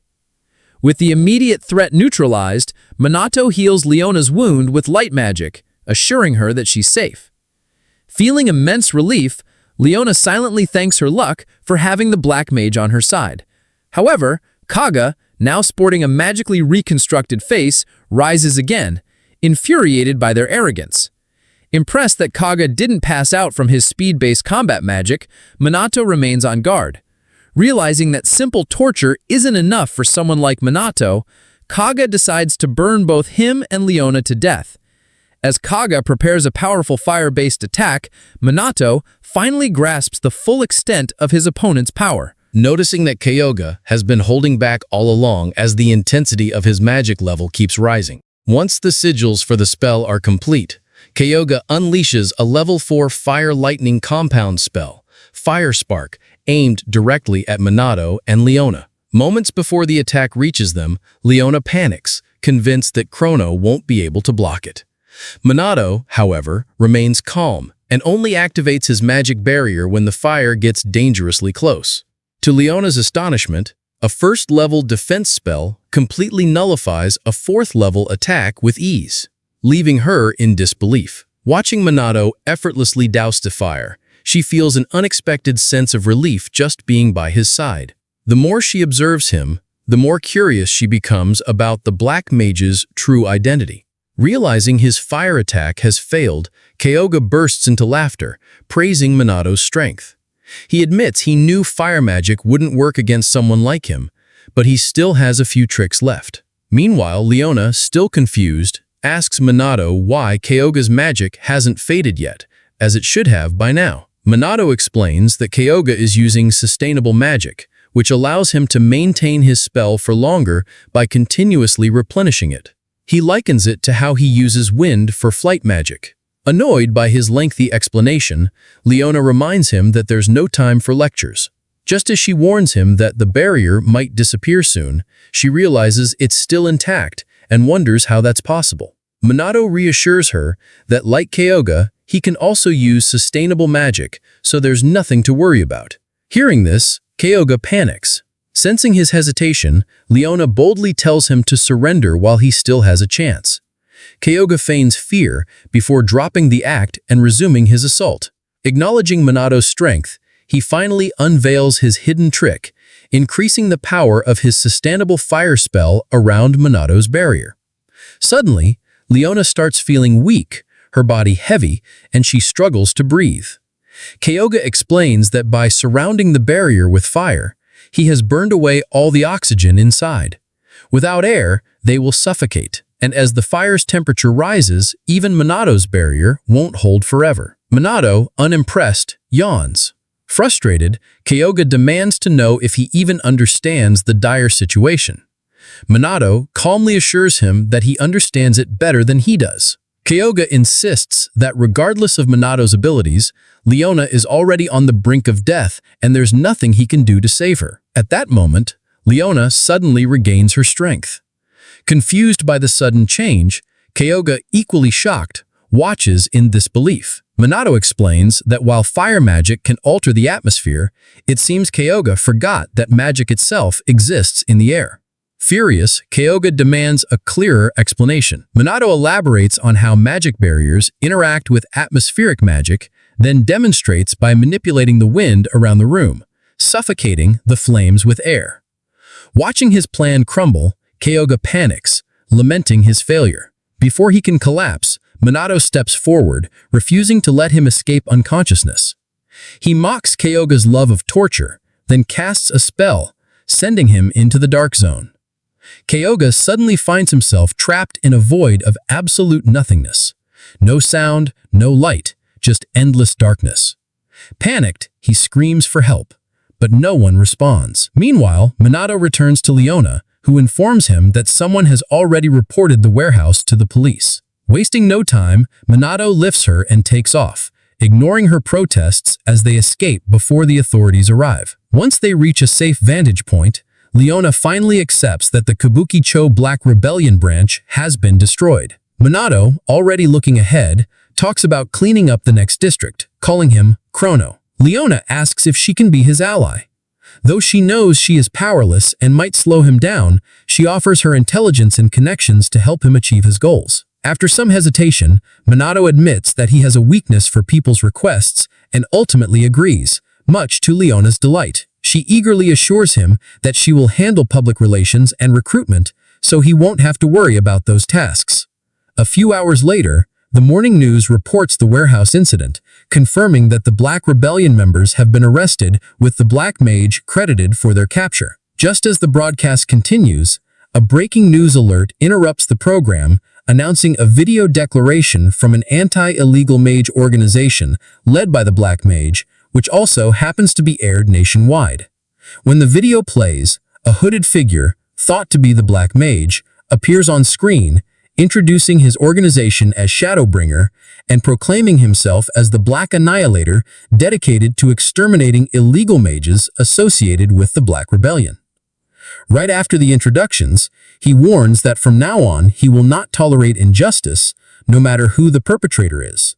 Watching the broadcast, a high-ranking member of Black Rebellion flies into a rage, furious at the audacity of the Black Mage.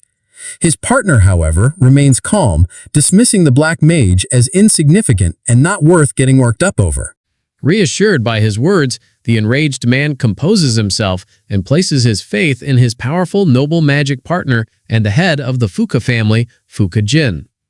After his heated encounter with the boss, Fuka-jin returns to his quarters and watches the news, where reporters tear into the magic nobility, criticizing their incompetence and disgraceful actions during press conferences. Despite their failure in managing the recent calamity, the Special Magic Unit has proven far more effective, leading both the media and the public to question whether magic nobles are even necessary. Enraged by the blatant disrespect, Jin smashes his teacup against the TV and orders his butler to summon Sho. As the butler hurries off, Jin seethes with anger, vowing to teach these lowly commoners the consequences of mocking the so-called useless magic nobility. Meanwhile, across the world, the bustling streets of New York City erupt into chaos as monsters suddenly appear, attacking civilians. What was once a thriving metropolis becomes a scene of terror as people flee for their lives. Within minutes, first responders arrive, relaying updates to their base as they attempt to contain the attack. Despite their efforts, the sheer number of monsters proves overwhelming. One officer holds the creatures at bay, while the other frantically calls for SMAT reinforcements, only to learn that the calamity is spreading everywhere and that backup will not arrive anytime soon. Explosions rock the city, leaving hundreds dead and thousands injured. Amid the destruction, a monstrous leader emerges, preparing to unleash a level 5 blazing column fire spell capable of engulfing the entire city in flames. Just before disaster strikes, a highly skilled noble magic user arrives, countering the attack with a level 5 Titanic Bubble water spell. The noble, identified as Mizuha Tushiu, father of Yuika and Ruka, effortlessly neutralizes the monstrous leader attack before descending onto the battlefield. The first responders, in awe of his abilities, receive orders to assist Tushiu in containment efforts. Ignoring the crowd's admiration, Tushiu focuses solely on the battle, casting an even stronger water spell to subdue the monstrous leader. The overwhelming force of his magic eventually drowns the creature before it can retaliate and ends the battle in Tushiu's favor. With the battle won, the first responders eagerly surround Tushiu, praising his efforts. Ever the stoic professional, he brushes off their gratitude, insisting that he was merely doing his duty. Soon, the mayor of New York personally thanks him for minimizing the destruction. As Tushiu prepares to return to Japan, murmurs spread through the gathered crowd. Skeptics scoff at the idea of a low-tier Japanese noble acting high and mighty, mocking Japan's weakened state. Tushiu, overhearing their words, chooses to ignore them, instead turning his thoughts to the challenges awaiting him back home. His daughters joining the special magic unit and Japan's declining reputation. Elsewhere, Yuika, Ruka, and their friend are recovering on the training field, still reeling from their brutal sparring session with Manato Kusanagi. Complaining about how impossibly strong he is, Ruka notes that Manato isn't even using his full strength. Before they can dwell on the unfairness of it all, Sonata and a group of trainees arrive, proposing a new strategy. If they all attack Manato together, they might stand a chance. Encouraged by their numbers, Yuika rallies Pasquad, confident that even Manato cannot withstand an onslaught from over 100 trainees. Unfortunately for them, Manato overhears their conversation, appearing suddenly behind them. He casually asks if they would like to test their theory. Frozen in fear, Yuika quickly denies everything, insisting they were just making small talk. Amused, Manato declares their break is over and issues their next challenge: defeat him using everything they have. Seizing the opportunity, the squad launches an all-out assault, convinced that overwhelming numbers will secure their victory. Manato, however, barely lifts a finger, shielding himself with a basic level 1 barrier. When Yuika smugly tells him that won't be enough, he effortlessly upgrades to a level 4 high magic barrier, leaving the trainees dumbfounded. Determined to break through, they intensify their attacks, but Manato's defense absorbs every single blow with ease. As frustration sets in, it dawns on the squad just how terrifyingly strong Manato truly is. When it's his turn to attack, Manato gives them hell, effortlessly overwhelming every one of them. As soon as the dust settles, the trainees groan in pain, sprawled across the field in complete defeat. As training concludes, Yuika and Ruka check their phones, and their expressions turn pale. Manato, noticing their reaction, asks what's wrong. Both sisters look at him dead serious and tell him that their father is back home in Japan. After leaving their father's house, the Mizuha sisters arrive at their family villa for an important discussion. A brief and awkward silence fills the air before Tushiu finally speaks, asking them about the special magic squad they recently joined. Yuika confirms that they are indeed working with the unit. As the tension between them grows, Tushiu urges them to tell him more about their squad. Relieved that their strict father is at least asking, they eagerly describe the squad's positive contributions to society, adding that their new friends are incredible people. Ruka enthusiastically chimes in, boasting about how much their magic power and spell levels have improved in such a short time, all thanks to Manato Kusanagi and the rest of the squad. Tushiu, intrigued by their praise from Manato, acknowledges the individual's exceptional skills and contributions to society. However, as he sips his tea, one of the girls makes a comparison between Manato and their father, suggesting that Manato might even rival a magic noble like him. At this, Tushiu calmly sets down his cup and issues an abrupt command. They are to leave the special magic squad immediately. Shocked, the sisters demand an explanation. Tushiu, maintaining his composure, explains that the reputation of magic nobles is already declining, which could have negative consequences for Japan. He insists that magic nobles, not the special magic squad, are the backbone of the country. Therefore, their leader, Manato, is doing more harm than good simply by existing. With this in mind, Tushiu forbids any further association with Manato. Furious, the sisters protest, calling his reasoning ridiculous. Unmoved by their frustration, Tushiu orders them to obey him as they always have and turns to leave. Before he can go, Yuika, who has always followed her father's commands without question, firmly says no for the first time. She declares that she will never abandon the special magic squad or Manato, as she believes he has the power to change the world. She argues that while nobles have grown complacent, the squad trains them relentlessly, preparing them for real battles. Had their father asked them to cooperate, they would have gladly done so, but demanding their obedience is a mistake. Hearing this, Tushiu coldly disowns her, forbidding her from ever calling herself a magic noble again. Ruka, ready to step in, watches as Yuika merely nods and walks away without another word. Just before exiting, Yuika gives her father a final smile, assuring him that from now on, she will simply be Mizuha Yuika. He no longer has to worry about her tarnishing the family name. Once she is gone, Tushiu mutters something about Yuika's defiance, and Ruka warns him that she has changed. Hoping to at least keep one daughter by his side, Tushiu is instead met with further disappointment as Ruka follows Yuika's lead, renouncing her status as a noble. Tushiu repeats his disownment, telling her never to use the family name again. Ruka happily accepts, thanks him for everything, and walks out, leaving him standing alone, muttering to himself. Now free from their father's authority, the sisters change out of their noble attire into casual clothes and head toward a hotel, discussing their newfound freedom. As they walk, Yuika asks Ruka if she is truly okay with leaving their family behind. Ruka reassures her, saying that as her big sister, she would never leave Yuika alone. Touched by her words, Yuika smiles, and the two share a heartfelt hug. Their joy is short-lived, as they soon face difficulties checking into a hotel. After exhausting all options, they resort to speaking with the manager, but their efforts are in vain. A full day of searching leads them nowhere. Every hotel, rental property, and even internet cafes refuse to accept minors. Ruka could have lied about her age, but Yuika, being too young, made that impossible. Defeated, they settle into a small cafe to rest and sip their drinks. Yuika laments how ironic it is that they have money from their squad activities, but nowhere to spend it. As they talk, two intoxicated young men approach their table, attempting to hit on Yuika right in front of Ruka.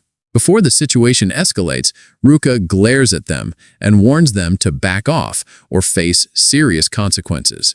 The men, sensing the danger, immediately apologize and flee. Once they are gone, Yuika grins at her sister and suggests they have some fun while they're stuck outside. When Ruka asks about their accommodation problem, Yuika insists they can figure it out later. Deciding to make the most of their first night as independent sisters, they spend the evening shopping for clothes and stuffed animals, singing karaoke like carefree drunks, and simply enjoying themselves. By twilight, reality sets in once more. But Yuika expresses her gratitude to Ruka for making the night special. She admits that having Ruka by her side makes everything feel less daunting. Accepting the compliment with a smirk, Ruka reminds Yuika that they still have to find a place to stay. As they wonder who might take them in, Yuika receives a text message from Manato. He clumsily asks her how to use his phone, claiming he has forgotten again. The sisters exchange knowing looks before deciding to visit Manato, hoping he will let them stay at his place in the meantime. When they eventually do get to visit Manato, the sisters ask if he'll permit them to stay at his place in the meantime. Before answering their question, Manato invites the Mizuha sisters into his living room so they can discuss what happened. After getting the full story, he asks them how they feel about their rebellious act. The girls admit that they were impulsive and immature. As Manato observes them, he notices not only how honest they have become with themselves, but also how much closer they have grown as sisters.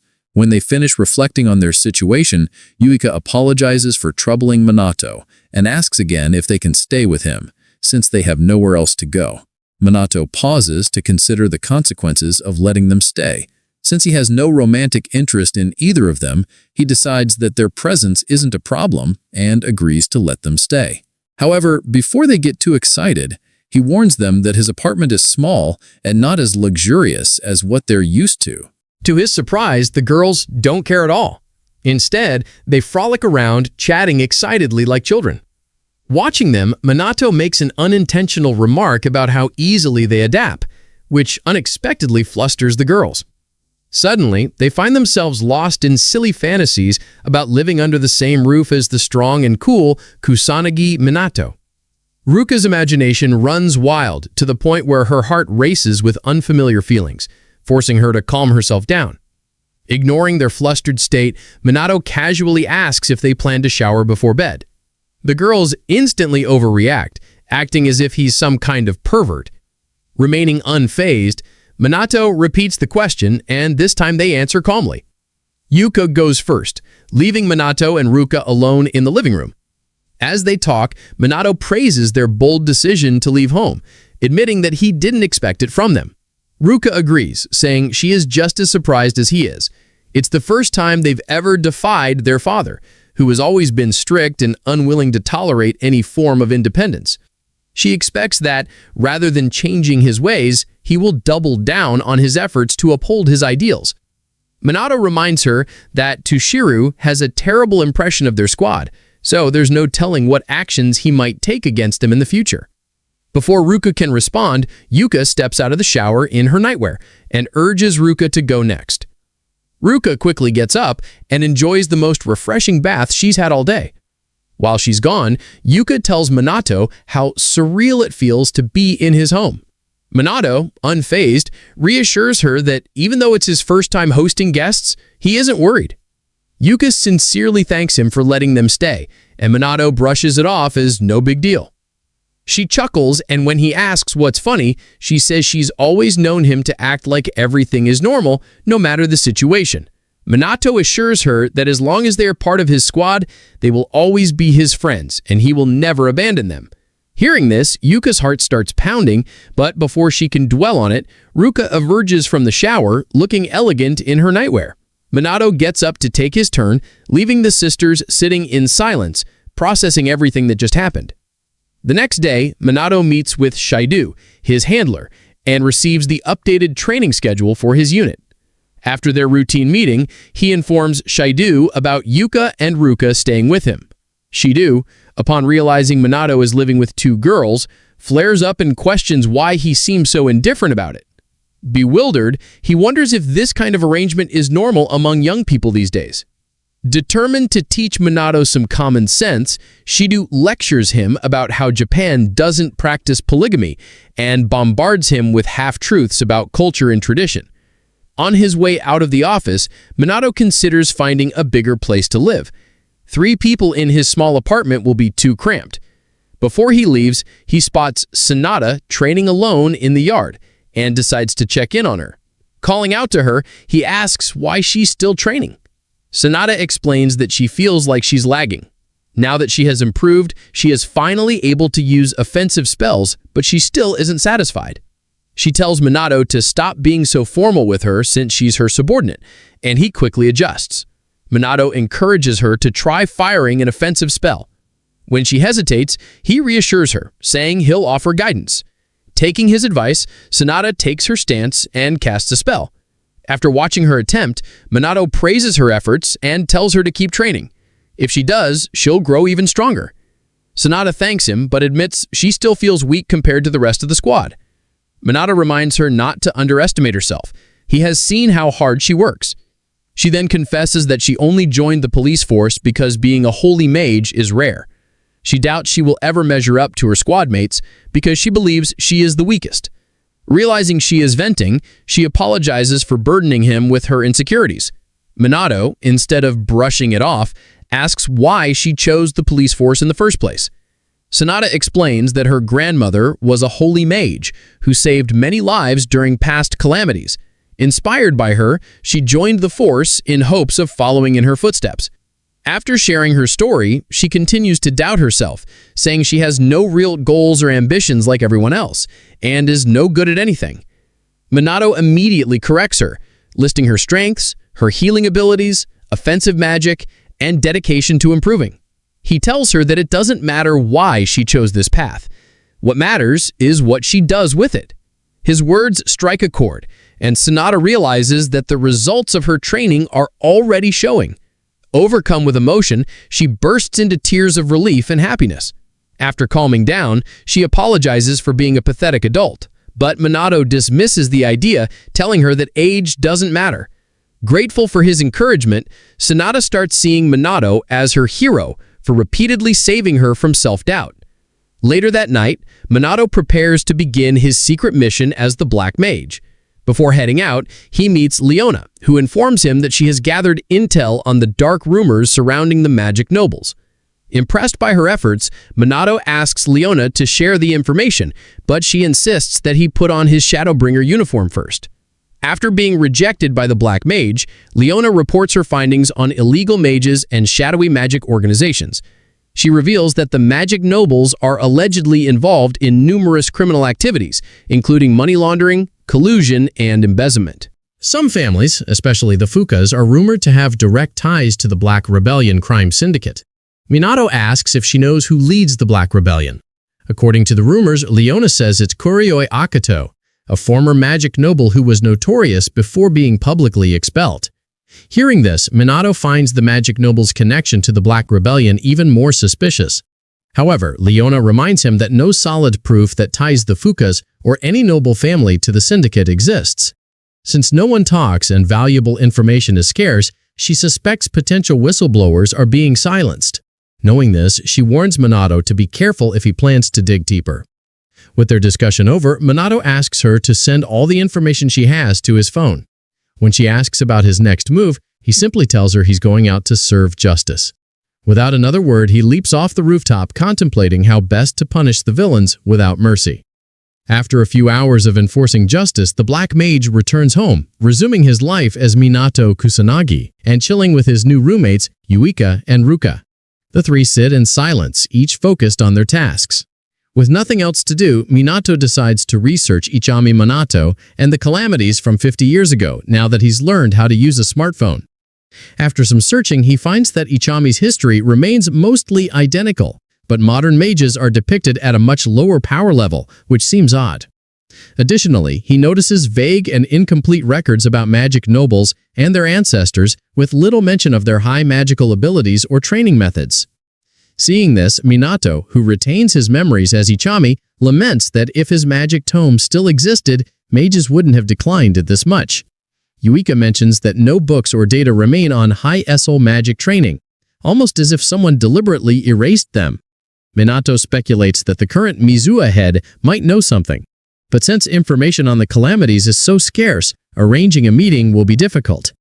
For now, he racks his brain trying to understand what calamities are and when they first appeared on Earth, but no clear answers emerge. Yuika notices his frustration but chooses to ignore it and continue her work. The next day, while training the special magic unit, Minato and his team receive an urgent report about a detected calamity and are immediately ordered to respond. They rush to the site only to find Shu Fuka, Gen Fuka's son, and his lackey standing over the corpse of a calamity monster. Although confused, Minato keeps his composure, as Sho smugly criticizes them for arriving late, bragging about how he and his group handled the monster before they arrived. When Sho notices Minato's stern expression, he assures him that no civilians were harmed, so he should relax. He continues boasting about how things would have gone badly if he hadn't intervened, then arrogantly advises them to be more vigilant next time before walking away. Once he's gone, Yuika asks Minato what Shu's deal is, but Minato has no idea. Over the following days, more calamities occur, and each time Sho and his crew arrive just before the special magic unit, taking credit for the victory. Every time Sho mocks them for being too slow, reinforcing his claims that the world still needs the magic nobles. Yuika loses her temper when Sho insults their unit, calling them useless. After he leaves, she complains that this is the 5th time he's pulled off this stunt, making it obvious that something is going on behind the scenes. Around this time, Shadowbringer informs them that they may have been sabotaged. As their intelligence reports are consistently delayed, since Manato cannot sense calamities from afar, he struggles to think of a solution. Meanwhile, Yuika throws a tantrum, pointing out that Shu always avoids fights when a demon-level boss appears. At an impasse, Sanada pulls out her phone and shows her teammates that the Fukas are receiving overwhelming online support. This is suspicious considering they were heavily criticized not long ago. She also discovers that Jin Fuka has called a press conference which is about to start. Minato and the others gather around to watch what he has to say. At the press conference, Jin thanks everyone for attending and states the purpose of the meeting is to address the recent failures and disappointments of the magic nobles, particularly his son, Sho. In a surprising move, Jin bows deeply and publicly apologizes for Shu's disgraceful behavior. The reporters who never expected a magic noble to apologize are left speechless. Jin continues, taking responsibility for failing to raise Sho properly and promising to make amends. At the same time, the media begins discussing reports of Shu handling multiple calamities before the special magic unit could arrive. Realizing his plan is working, Jin stands tall and discusses the shortage of competent magic nobles. However, he reassures the public that they are implementing measures to address the issue. As the conference trends online, half the comments support the Fukas, which irritates Yuika. She vents to her colleagues, questioning if all their hard work was for nothing, only to be ridiculed by the public. Before she completely loses her temper, Minato urges her to stay calm, reminding her that their mission remains the same regardless of public opinion. He asks them to trust him to handle the situation. A few days after the conference, Shadowbringer is summoned to a high SO meeting. His superior informs him that the special magic squad is in jeopardy, as complaints against them continue to rise due to their growing conflict with the magic nobles. When Shadowbringer attempts to explain Shu's questionable actions, his superior dismisses his concerns, accusing him of antagonizing the magic nobles. He blames Shadowbringer for supporting the special magic squad's creation and making enemies of the nobles, saying the consequences are entirely his fault. Shadowbringer then asks if there's any insight into why their operations are being obstructed. This time his superior scolds him for suggesting sabotage, making it clear that the squad's survival depends on improving public perception and repairing relations with the magic nobles. If they fail, the special magic squad will be shut down. Meanwhile, Jin Fuka watches events unfold, satisfied that everything is going according to plan. He knows that the public, easily swayed by spectacle and manipulation, will believe whatever he tells them. With public opinion on his side, Jin is confident that he will soon crush the special magic squad completely. After about a week of silence, Manato and his squad sit on their school's rooftop, complaining about their idleness while eating lunch. At one point, Ruka reminds them that the Fukas are handling the recent calamities, but then Ryuji Katsuragi points out that there are insiders within the police department sabotaging the special magic team. Manato agrees, explaining that some officers are directly connected to the magic nobles and see the SMT as an obstacle to their plans. The ever-clueless Yuika asks how that is possible. Manato explains that their actions must have negatively impacted the reputation of the magic nobles. Internally, he knows there is a connection between the nobles and the Black Rebellion, meaning the SMT gaining public support is highly inconvenient for them. Frustrated, Yuika lashes out, blaming the magic nobles for their incompetence and arguing that they should work harder to fix their reputation. Once she calms down, she wonders if her father is involved, but Ruka reassures her that she doubts it. Just then, Manato finishes his lunch, stands up, and tells the group they are going to the Mizuha residence to find out for themselves. The sisters hesitate, arguing that they are not on good terms with their father. Manato tells them they can stay behind if they want, but unable to resist, they agree to tag along. Before long, the team arrives at the Mizuha villa and is met by two female guards at the gate. After introducing themselves, they are immediately turned away. When Yuika and Ruka ask for an exception, the guards inform them that the master has forbidden his disowned daughters from entering the premises. Just as the sisters admit defeat, Manato steps forward, introduces himself as the captain of the SMT, and states that he has questions for Tushiu. The guards instruct him to schedule an appointment, but Manato insists that he just needs to ask a few questions. Frustrated, he considers forcing his way in, but before he acts, Tushiu himself arrives. After assessing the situation, he allows them inside. As they walk to the meeting room, Manato makes a playful remark about Tushiu's youthful appearance, asking if he is the sister's brother. The girls quickly correct him, stating that despite his looks, he is their father. Once seated, Tushiu starts the meeting by accusing Manato of leading his daughters astray. Manato responds by pointing out that blaming someone else for their children's independence is a bad parental habit. He then asks Tushiu why he is not proud of his daughters for maturing. Tushiu silently observes him. Realizing Manato is not here to play games, without further delay, Manato gets to the point and asks if Tushiu is pressuring the special magic team. Tushiu denies any involvement, stating that magic nobles rarely cooperate, meaning Fuka is acting independently. After Tushiu comments on Manato's resolve, he acknowledges Manato's reputation as a student with the power of a noble and a hero who has stopped multiple calamities. Skeptical of these claims, he challenges Manato to a test of strength. Tushiu releases a massive burst of mana to display his power, and to his shock, Manato matches it effortlessly. The rest of the team, including the sisters, are left trembling under the overwhelming magical pressure. Once the display is over, Tushiu praises Manato for being able to match his power. Manato dismisses it as basic magic control, but notes that Tushiu held back significantly. Impressed by Manato's keen observation, Tushiu acknowledges his insight. Manato then asks why modern mages are weaker compared to the past. Tushiu questions the basis of his inquiry, and when Manato references the events from 50 years ago, Tushiu states that mages have been deliberately weakened for restraint and regulation. Confused, Manato asks for further explanation, but Tushiu cryptically replies that he will understand soon. He then asserts that magic nobles are necessary, prompting Manato to question whether the Fukas are necessary as well. Tushiu remains silent. Seeing no further answers coming, Manato stands up, thanks Tushiu for his time, and ends the meeting. Before leaving, the others mention that they are still struggling to move due to the mana pressure from earlier.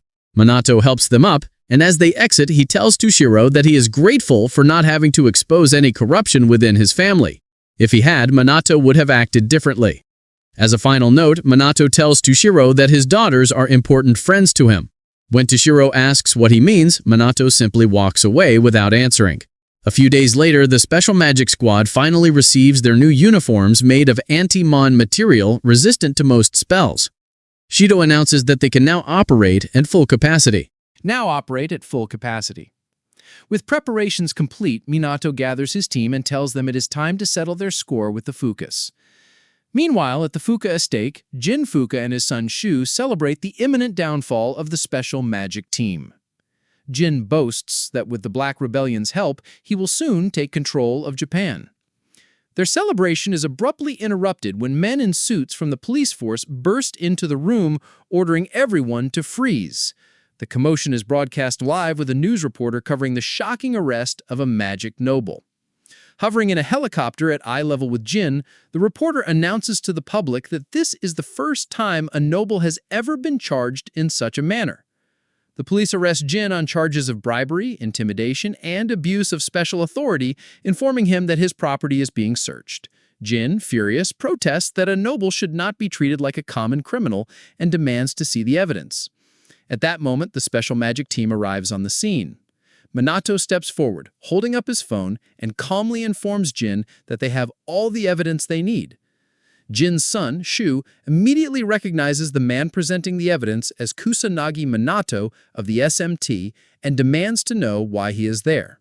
His father, Jin, dismisses the evidence, claiming it is fake. In response, Manato pulls up images on his phone displaying undeniable proof of Jin engaging in bribery, collusion with illegal mages, and even conspiring to commit murder. Seeing this, Jin becomes defensive and accuses Manato of fabricating the evidence.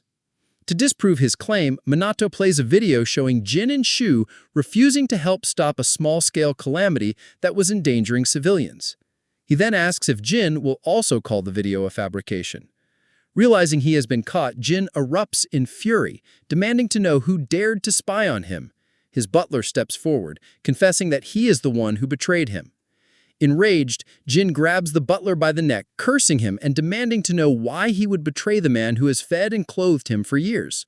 As it turns out, the butler had secretly met with the Black Mage, who confronted him about his loyalty.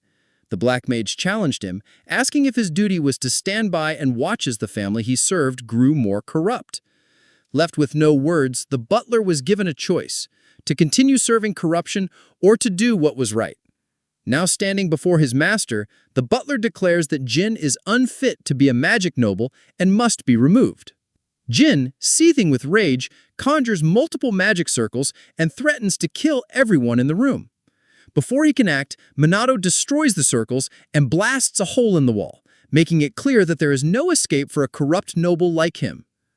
Jin laments the downfall of everything he has built, but Manato coldly reminds him that he brought this upon himself. As a final act of desperation, Jin boasts about an overseas base he has prepared for situations like this, claiming that once he escapes, he will be untouchable.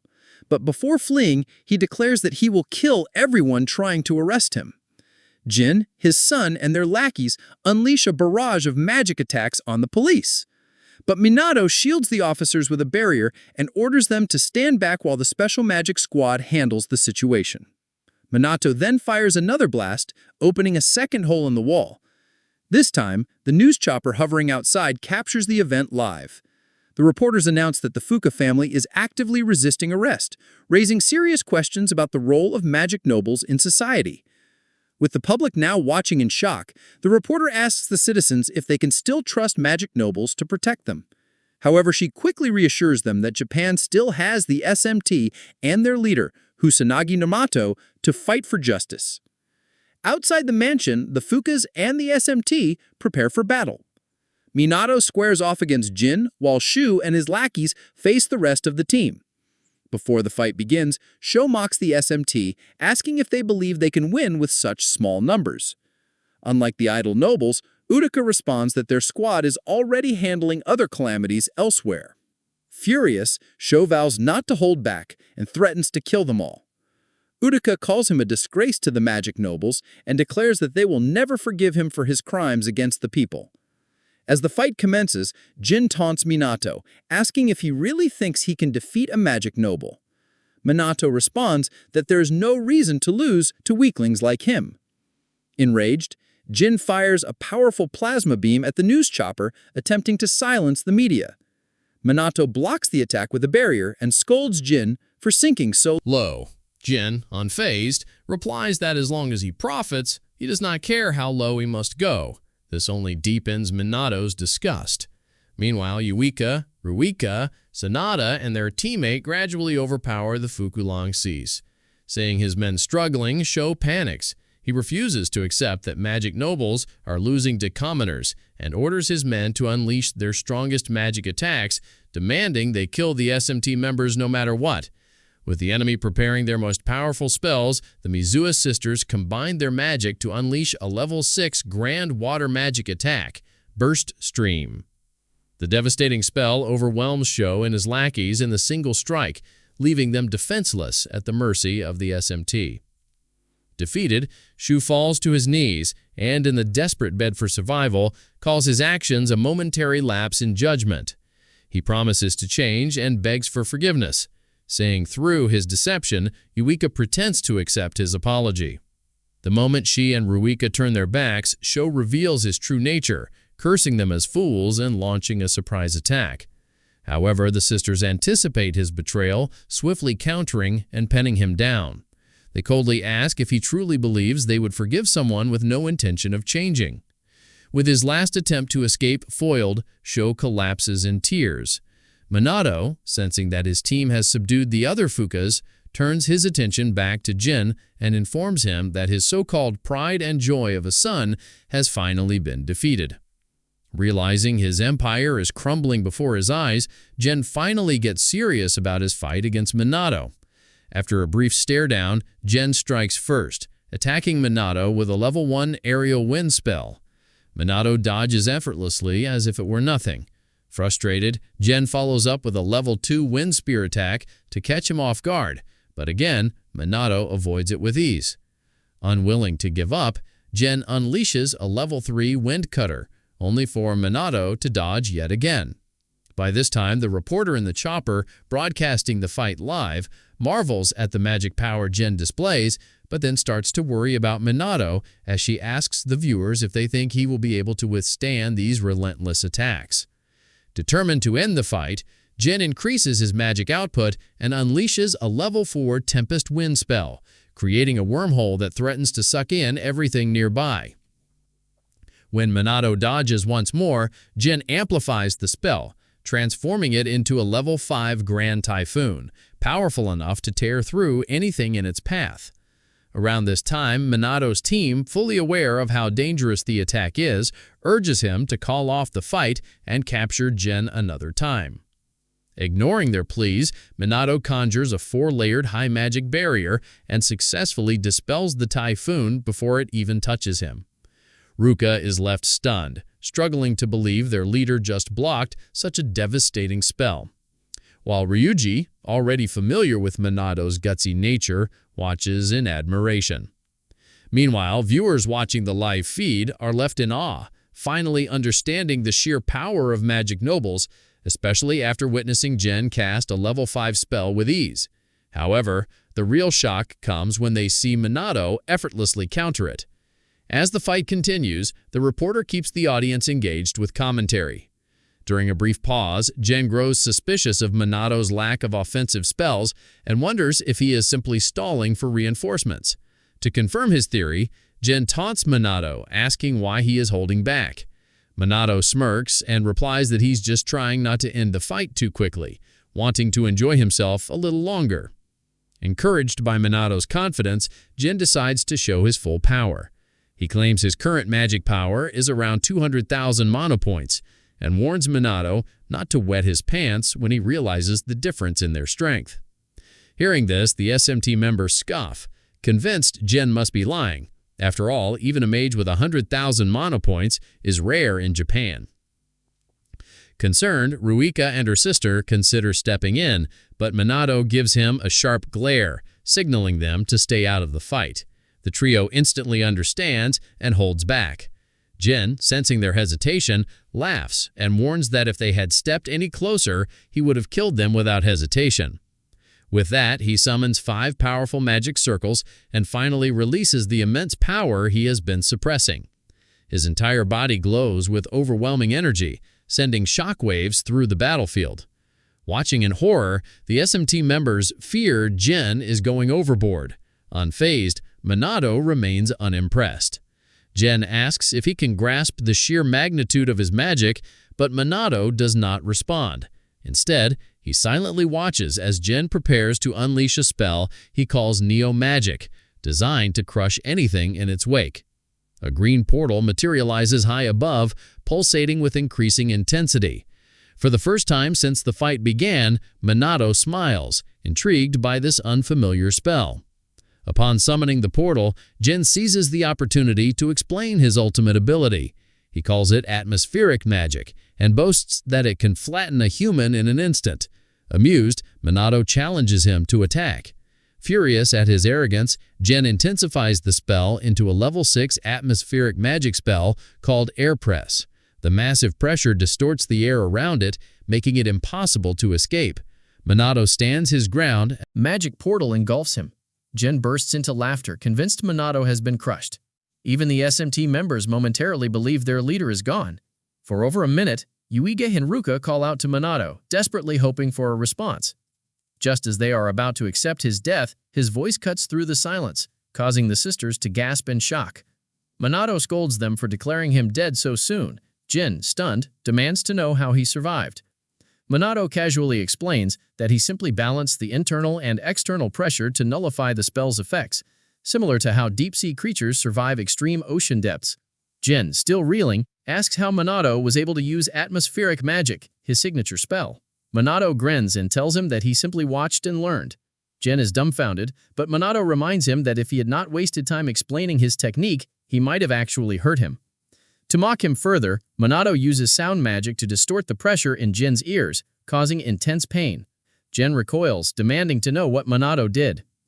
Manato smirks and explains that sound magic, another application of wind magic, was used to increase the sound pressure around his ears, making him miserable. As the fight unfolds, Yuika finally begins to understand something crucial about Manato. Meanwhile, Jin, feeling utterly humiliated, loses all restraint. He unleashes even more power, declaring that he will no longer hold back. He claims that his 200,000 mana points were just a warm-up. Once he goes all out, his magic power will surge to 500,000 mana points. Shu and the SMT members, sensing the surge of energy, realize that Jin is not bluffing this time. With the second round about to begin, Jin roars, commanding Manato to despair as he prepares to unleash his most devastating attack yet. For a few seconds, Jin charges an overwhelming amount of magic energy, leaving the SMT members in shock. Even Ryuji, who is usually unimpressed by opponents, admits that Jin is not someone they can face.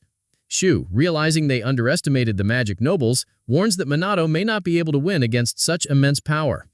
Jin, now at full power, begins boasting about his strength. Manato, unimpressed, yawns, making Jin pause in confusion.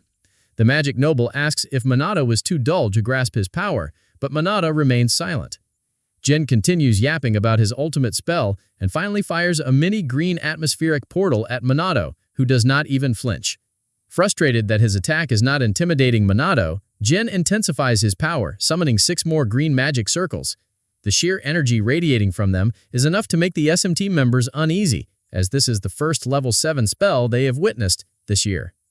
With tension growing, Yuika chooses to believe in Manato, silently urging him to defeat Jin. With his ultimate spell complete, Jin mocks Manato, saying he should have attacked earlier when he was still charging. Now he tells him it is too late for regrets and that despair is his only option. Annoyed, Manato asks if he is finally going to attack. Instead of answering, Jin continues his pointless speech before finally unleashing his most powerful spell, the level 7 atmospheric magic, Plasma Break. The sheer force of the spell destabilizes the chopper hovering above, while the SMT members scramble for a way to counter it. Ruka, desperate, tells Manato to run, but he stands his ground. Jin gives Manato one final chance to flee, warning that if he does, his friends will die instead. Unfazed, Manato accepts the challenge and prepares to counter. Before the Plasma Break spell grows out of control, he invokes a level 4 spell, creating a core amethyst. Jin, mocking his choice, asks if he really believes he can resist his magic with something so insignificant. As Jin laughs, Manato fires the amethyst crystal at the core of Plasma Break, waiting for the result. To everyone's shock, the Plasma Break is instantly neutralized. Jin, along with the SMT members, stands frozen, trying to comprehend how his ultimate spell vanished so easily. Staring in disbelief, Jin demands an explanation. Manato casually responds that wind magic is weak against earth magic. Because Plasma Break was a slow spell, it was easy to neutralize with the amethyst crystal. He then insults Jin's ignorance, leaving the magic noble reeling from the realization. Still unable to process what happened, Jin demands a further explanation. Manato elaborates that while the core amethyst is not particularly strong offensively, its high-density magic allows it to absorb opposing attribute spells, neutralizing them even with a rank difference. Jin, still in shock, asks why Manato knows such a ridiculous spell. Manato smirks and reveals that he created it just for fun. Hearing this, Jin completely breaks down. Unable to believe that the spell he spent decades perfecting was defeated by something his opponent invented on a whim. With the fight effectively over, Manato steps forward, telling Jin to prepare for his punishment. Before Manato can do anything, however, Jin quickly surrenders, claiming his magic is depleted and he cannot move. Manato assures him that he has no intention of beating up someone as pathetic as him. Instead, he prepares to flick him on the forehead, underestimating the power behind it. Jin dismisses the attack. The moment Manato releases the flick, however, Jin is sent flying several feet back, instantly passing out from the impact. The SMT members stare in stunned silence, questioning whether their leader is even human. With Jin incapacitated, the police move in to secure him. Meanwhile, the news reporter in the chopper announces the historic defeat of a magic noble at the hands of SMT Captain Manato Kusanagi. The country erupts its celebration with citizens singing Manato's praises. In the aftermath of the battle, the SMT members gather around Manato, congratulating him on finally taking down Fukujin. Watching the police drag Jin away, Manato cannot help but feel disappointed in the state of Japan's magic nobles. In the end, they turned out to be nothing more than frauds. Before Jin is completely out of sight, Manato asks him what the magic nobles did after Ichioka Manato's death 50 years ago. Jin remains silent, prompting Manato to ask if they destroyed the magic tome that existed back then. He demands to know why they would do such a thing. Jin finally responds, saying that commoners could never comprehend the lofty thoughts of magic nobles. Confused by this cryptic answer, Manato asks him to elaborate, but Jin simply smirks and tells him to figure it out himself before being taken away. A few hours later, Manato is forced to hold a press conference alongside Shadu and the head of the team. When the conference begins, he delivers a brief statement about his battle with Fukujin. His words quickly make headlines, and overnight his popularity skyrockets. A few days later, Manato finds himself on a beach in Hawaii, lounging under the sun, still wondering how he ended up there. As he contemplates, Yuika, dressed in a swimsuit, approaches and asks him what is on his mind. Before answering her question, Manato thinks back to his most recent meeting with Shadu and the team members. In a flashback, Ryuji asks Shadu why they are going to Hawaii. Shadu explains that, as they all know, the SMT has become incredibly popular recently. With the overwhelming attention they are receiving, things are slowly getting out of hand. As he speaks, Yuika finds a video of Manato being surrounded by girls. Realizing that they are now being filmed, even at school, she informs the team that their videos are going viral across various SNS platforms. And Ruka adds that the internet is flooded with news about the SMT as well. As the team expresses concern over their growing exposure, Shadu confirms that all of Japan now has its eyes on them. Because of this, he has arranged for them to take a break in Hawaii while the situation is sorted out. He also credits Manato for strengthening the team and securing support from the Mizuo clan, which will help handle disaster responses in their absence. With that reassurance, he urges them to take this opportunity to rest before leaving them to prepare for the trip. Back in the present, Manato, upon hearing Yuika's question, stands up and tells her he was simply lost in thought. Satisfied with his response, Yuika shyly draws attention to her swimsuit, asking if she looks weird in it. Without hesitation, Manato tells her she looks cute. The unexpected compliment catches Yuika off guard, making her blush furiously. As if that were not enough, Manato continues, saying the swimsuit suits her style and looks great on her. Overwhelmed, Yui thanks him awkwardly and turns away to regain her composure. Shortly after, Yuika appears in a dark-colored swimsuit, irritated that Manato has been avoiding her all day. When he looks puzzled, she asks if there's something he would like to say. In response, Manato tells her he was simply admiring her beauty, pointing out that her pale, clear skin makes the swimsuit stand out and enhances her elegance. Embarrassed by the detailed compliment, Yuika turns away, her face flushed red, and thanks him. Meanwhile, Ryuji, who has been standing beside Manato the entire time, marvels at how effortlessly and sincerely Manato compliments the girls without any ulterior motives. Moments later, Sanata arrives wearing a white flare dress as she apologizes for keeping them waiting. Ryuji is taken aback, realizing for the first time just how curvy she is beneath her uniform. Curious, Sanata asks Manato what he thinks of her outfit. Before he can respond, Ryuji silently prays that he does not comment on her figure. With all eyes on him, Manato simply tells Sanata she has a great sense of style. Doubting his sincerity, Sanata presses for clarification, prompting Manato to emphasize how beautifully the outfit complements her natural elegance. Caught off guard, Sanata blushes just as deeply as the others, flustered by the excessive praise. Shocked by Manato's uncanny ability to make everyone blush, Ryuji jokingly calls him amazing, but then asks if he thinks he might be overdoing it. Unbothered, Manato replies that he is simply being honest and that if someone deserves a compliment, he sees no reason not to give one. Since he finds all three of them beautiful in their swimsuits, he feels compelled to say so. Though Ryuji acknowledges there is nothing wrong with this, he cannot help but feel secondhand embarrassment at how overwhelmed the girls are. To make matters worse, Manato suddenly turns to Ryuji and begins complimenting his well-proportioned physique, urging him to take pride in his appearance. Unamused, Ryuji immediately shuts him down, warning him never to praise another guy in front of the girls again. With the tension dissipated, the Special Magic Squad spends the rest of the day enjoying various activities, including volleyball, jet skiing, sunbathing, and taking countless photos. By nightfall, Manato steps out to grab a drink from a convenience store. However, before he gets far, he notices Yuika looking unusually shy and decides to take a walk with her. As they stroll, they reflect on how much they have fought recently. And how the break feels surreal. A brief silence follows, during which Eureka recalls the ring Ruchika was wearing earlier and wonders if her sister is dating Minato. Before her thoughts spiral, she reminds herself that Minato has told her he is not seeing anyone. Minato, sensing her sudden change in behavior, stays silent, waiting for her to speak. Gathering her courage, Eureka asks Minato about the type of person he likes. When Minato admits he has never really thought about it, she playfully lists herself, Ruchika, and Sanada as examples, urging him to pick one of them. After a moment of consideration, Minato responds by choosing all three, praising their beauty, hard work, and admirable qualities. Annoyed by his vague answer, Eureka points out that his response is different from romantic feelings. Minato, confused, says he thought admiration and love were similar. Taking a moment to reflect, he then tells Eureka that if he had to choose, she is the one he likes the most. Hearing this, Eureka freezes in shock as Minato sincerely lists all the things he appreciates about her. Blushing furiously, she crouches down, overwhelmed. Concerned, Minato kneels beside her, asking if she is all right. Still flustered, Eureka mumbles that even though she knows Minato does not see her romantically, hearing those words from him makes her incredibly happy. If anything, it only confirms how deeply in love she is with him. Meanwhile, back in Japan, Shido analyzes social media data and realizes the situation is escalating. There's not only a growing wave of criticism against the magic nobles, but also an increasing public demand for the SMT to take charge of disaster and monster threats.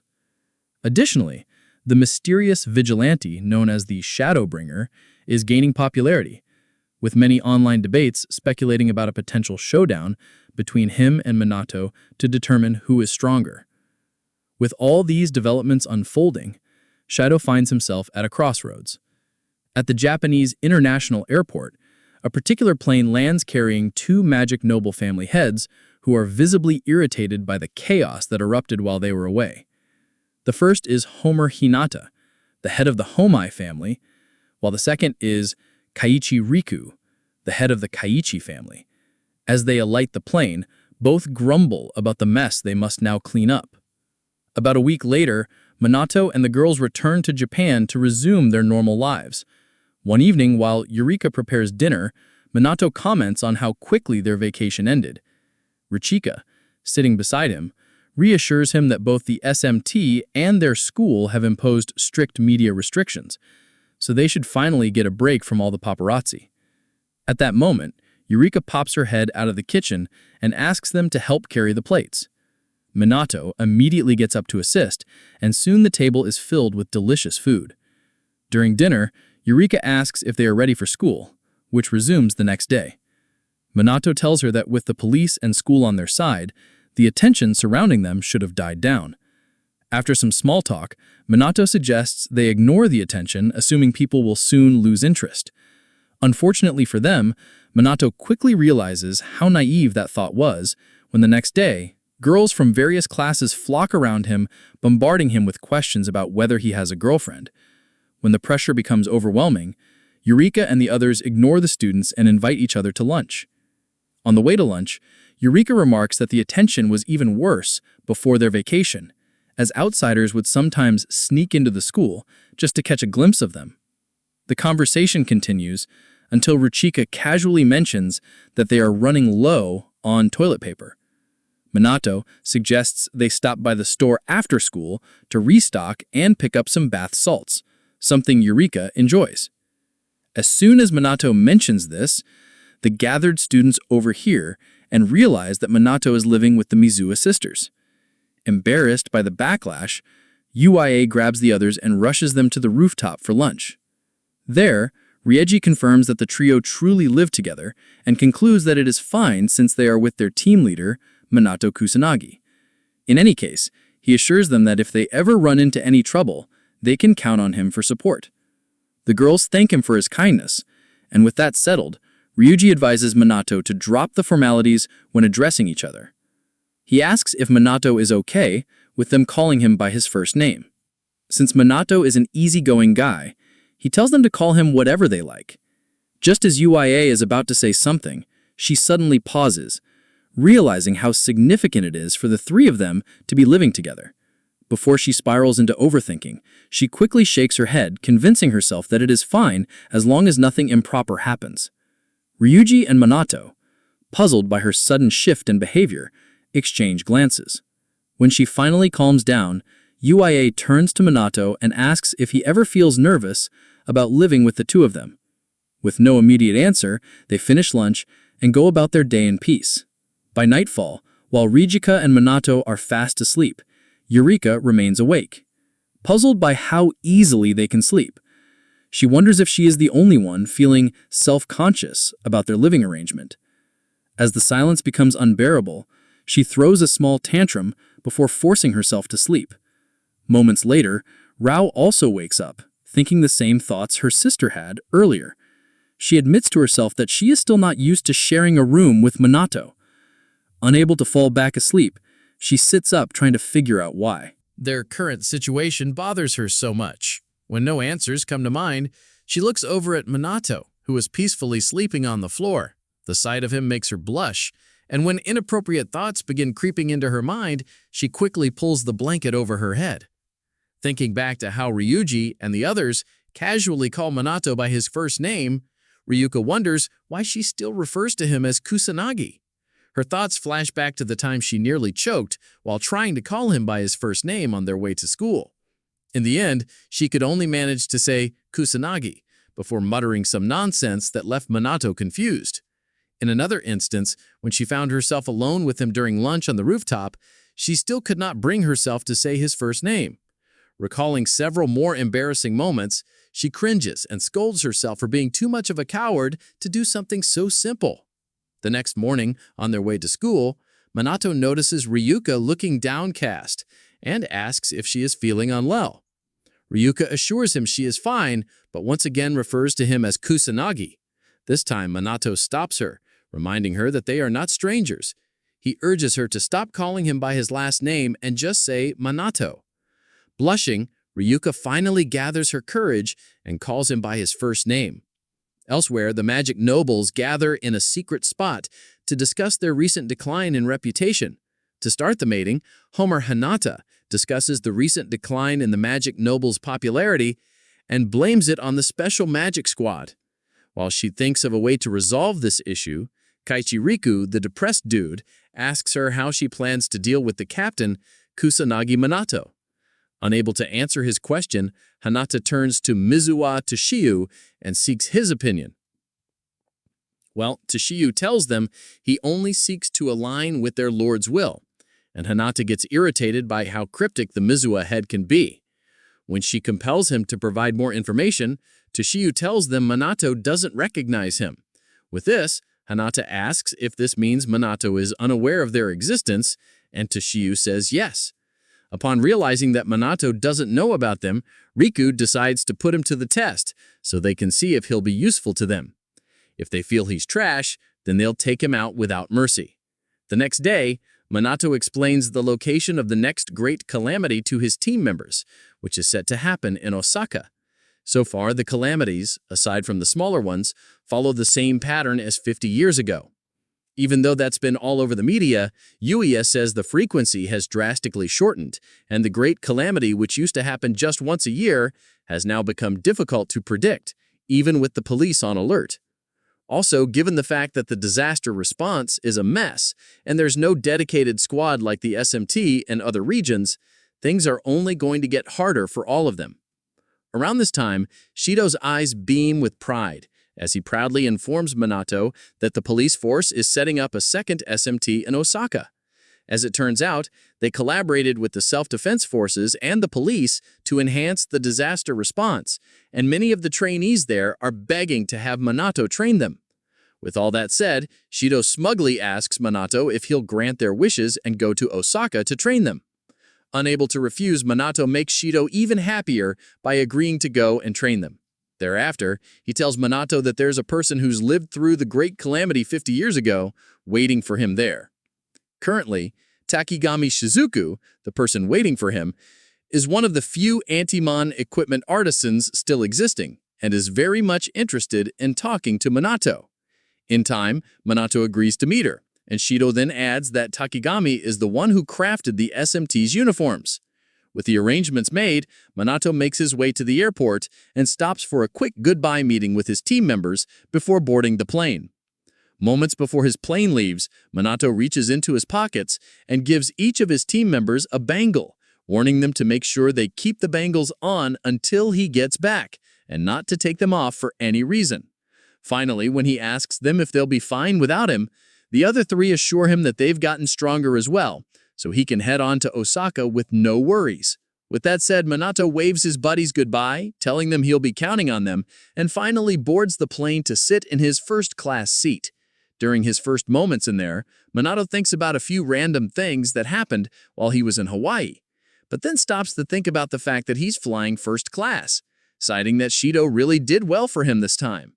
Just then, he senses a few odd people entering the plane, people he's never seen before, and wonders who they are. When Hinata and Ryuko sit pretty close to him, Manato instantly recognizes them as strong magicians. So far, quite a few of them seem to be on board, but with the tough security, Manato feels they shouldn't be an issue. As soon as the plane's done boarding, it takes off, and Manato is served a very sumptuous and delicious meal, which he admires and devours delightfully. Soon after finishing his food, Manato lies back to enjoy the top-notch window view and relax like a chill dude.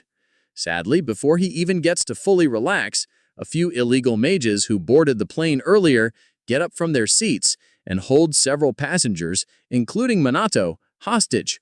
To keep everyone in check, the criminals threaten to kill everyone if the passengers don't follow their commands. However, Manato, Hinata, and Ryuko remain silent and in their seats, as if waiting for something to happen. With the plane hijacking progressing, Manato does a Head count on the illegal mages and soon realizes there are 10 of them. If he takes them one by one, he figures that the other passengers would be in serious danger. Also, given that using high-level magic might destroy the plane, Manato concludes that he can't handle the idiots alone, so he's going to need outside help. Around this time, the entire plane is thrown into pandemonium, with the passengers begging the hijackers to spare them and the illegal hijackers shutting them up so they don't die. As soon as they get the entire plane under their control, one of the stupid mages walks up to Manato and demands that he release the other members of the BR, as they will not tolerate the unjust treatment of superior mages. With no response given, the dude gives Manato 5 minutes to contact those on the ground and make them release their comrades instantly, or they will start killing the hostages, one by one. Before starting the timer, the bastards check in with the pilot to make sure he heard everything they just said. With no time to waste, Manato contemplates his next move. Before he makes a rash decision, he exchanges knowing glances with Riku and Hinata, who are secretly charging up their mana, and waits for their signal to strike. Just then, one of the illegal mages catches him acting suspiciously, and the other dude threatens to kill Manato if he moves. Seconds later, with the illegal mages distracted, Hinata and Riku swiftly approach the mages and take them down one by one as fast as they can. Once they're done taking down the bastards holding the passengers hostage, all three of them, Riku, Hinata, and Manato, lock eyes with each other for a moment before they all move around the passenger compartment to take down the remaining bastards manning that spot. At a point in their battle, the bastards retaliate by trying to shoot someone like Hinata down. Sadly, Hinata's leagues above them in magic power, so she, alongside Riku and Manato, continues maiming and putting down these unruly idiots. Soon after, one of the illegal mages holds a flight attendant hostage, and after getting their attention, threatens to crash the plane if they don't stop taking out his comrades. Noticing the lapse in the fool's concentration, Manato lunges at him and kicks the out of him, rescuing the flight attendant from his grasp. At the same time, Hinata and Riku take down the other two and leave the other passengers in awe, as most couldn't believe that these three odd-looking people just beat the bastards and saved them. While the passengers rush over to thank the strangers for saving them, Hinata calls the illegal mages pathetic for losing too quickly and making the fight boring. Manato, on the other hand, senses something's up in the cockpit, so he quickly tells the others that it's not over yet and rushes over to the cockpit door without any explanation. Inside the cockpit, Manato and the other two find another illegal mage holding the pilot at gunpoint and threatening to shoot him if they come any closer. Tired of having to deal with these low-life magicians, Hinata lands a devastating sucker punch on the fool and sends him begging for mommy. Unfortunately for them all, the idiot fires a shot at one of the plane's controls, and Manato, who's already protected the pilot with his shield, realizes they're in deep. As almost immediately, the whole plane loses balance and shakes everything inside vigorously. Having performed all the evasive maneuvers he knows, the pilot tells the three that they're cooked because not only are the controls not responding, but the radios are also broken. If nothing's done to change this, they're going to crash into the mountains and die. Hinata, upon hearing this, is thrown into instant panic as she shakes the pilot and begs him to do something about their situation so they don't die. Around that time, one of the windows breaks, and the pressure from the below-zero air outside soon creates a vortex inside the cockpit. Upon realizing how cold the air is, the co-pilot complains about freezing to death before they even crash. Realizing how bad things have gotten for them, Hinata asks the others for ideas, and Riku advises that they all just die together. After scolding the depressed bastard for saying scary things, Hinata starts to wonder if they're finally meeting their end. With all their options exhausted, both the pilot and the co-pilot accept their fate and urge the others to prepare for death. Just then, Manato, who's been keeping silent the entire time, smiles for the first time, ignoring the pilot, and assures them that he will save everyone. Hearing this, the pilot warns him that this issue isn't something a mere human can fix, as they're all fated to die that day. Tired of hearing the pessimistic pilot's yapping, Manato walks towards the broken window in the cockpit and, ignoring the pilot's warnings and questions, jumps out of the plane. Hinata, who thinks Manato just made a run to save his life, soon regrets her sentiment when the plane starts losing altitude pretty quickly, threatening to destroy everybody on board within minutes. Around this time, the passengers were already saying their final prayers, hoping they all make it to the Lord's side when it ends. And the pilot, on the other hand, keeps on trying to pull the plane's nose up so they can avoid crashing into the sea.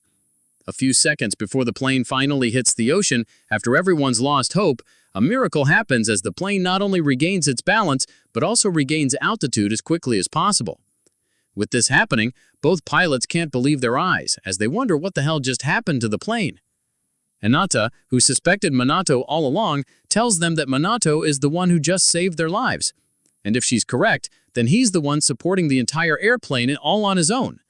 By that time, Manato's seen right under The airplane, carrying over 230 tons of weight and controlling the whole thing towards the nearest airport. To understand how he did it, Manato says that he first created a barrier covering the underside of the plane using a massive amount of magical power, and then enhanced his physical strength with magical martial arts. Then at the same time, he adjusted the airplane's trajectory using wind magic so that he can control it toward a safe landing spot. Since this is his first time supporting a plane, Manato runs into some challenges along the way. With the plane, which weighs 230 tons, now several thousand meters above sea level, the pilot still finds it hard to believe that a single human can support the aircraft like it was nothing. Upon seeing what Manato can do, Manato recognizes him as a beast and instantly becomes interested in him. By then, the flight attendants, as well as the passengers, all rest easy after they're told by the pilot that everything's okay. Even a father and his little daughter both cry tears of joy when they realize they get to live to see another day. Despite the celebrations and joyful tears, the pilot warns everyone not to be too happy just yet, as he's just discovered that their landing gear won't even activate. In other words, if they're to hope for a safe landing, then it's all in Manato's hands. With that said, the pilot locates the landing strip on the nearest airport and tilts the plane's nose towards the tarmac, hoping Manato has some kind of plan to handle the landing. As the half-destroyed plane approaches the tarmac, Manato, who's still hauling its arse underneath, activates a level 6 void magic spell, High Magic Wall, uses this high-level barrier to cushion the plane's descent, and then slows it down fast enough for it to come to a complete stop. Once Manato somehow manages to make the landing, the entire cabin erupts in joy, with strangers hugging each other and the pilot saluting the captain of the SMT, Kusanagi Manato, as a true soldier would. As for Riku and Hinata, they just keep staring at the captain, unimpressed by his efforts, and waiting for their final meeting with him. As soon as he alights the plane, reporters from all over flock around him, asking for a brief statement so the world can know how he managed to save an entire plane from crashing. At this point, Manato just gets pissed at the bastards for disturbing his peace as he just returned from the most stressful flight of his life. Before he loses his mind, the security team shows up to shun the media personnel, promising that a press conference will be held later, and then ushers Manato to Tagiyomi's residence so he can see her. Right before leaving, Hinata and Riku intercept him and compliment him, hoping they can butter him up for later. To their dismay, however, Manato doesn't take the credit and instead praises both of them for doing an equally good job. Realizing their plan isn't working, the duo makes some more offhanded comments and goes their merry way, with Hinata sternly hoping they meet again. Soon after their departure, Manato is shown the way to Takigami's meeting room. There, he's invited in by the elderly Miss Takigami and greeted warmly as a guest. Once they're seated, Takigami informs Manato that she summoned him earlier just because she's interested in his recent accomplishments in his magic techniques, most of which resemble those of her mentor and ally, Ichami Manato. If anything, void magic is a rare art, and it's one that Ichami excels in. Given its tedious nature, only a few sorcerers can use it properly, and it's often dismissed as a useless magic technique.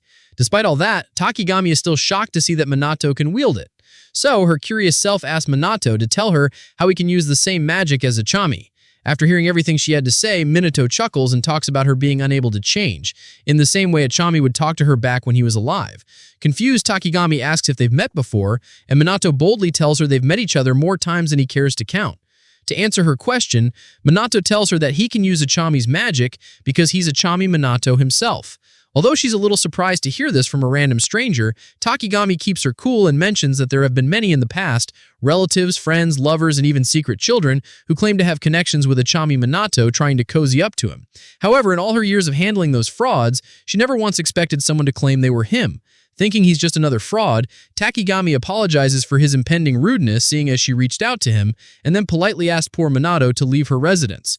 Before getting to that, Manato tells Takigami that he made a pair of brothers earlier and discovered that the younger one had a doll of Ichami. Confused, Takigami asks what he means by that, and then Manato reminds her of what she said herself back when Ichami was alive about her wanting to make a doll of him. At this point, Takigami starts sweating as she asks Manato how he even knows about such a private thing. After a brief silence, Manato tells Takigami that she once said that his doll gives children strength, and even until that day, Ichami is still saving people. With everything Manato said so far, Takigami slowly starts to believe he's the real Ichami Manato, and even asks him if he's truly the real Ichami. Disappointed that she still doesn't believe him, Manato decides to tell her a story. After several more minutes spent reminiscing on old times, Takigami finally believes Manato is the reincarnated Ichami Manato. When Manato scolds him a little for doubting him, Takigami tells him that believing in something like reincarnation isn't that easy in the modern world. Although Ichigami's always been the unorthodox type, she still can't believe he returned in her lifetime. Upon updating him on the calamities that befell the world after his demise, Takigami then expresses just how glad she is to see him again in her lifetime and tears up a little. Once she's done crying, Manato calls her, knowing fully well that she knows what happened in the past 50 years, and then explains his observation about the knowledge of magic not being passed down. The fact that sorcerers have weakened over time, the misinformation about Ichigami Manato, as well as these so-called magic nobles who appeared out of nowhere, right before asking her to tell him what exactly happened while he was away. By this time, Takigami, nervous, receives a text and checks it out, only to gasp in surprise, making Manato ask what the matter is. Realizing it's something she can't share, Takigami instantly ends their meeting, citing that it's already late, and then urges Manato to stay the night there so they can continue the discussion the next day. Lucky for her, Manato obliges and soon retires to his room for the night. Around midnight, Riku sneaks into Manato's room, not making a sound, and swings his sword at Manato's body, hoping to kill him instantly. Unfortunately for him, Manato pulls the ultimate Uno reverse card when he suddenly appears beside the bed, talking down on Riku's tactless attempt to attack someone in their bed. Mind you, at the time, Manato didn't even know his attacker was Riku. However, once he gets a good look at his face, he instantly remembers the attacker to be Riku. But before Manato can get chatty with him, Riku attacks him again, and Manato dodges the attack this time. Soon after, Riku kicks Manato out the window of his room, and Manato lands safely in the yard outside. Without wasting a single second, Riku shows up in front of Manato in the yard outside and activates a level 1 Earth Magic Rock Break. At the same time, Manato activates his level 1 Void Magic Barrier and does his best to block Riku's attacks. However, right after landing a few attacks, Riku skillfully slices through Manato's level 1 magic barrier and sends him retreating a little so he can take the fight seriously. Before getting to round 2, Manato compliments Riku's blade for cutting through his barrier like that and then asks if it's anti-magic equipment. With no response given, the duo charges up their mana and prepares to begin round 2. However, just as they're about to clash, Hinata shows up and orders them to stop fighting. At this point, Manato tells her he knew she'd be involved in such, but then Hinata ignored his and urged him not to resist their summons. To keep him in check, she pulls up live video feeds of her henchmen creeping dangerously close to Manato's friends in their various residences and threatens to unalive them while they sleep if he doesn't cooperate. Realizing he's been had, Manato calmly asks them to state what they want, and Hinata starts by introducing herself and Riku. Soon after the introductions, she tells Manato that the only demand they have is for him to join them as a magic noble and gain status, rank, wealth, power, and even women if he wants. More importantly, if he decides to join them, Hinata assures him that he'll be able to protect his friends and attain the ability to give absolute orders. On the other hand, even if he escapes his predicament, Hinata promises that the magic nobles will hunt him for life and make life hellish for him and his friends. With their demands stated, Hinata demands to know Manato's answer before they move forward. Eventually, Manato refuses to join their cabal of lazy magicians, and Hinata, pissed off by his reply, picks up her phone to give the order. Soon, after mumbling a few shitty things about Manato's buddies being used as collateral, she orders the men at the locations to go ahead with Plan B so that Manato can never be arrogant again. Just as the men are about to carry out Plan B, the bangles Manato gave his subordinates before he left Rosaka glow up with all the members still fast asleep and conjure a yellowish magic-like version of Manato's silhouette. Seeing this, Hinata's men get scared shitless as they try to figure out what the hell they're seeing.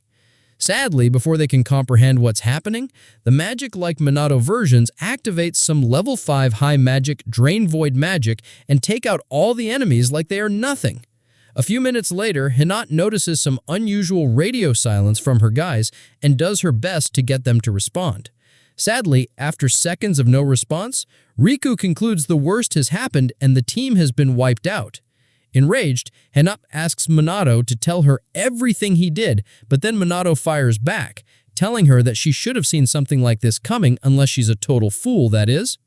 Despite realizing that Manato's an annoying little pest, Hinata still commends the way he handled the hijacking and the hostage situation, stating that with everything he's done so far, he's passed the first test.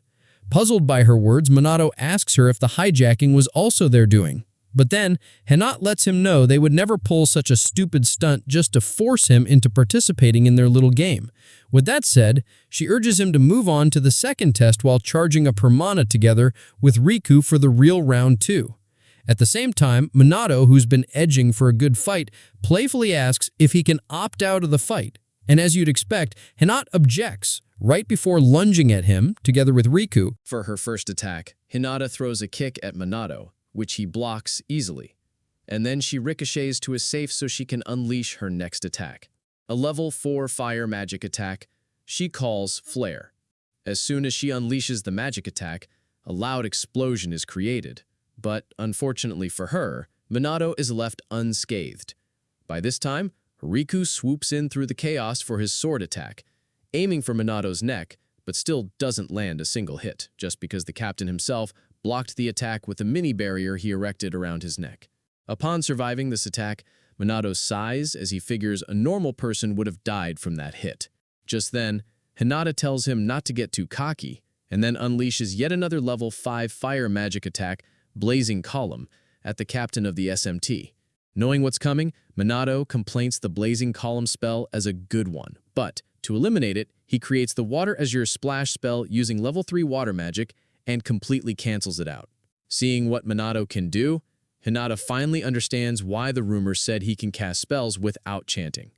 To even think he neutralized her level 5 spell with a level 3 water spell, Hinata figures Manato must be making a mockery of her magic. Around this time, Riku attacks Manato again, but he dodges this attack and challenges them to take their fight to the skies. Without hesitating, Hinata takes him up on his offer and flies towards him together with her dog, Riku. At this point, Hinata admits that although they underestimated him earlier, they won't be holding back this time. With that said, they both unleash the strongest spells in their arsenal, with Hinata conjuring a level 7 fire magic spell, Demon's Blaze, and Riku conjuring a level 7 earth magic spell, Comet. Soon after boasting and making big claims about him being unable to defend against her ultimate technique, the duo sends their attacks toward Manato to deal double the damage. Unimpressed by their weak-ass magic spells, Manato creates a level 7 void magic spell, Vanish, which encapsulates both ultimate techniques and dispels them into nothingness. Around this time, Hinata and Riku are astounded as their brains can't even process what just happened. To help them comprehend their failure, Manato tells them that he just disintegrated and dissipated the magical energy so he can minimize damage to the surroundings. Hearing this, Hinata calls Manato and even disqualifies him as she feels Manato's just cheating his way out of a real fight. So far, she says everything up until that point was just a farce. So now that it's come to it, she promises Manato that she's going to show him her true power. Sadly, before she gets to showcase how strong she is, there's a sudden change in the atmospheric energy around them, and they all notice it. As they try to figure out what the hell's happening, the sky turns red, signaling to Manato that the calamity has finally befallen Osaka. In his mind, though, he feels that although too many things are happening at once, this can't be just a mere coincidence. As the red sky is spread over Osaka, Takigami notices the ominous glow from her window. After staring for a moment, she shuts her blinds. Meanwhile, Hinata sees the calamity unfolding, but chooses to ignore it, eager to continue her fight with Manato and destroy him. Before she can act recklessly, Riku holds her back, reminding her of their mission. Realizing he is right, Hinata restrains herself, while Manato, knowing he must address the calamity, tells them their fight will have to wait. With that, Manato flies toward the abandoned district of Donbori, left in ruins since the Great Calamity 50 years ago. As he surveys the area, he compares its condition to Shibuya, noting that monsters continue to emerge, even without an active calamity. Given the dangers, he assumes no humans would be foolish enough to be lurking around. Detecting swarms of smaller monsters throughout the city, Manato quickly realizes he cannot handle them all alone. If left unchecked, these creatures could infiltrate human settlements and wreak havoc. He needs a solution, and fast. Just as he considers calling for reinforcements, Riku and Hinata arrive, offering to help. Manato welcomes them, teasing that they must have given up on trying to kill him. Riku explains that their earlier battle was merely a test, and since Manato passed, they're willing to work together for now. With a sigh, Manato accepts their aid, knowing his problems with them are far from over. As the streets fill with monsters, the trio advances to intercept them. Hinata, eager for battle, makes a dramatic entrance and prepares for what she calls a monster massacre. She unleashes her level 5 blazing column magic, incinerating an entire horde of creatures in one strike. Riku, equally skilled, takes down his share as well. Meanwhile, Manato, hovering above, launches a level 5 void magic bullet barrage, clearing out the lesser monsters while waiting for the boss to appear. While scanning the battlefield, Manato spots an elderly man walking with a cane. Concerned, he lands and asks if he is all right. The old man remains silent, prompting Manato to offer to escort him to safety. However, before Manato can take his hand, he pushes him back, frowns, and after a brief pause, thanks him for his concern, but insists he is fine. Something about the man feels familiar. But before Manato can place him, a subordinate helps the old man into a black sedan, which drives away. Shortly after, Osaka's self-defense and disaster response teams arrive in droves, establishing a perimeter around Donbori's exit to prevent the calamity from spreading. Their swift coordination impresses Manato. Manato, reminding him of what Shido told him about their preparedness despite their relative inexperience. As the forces set up their defenses, Manato lands beside an officer who mistakes him for a lost child. However, upon recognizing him as the captain of the special magic team, the officer immediately allows him to assist. A monster suddenly creeps behind the officer, but Manato swiftly burns it to ash, saving his life. He warns them not to let their guard down before asking for a status update. The officer reports that the police and SDF have sealed off Dote and Bori and are prioritizing civilian safety. Unfortunately, he admits they are not equipped to handle the boss monster, as their forces alone are no match for it. Manato reassures them, promising to take care of the boss himself. The soldiers express their gratitude, and Manato surprises them further by revealing he has backup: Riku and Hinata, magic nobles from the Homer and Kaiichi families. Shocked, the soldiers ask if the SMT and the magic nobles are now working together. Without answering, Manato notices a renewed sense of hope among the officers who place their trust in both elite forces. Just then, a dark, ominous purple miasma spreads through the air. The soldiers suddenly feel an overwhelming heaviness in their bodies, struggling to move. Amid their confusion, a massive figure slowly emerges from the fog. The officers immediately recognize it: the chief demon, the boss monster. This creature alone possesses enough power to level Osaka, and against it, they, as mere humans, stand no chance. Manato, however, remains unfazed. Smirking, he scolds the chief demon for taking so long to appear. His calm demeanor shocks the police, who cannot fathom how he remains composed in the face of such a terrifying threat. Before Manato can engage, Hinata and Riku step forward, declaring that the chief demon is their prey and that he should stay back and watch. Though disappointed they beat him to the fight, Manato relents, trusting them to handle an opponent of this caliber. With the battlefield set, Riku and Hinata brace themselves as they prepare for the fight of their lives. After pounding a few more nonsensical words, both Hinata and Riku recreate their level 6 magic attacks, Demon Blaze and Comet, and fire them at the chief demon, who stands motionless in the street, staring at them like fools. As both attacks close in, the chief demon obliterates them with his level 8 fire magic attack, Supernova, blinding the magic nobles and the soldiers with its intense light. Stunned, they struggle to comprehend how a lowly creature can wield such powerful magic. Forced to acknowledge the demon's immense strength, Hinata and Riku prepare to attack again. But before they can, the chief demon unexpectedly speaks, asking if there is a formidable sorcerer among them. One of the soldiers, though aware that chief demons possess greater intellect than typical monsters, is still shocked to hear it converse like a human.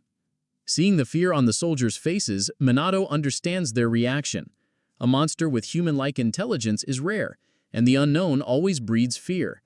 However, he decides to remain silent and watches the nobles continue embarrassing themselves. After failing to land her first attack, Hinata throws another childish tantrum, vowing to reduce the demon to ashes. She unleashes a fire spell even stronger than Demon Blaze, while Riku, fueled by frustration, infuses his sword with level 8 gravity magic, Dimensional Blade. Seeing the nobles finally casting original spells, Manato gets excited, hoping their combined efforts will be enough to bring down the chief demon. As Hinata and Riku prepare to strike, the chief demon suddenly comments on someone's magic power. Assuming he means them, Hinata boasts about her strength, only for the demon to clarify that he was referring to Manato's overwhelming mana power. Irritated by the insult, Hinata and Riku abandon their magic and recklessly charge the demon with their fists. To their dismay, the chief demon effortlessly dodges every blow, teasing them for being too slow. After playing with them for a while, he counterattacks, sending them sprawling. He then combines fire and wind magic to create a level 6 fusion spell, Flare Cyclone, which subdues the nobles in an instant.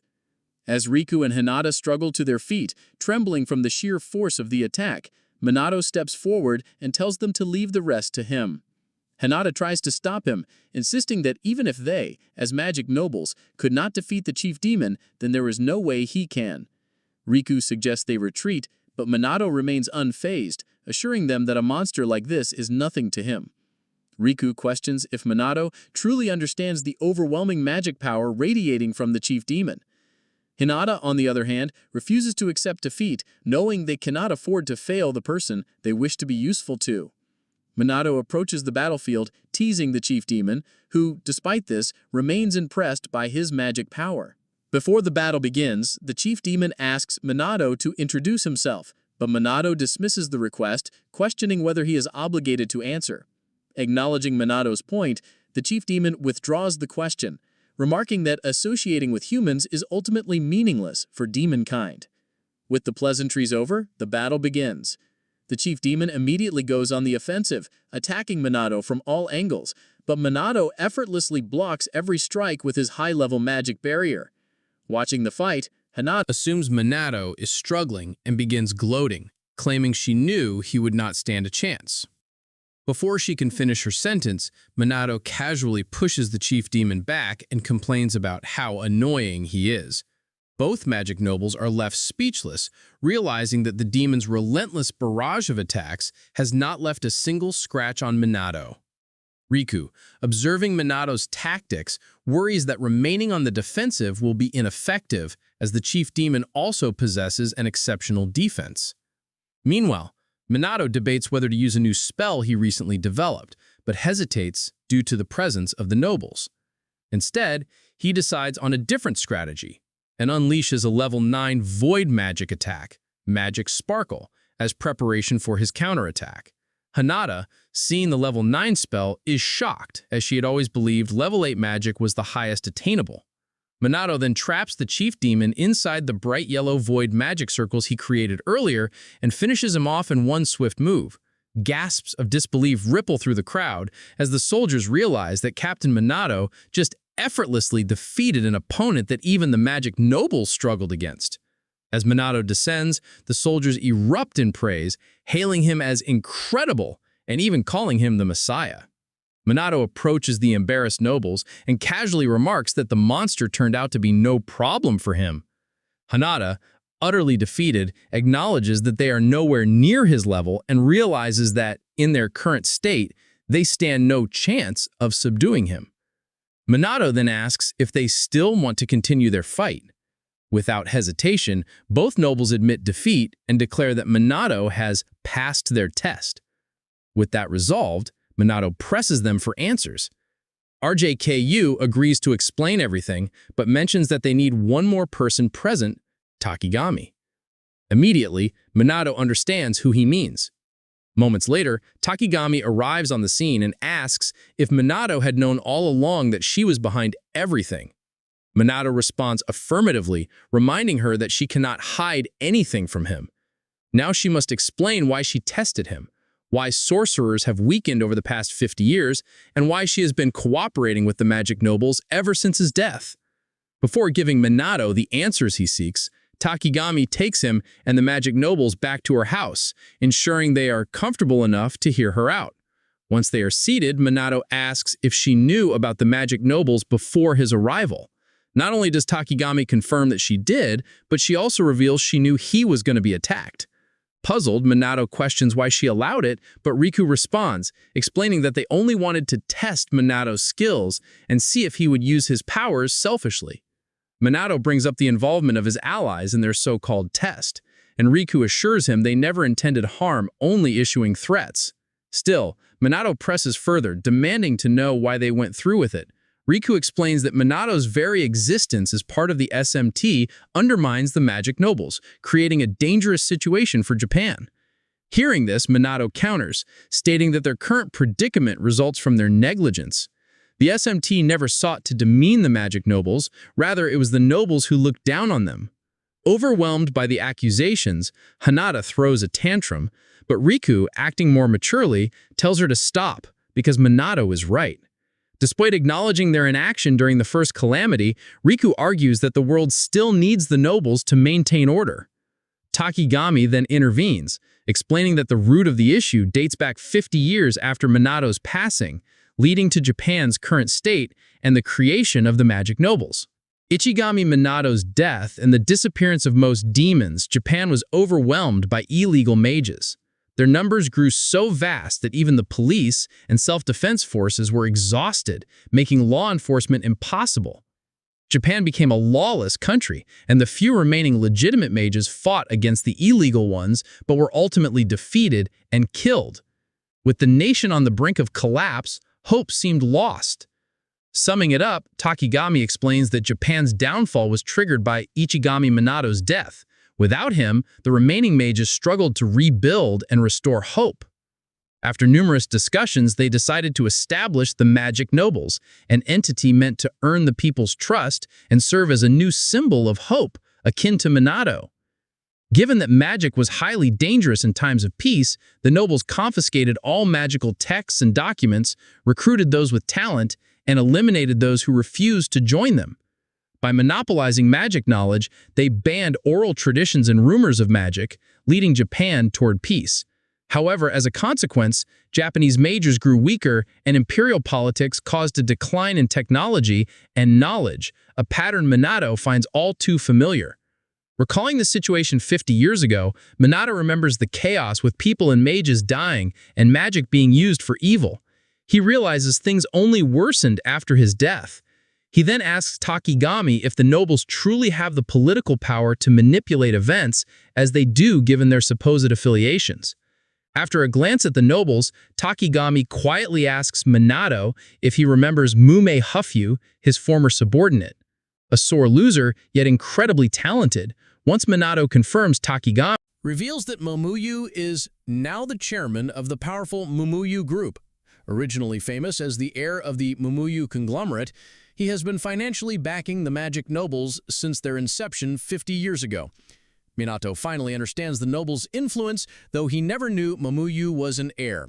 Takagami chuckles at how indifferent Ichami Minato remains toward power, money, and fame, noting that his sole concerns have always been magic and people. Takagami continues, stating that during Minato's era, Japanese mages were globally top tier, but their skills have since deteriorated. Hinata interjects, insisting that Japan only achieved peace due to their predecessors. Frustrated, Minato asks what she would do if another calamity arose. Unable to answer, Hinata falls silent. Riku then states that back then, they assumed the police alone could handle any crisis, with the magic nobles stepping in only as a last resort. Minato asks if they now recognize their mistake, and Riku remains silent. Minato then turns to Takigami once more, asking if she knew all of this. She confirms she has been involved for 50 years, but insists she is not a magic noble, nor does she wield their power or influence. For now, she is simply an anti-mon equipment crafter, content in her role. After uncovering the truth, Manato notes everything but suspects Takigami is still withholding information. To confirm, he asks if she has any more secrets, and she assures him she has told him everything. With this, Manato shifts gears and proposes an alliance between the Magic Nobles and SMT to handle DR more effectively. He clarifies that if they accept, he will not be subordinate to them, it will be a cooperative relationship. Given their performance during the last calamity, their collaboration is clearly necessary. Hinata scoffs, doubting that someone as strong as Minato would need their help. He explains that he has limits, and if the nobles join SMT, he will let past grievances go. He then asks if they have any objections to assisting the citizens. Riku, recognizing that they cannot defeat the chief demon alone, agrees that relying on Minato is their best option. Takigami also offers her skills as an anti-mon equipment crafter, and Minato welcomes her aboard. After much reluctance and another tantrum, Hinata finally agrees to the alliance on the condition that Minato never mentions the chief demon incident again. He accepts their terms, but also ensures they refrain from taking hostages whenever they need to speak with him, which they agree to. With everything settled, SMT and the Magic Nobles form an alliance for the first time in 50 years. Shortly after, Manato feels like he is forgetting something, but since he cannot recall it, he shrugs it off and carries on. Around the same time, the other SMT members wake up to find men in suits beaten and tied up near their beds. Initially assuming they're burglars, they soon suspect it has to do with their bangles. By noon the next day, Manato finally arrives at the Osaka Prefectural Police School, where dozens of students eagerly await his arrival. In his first few moments there, Manato is startled by the sudden attention he's getting from the trainees, but thankfully the on-site instructor orders the Manato fans to line up as they're no longer students and then apologizes on their behalf for their unruliness. The instructor explains that many join the police force because they admire Minato, adding that he understands their excitement given the SMT's impressive actions during the calamities. Hearing this, Manato sighs and quickly gets to training the recruits. Moments later, he gathers a few students and after instructing them to ready their level 1 spells, orders them to fire at the wooden targets before them. While training is ongoing, Manato notices 3 girls ogling him and realizes that SNS and the media have strongly influenced many people. Aware of this, he figures that although their motivation might be impure, they're eager, so he won't go easy on them. With that in mind, he increases the regimen by making them run while sensing their magic, helping them enhance both their physical and magical power. After running for several minutes, the trainees start complaining, asking what he plans to do if they collapse. To reassure them, Manato states that he can use holy magic to heal them regardless of their condition, so they should stop complaining and keep running because enemies won't care about their circumstances in battle. With that, the trainees push through, training as if their lives depended on it. After a week of enduring the same regimen, the Osaka police force's average magical power increases significantly. On the final day of training, Manato delivers a farewell speech, praising the trainees for enduring the harsh program and greatly improving their skills in just 1 week.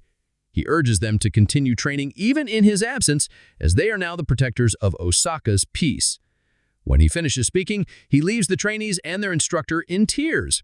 Soon after, it is revealed that Osaka's magic level has significantly improved, now rivaling that of Tokyo's officers, all thanks to Minato Kusanagi. Shortly after leaving the training grounds, Minato dreads returning to Tokyo, suspecting that another press conference or some other hassle awaits him.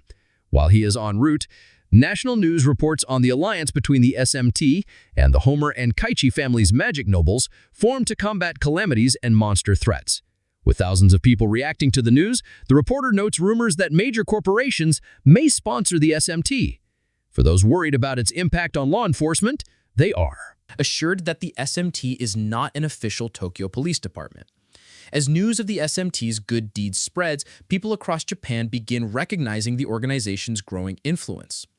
In other news, reporters note that the Mizuwa family has yet to make a public appearance, which is strange given their history of cooperating with the SMT.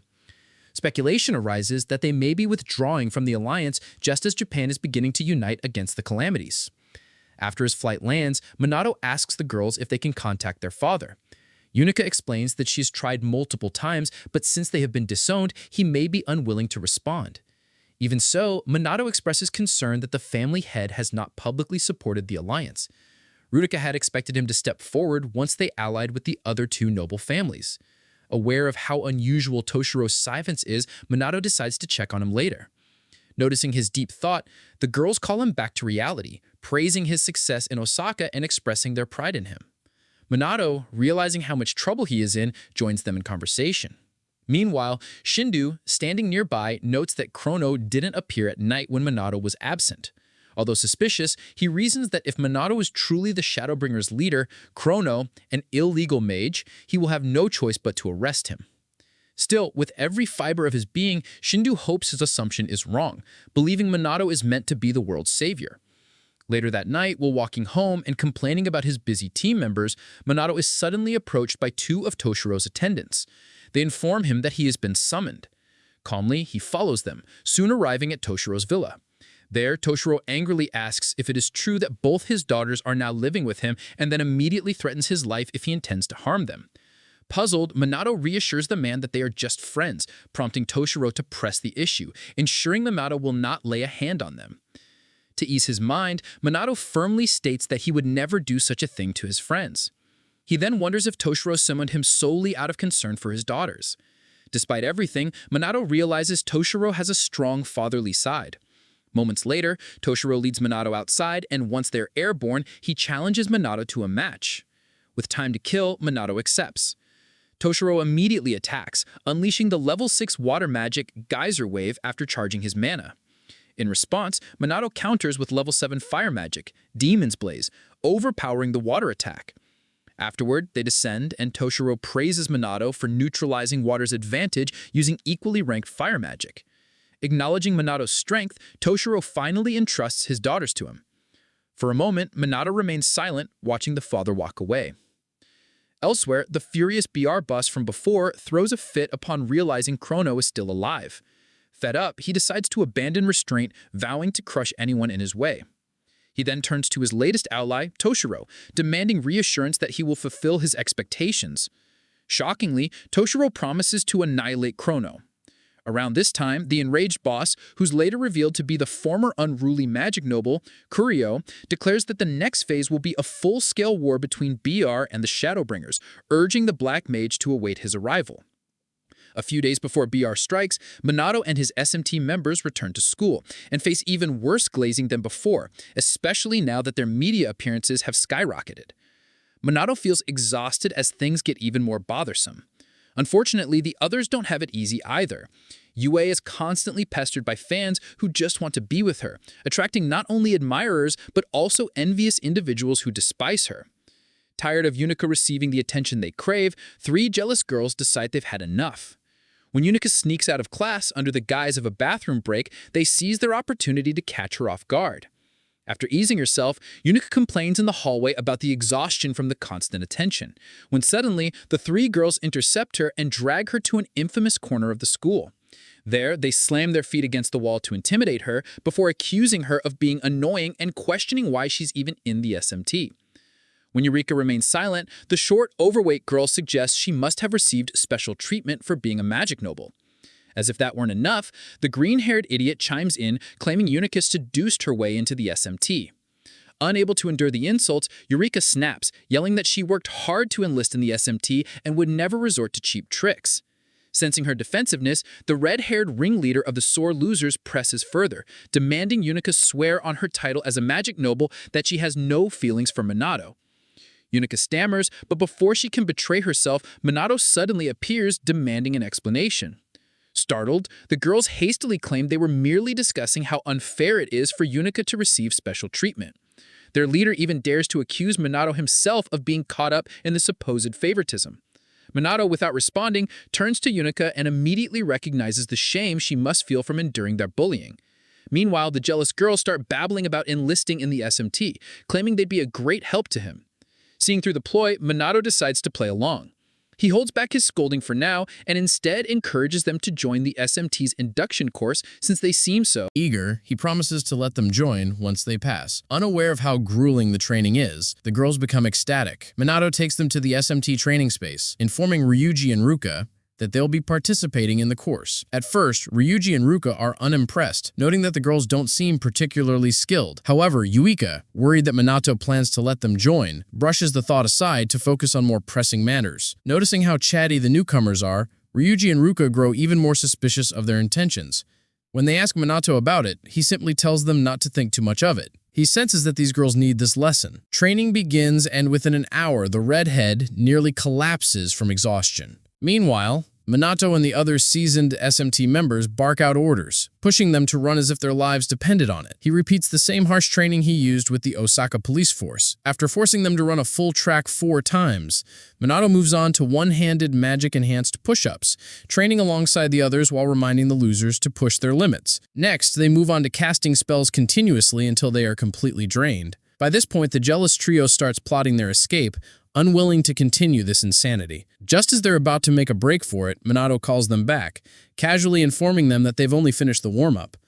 Panicked, the girls start accusing Manato of harassment, with one even claiming he deliberately made the training unbearable just to torment them. In response, Manato points at the real SMT members, reminding the sore losers that even though they struggled at first, they persevered every single day to become the warriors they are now. He explains that the SMT works side by side with death, fights monsters, and protects the people with everything they've got. Then he turns the conversation to Yuika, telling them that despite thinking she lacks talent, she works relentlessly to improve. To claim she used her looks and connections to get in is pure foolishness. He knows she would never stoop that low. Finally, he looks the redhead straight in the eye and makes it clear that Yuika is an important friend of his. He will never forgive anyone who tries to discredit her. Realizing their mistake, the 3 bullies beg for mercy and flee like the cowards they are. Watching them scurry away, Manato sighs at how spineless they are. Ryuji, still confused, asks him what just happened. Manato simply tells him not to worry about the sore losers. Later, as they walk home after training, Yuika thanks Manato for standing up for her, revealing that she heard everything he said. Manato shrugs it off, saying he was simply showing them reality and putting an end to their meaningless jealousy. Since he's sure they'll spread the word, she doesn't need to worry about it anymore. Yuika giggles, repeating his last sentence before shyly admitting that she considers him an important person. Deep down, she knows that Manato's definition of important is different from hers, but for now she's satisfied. She believes that one day, when she's strong enough to stand beside him, she will finally earn his love. With newfound determination, she tells Manato to prepare for the day she becomes strong enough to defeat him. With Yuika's bullying situation taken care of, life returns to normal for the SMT until the next calamity strikes. As the hour of calamity arrives in Tokyo, the skies turn red, and monsters appear randomly in the streets. Recognizing the danger, people run for their lives as the creatures begin attacking. At the same time, Manato and Hinata, who happen to be on the scene, spring into action. Hinata eagerly claims some monsters as hers, incinerating them with her fire magic. With no time to argue with the short alarm clock, Manato focuses on the remaining threats, obliterating them with void magic. While this unfolds, first responders and a few foolish onlookers marvel at the sight of the SMT and magic nobles working seamlessly together, something they never expected. Ever since the magic nobles started cooperating with the SMT, their reputation has gradually been restored. A recent survey conducted by a statistics organization confirms this trend. For now, Chrono handles illegal mages while the SMT deals with calamities and monsters. However, because the SMT's core members are students rather than police officers, the organization isn't widely recognized as a law enforcement body. This misunderstanding sometimes leads to delays in emergency responses, fueling growing criticism of the police force. A few days after the calamity, Manato, disguised as Shadowbringer, secretly visits Leona's comatose brother Kai at the hospital. Under the cover of night, he sneaks into Kai's room and places his hand on the unconscious man's forehead, attempting to heal him using Angel Breath, a level 7 holy magic spell. Despite knowing that holy magic typically can't cure a comatose state, Manato hopes it will at least have some positive effect on Kai's body and mind. However, despite multiple treatments, there's been no change. He begins to suspect that holy magic is ineffective against this kind of condition. Remembering how hopeful Leona becomes whenever her brother's health is discussed, Manato refuses to give up. Just as he prepares to attempt another method, the door suddenly opens. He swiftly hides. Leona enters, sensing another presence but dismisses it as her imagination. She approaches her brother and continues the story she started the previous day, praising Chrono's incredible magic, reliability, and initiative. She admits that while she admires him, his coaching is absolute hell. His strict and merciless training methods feel downright demonic. However, as she jokes about it, her expression changes. Gripping Kai's blanket, she solemnly promises that she won't stop fighting until no one else has to suffer as he did. Even if it costs her everything, she vows to take down the Black Rebellion alongside Chrono. Overcome with emotion, she breaks down in tears, apologizing to her brother once again for what happened to him. Having heard enough, Minato quietly leaves the room and heads to a warehouse to meet Leona and the recruits she wants to introduce. Moments later, Leona arrives, presenting the new members to Minato, who surprises her by asking for proper introductions. She explains that they aren't just random recruits. These individuals sought her out after seeing her online posts and enlightenment campaign. She purposely provided limited information to test whether they were determined enough to find her. Now that they're here, she assures Minato that she has verified their identities and screened them thoroughly. The recruits, brimming with excitement, start to fawn over Minato, but Leona quickly tells them to calm down. With order restored, Minato makes it clear that while he's willing to train them, he won't go easy on them. Undeterred, the recruits confidently urge him to push them to their limits. Satisfied with their determination, Minato starts the training and nearly kills them with his grueling regimen. Initially, the recruits were overly enthusiastic, but their dedication soon became evident. Over time, under Minato's brutal training, they improved significantly. Within a week, Minato successfully formed a specialized tactical team focused on information manipulation and hacking, as well as an action team tasked with targeting and dismantling BR hideouts. As Shadowbringer's influence grew, he gained unexpected support from underworld organizations. The Black Rebellion's hideouts suffered repeated destruction, confusing the police force about the true intentions of the Black Mage. However, Shido remains unwavering in his belief that all illegal magicians are criminals. In his mind, Shadowbringer is no vigilante, just another lawbreaker. Determined, Shido vows not to let these so-called heroes escape justice. At the same time, Khloe, his usual irate self, throws another fit, furious at the Black Mage's continued defiance. Before he can break something, a subordinate arrives, informing him that everything is ready for their next operation. Despite this, Khloe continues berating them for being slow and incompetent. Nevertheless, he remains obsessed with his goal.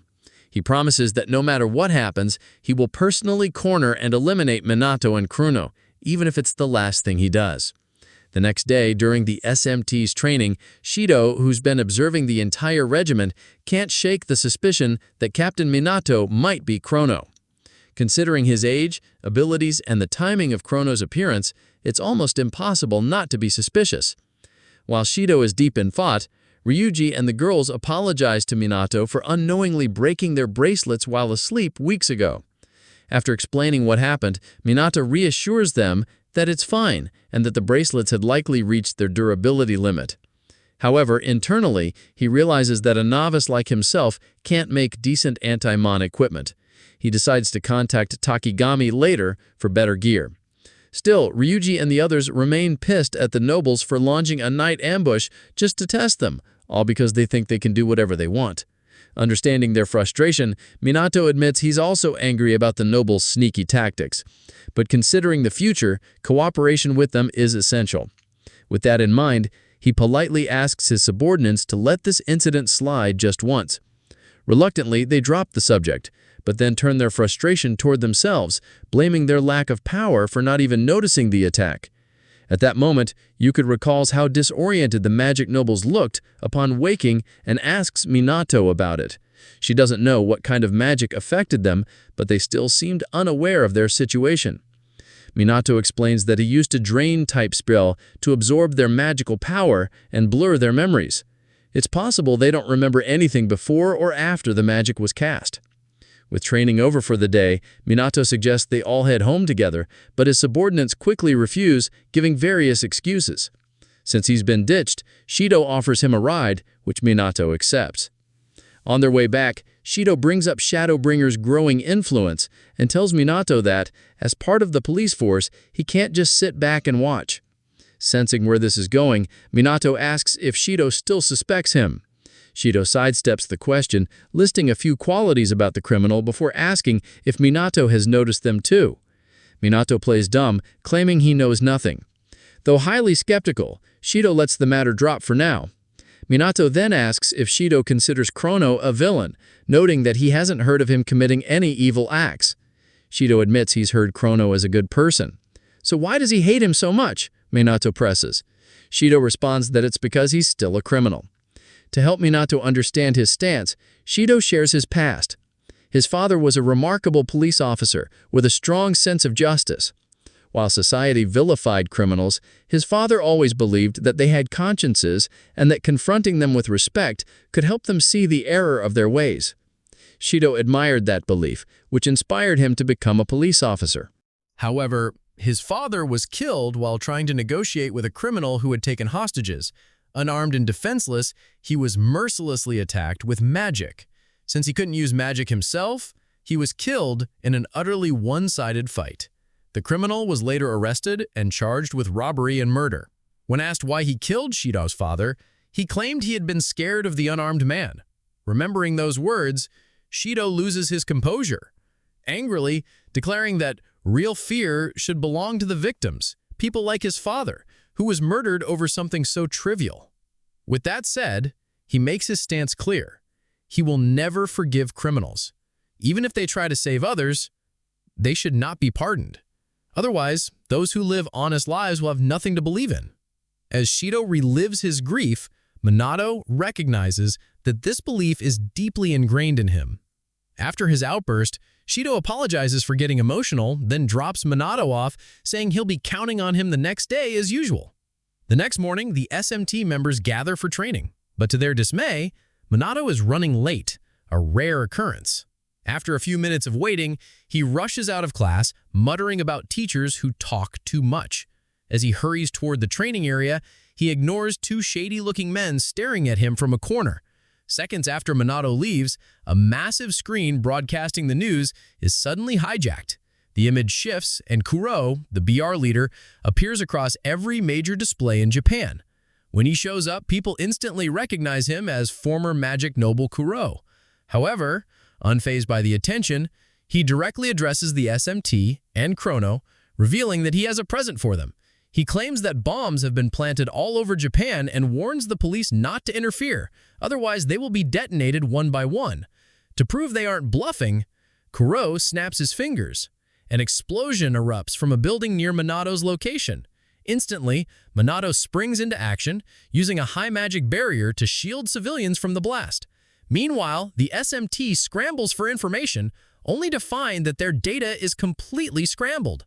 To make matters worse, neither they nor the police can move quickly enough to respond. Yuika, growing frustrated, reports that they can't even contact Manato and wonders what the hell he's doing at a time like this.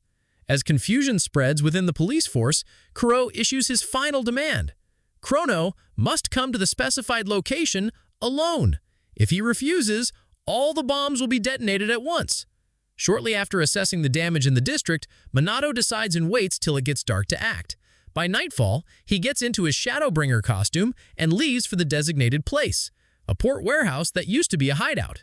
Upon confirming the location, Leona asks him over comms if he's really going through with this, and Manato assures her that things will be fine. With the stage set, Leona wishes him a safe return and hopes he doesn't die on them this time. After reassuring her again, Manato flies through the entire city and only lands when he reaches the designated warehouse. The warehouse lights up when he steps inside, revealing dozens of illegal BR mages. Their leader, Khloe, welcomes him to his death, noting that he's been waiting for him. He then boasts that everyone in the room is a top-tier BR mage with advanced powers. In response, Khloe, aka Manato, asks if taking down everyone there will be enough to destroy BR. Hearing this, Khloe laughs at Khloe's confidence. But before he can speak, one of his mages calls Khloe an idiot for thinking he can win alone. Annoyed, Khloe grabs the idiot by the throat and scolds him, saying people have lost to Khloe for underestimating him just like he did. Since he's there now and claims to be different, Khloe not only promises not to hold back, but also threatens to kill Khloe flawlessly without letting his guard down. Puzzled, Khloe, about to jump into a fight with Khloe, asks if he really thinks he can pull it off. However, before he can make any sudden moves, Khloe stops him, warning that if he resists, the bombs around the city will be detonated. Knowing full well that Khloe means business, Khloe stays put and waits for the next big move. Khloe then orders his mages to kill him, and almost immediately they all fire at Khloe. When none of the attacks hit him, Khloe initially assumes Khloe set up a magic barrier, so he orders them to continue firing. When the same thing happens again, Khloe informs them that their attacks are useless. Level 3 magic won't work on him. Furious, Khloe throws a fit, even attacking his own men and calling them useless for failing to scratch Khloe. Khloe, on the other hand, calls them trash, which prompts Khloe to promise that this trash will be the ones to brutally kill him. Despite Khloe's power, Khloe remains confident, stating that normally he'd have no chance, but now that he has his new guns, things will be different. Upon noticing the guns in Khloe's hands, Khloe assumes they're just normal firearms and arrogantly claims that guns won't work on him. But as soon as he's done talking, Khloe fires a shot that grazes his right cheek. And to his shock, Khloe gets injured. Savoring the surprise on Khloe's face, Khloe laughs maniacally and explains that his gun is an anti-magic weapon enchanted with magic that disassembles magic itself. After explaining what his bullets can penetrate, Khloe fires 3 simultaneous rounds, all of which graze Khloe. Khloe then admits it's been a while since he last shot, so he expected his aim to be slightly off. However, he is taken aback by Khloe subconsciously healing his wound using natural magic, mistaking it for holy magic. Him out for using it, but Khloe corrects him, stating that it's actually natural magic which activates automatically to heal him. Regardless, Khloe declares that healing won't change the situation. It just means he can hurt Khloe even more. Khloe then fires 3 more shots while taunting Khloe, but he soon notices that all his bullets, just like before, only graze him. Despite this, Khloe effortlessly heals himself again. At this point, Khloe starts to suspect something's off. None of his shots have landed directly, which seems impossible. He wonders if Khloe has been dodging, but quickly dismisses the idea, convinced that such a feat is beyond even Khloe's abilities. While Khloe is lost in thought, Khloe secretly communicates with Leona and the others to confirm whether their secret mission is complete. Khloe, noticing this, calls him out for daring to talk mid-battle and underestimating him. Now that the mission is done, Khloe conjures Grand Typhoon, a level 5 wind magic spell, using it to not only blow away all the illegal mages, but also blast a hole in the warehouse's roof, destroying the entire building. Seeing this, Khloe immediately gives the order to detonate the bombs across the city. But to his dismay, Khloe reveals that his allies have already disarmed them. Now free to focus entirely on Khloe, Khloe tells him that his bullets hurt quite a bit, and promises to return the pain 100-fold. As the stage is set for battle, Khloe prepares to fight, but before they can engage, the SMT arrives and stops the fight before it begins. Yuika reports that all the bombs have been disarmed, prompting Ryuka to urge BR to stop their futile resistance. Khloe, wanting to keep his identity hidden, secretly commends the SMT for arriving quickly, but wonders if they were just waiting nearby without being detected. Regardless, the SMT immediately recognizes Khloe, the Shadowbringer leader, and acknowledges his immense magical power. Meanwhile, Sanada, who knows that Khloe is actually Manato, feels the urge to help him, worried that he might secretly be injured. With the tables turned, Chrono smugly challenges Kujiroi to a fight. Just when they think they've won, Tushiu appears out of nowhere, acknowledging Kujiroi's struggle and offering to help. Recognizing the traitor as their father, the girls exclaim in shock, desperately hoping there's a good explanation for this. So, without fail, they ask their father why he's siding with a despicable human like Kujiroi. Before Tushiu can answer, Kujiroi claims it's because they're comrades in arms. Still confused, Yuika and her sister bombard their father with questions, desperate to understand what could have made him side with such an... Eventually, growing tired of their persistence, Tushiu coldly tells them he's not obligated to explain anything. Disappointed, they fall silent and simply stare at him. Shido calls for Chrono's capture, but Chrono questions whether this is really the time to treat him as an enemy. Other SMT members echo his sentiment, arguing they should be working together, especially since Manato isn't there. Realizing they have a point, Shido reluctantly agrees to cooperate, just this once. A moment later, Kujiroi throws special hand grenades at the SMT. Chrono yells for them to dodge, and they barely escape the blast radius, managing to keep most of their limbs intact. They quickly realize these aren't ordinary grenades. Chrono, stunned by the existence of anti-magic weaponry beyond guns, watches as Kujiroi smugly opens his trench coat to reveal more hidden equipment. While Chrono deals with Kujiroi, the sisters struggle with the reality of fighting their father. Seizing the moment, Tushiu, eager to test their strength, conjures a level 3 water magic attack, Azure Splash, and launches it at them. Ruka retaliates with a similar spell, but hers is too weak. Tushiu's attack effortlessly breaks through. With nothing left to do, the girls brace for impact. Just as all hope seems lost, Ryuji intercepts with a level 3 earth magic spell, Rock Wall, saving them from drowning. Afterward, the sisters thank Ryuji, and Tushiu acknowledges their improvement and teamwork. However, he warns them there's still no match for him, as his magical power is on par with Manato's. Despite this, Yuika refuses to back down. Determined, she and Ruka combine their mana to unleash a level 7 Great Water Magic, Geyser Wave, against him. Tushiu counters effortlessly with a level 8 spell, Tidal Wave, overwhelming them completely. He then remarks that while they manage to neutralize part of his magic, they're still far behind. As the sisters lie defeated, Kujiroi complains about how one-sided the battle has been in his favor. He mocks Chrono, declaring that even the great Shadowbringer is powerless against anti-magic weapons. He sneers, suggesting Chrono has never fought against guns before. With Tushiu at his side, Kujiroi claims Chrono stands no chance, even offering him the humiliating option to beg for his life. However, Chrono remains unfazed. Seeing this, Kujiroi grows both agitated and paranoid, screaming at Chrono not to get cocky. He fires more anti-magic bullets, only for Chrono to dodge them all. Initially, Kujiroi assumes it's luck, but the more he watches, the more doubtful he becomes. Meanwhile, Tushiu showcases his level 8 water spell again. Asking for their opinion, receiving no answer, he attacks Chrono, who dodges flawlessly. Kujiroi, noticing something off about Chrono's movements, quickly unleashes his level 5 Dark Magic Night Raid, sneaking behind Chrono for a surprise attack. Chrono, however, evades every sword slash, forcing Kuroi to shoot at him again, only for Chrono to dodge yet again. As Chrono catches his breath, another surge of water magic barrels toward him. He throws up a void barrier, but it cracks on impact. The SMT members watching from the sidelines are left dumbfounded by the sheer amount of mana being used. They start feeling useless for just standing there. Knowing they can't face Manato like this, they decide they need to act and earn his recognition. Shido, still harboring resentment toward Manato, sees an opportunity. With Chrono distracted and supposedly at a disadvantage, he believes they can finally neutralize him. Knowing reinforcements will arrive soon to help capture Tushiu and Kuroi, Shido refuses to let this moment slip away. He turns to Sanada, who is nearby, and urges her to help him take Chrono down. Sanada hesitates, questioning his reasoning. Shido insists that Chrono, an illegal mage fighting alone, must be arrested now. Initially, she refuses, but Shido persists, practically begging. Unable to outright refuse, Sanada clenches her fists and faces forward, making Shido take this as her agreeing to his request. But instead of attacking Chrono, she suddenly supplies him with white magic.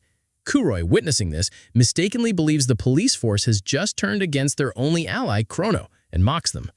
In time, however, Shido, just when he's about to unleash the next attack, realizes Sanada just hit Chrono with First Aid, a level 5 holy magic. Around this time, Kuroi calls out the police force for helping Chrono, an illegal mage. But then Chrono, who can heal his wounds with his passive magic, ignores him and wonders why Sanada hit him with magic that she knows he doesn't need. Upon further investigation, Chrono figures Sanada must be trying to communicate her feelings to him through magic, so he accepts the healing effects and continues fighting Kuroi. In the meantime, Shido, who's apparently brain dead, asks Sanada why she healed the criminal, and Sanada, tired of his jibber, tells him it's because Chrono's fighting for their sake.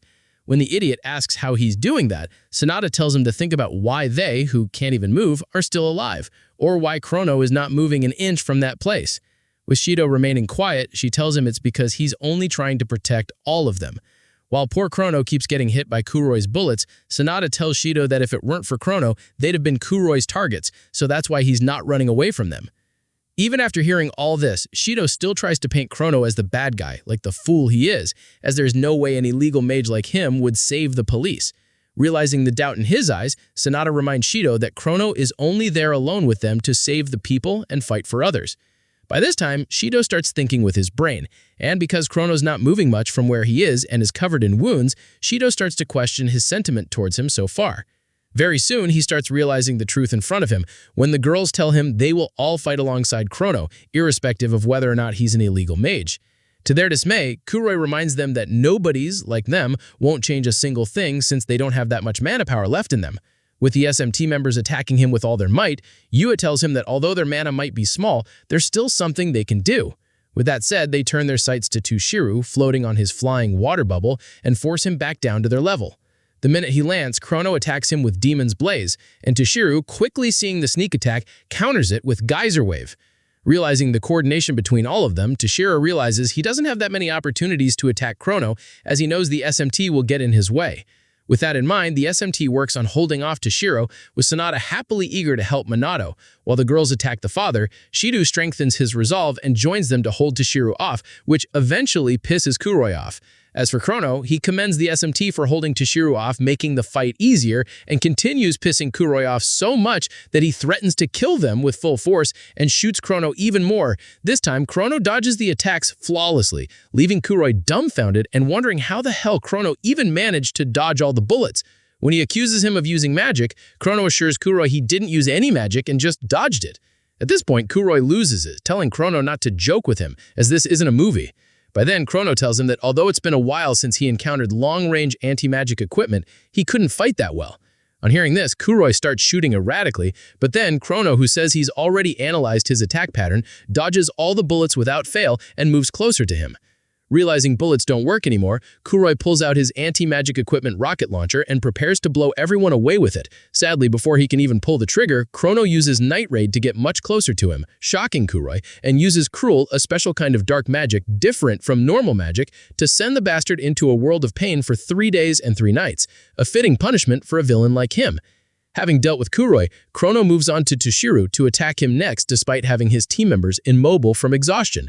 Realizing just how well those guys held Tushiu off, Chrono smiles at them and urges them to leave the rest to him. With this, he focuses his full attention on Tushiu. But before he can fight him, Tushiu surrenders, and Chrono asks for an explanation. Just then, Leona reports through comms that they've got trouble, as the police and magic nobles are swarming all over Tokyo's BR hideouts, adding that it's clearly planned timing. If anything, she reports that she's sure that the information was leaked by Mizuha Tushiu.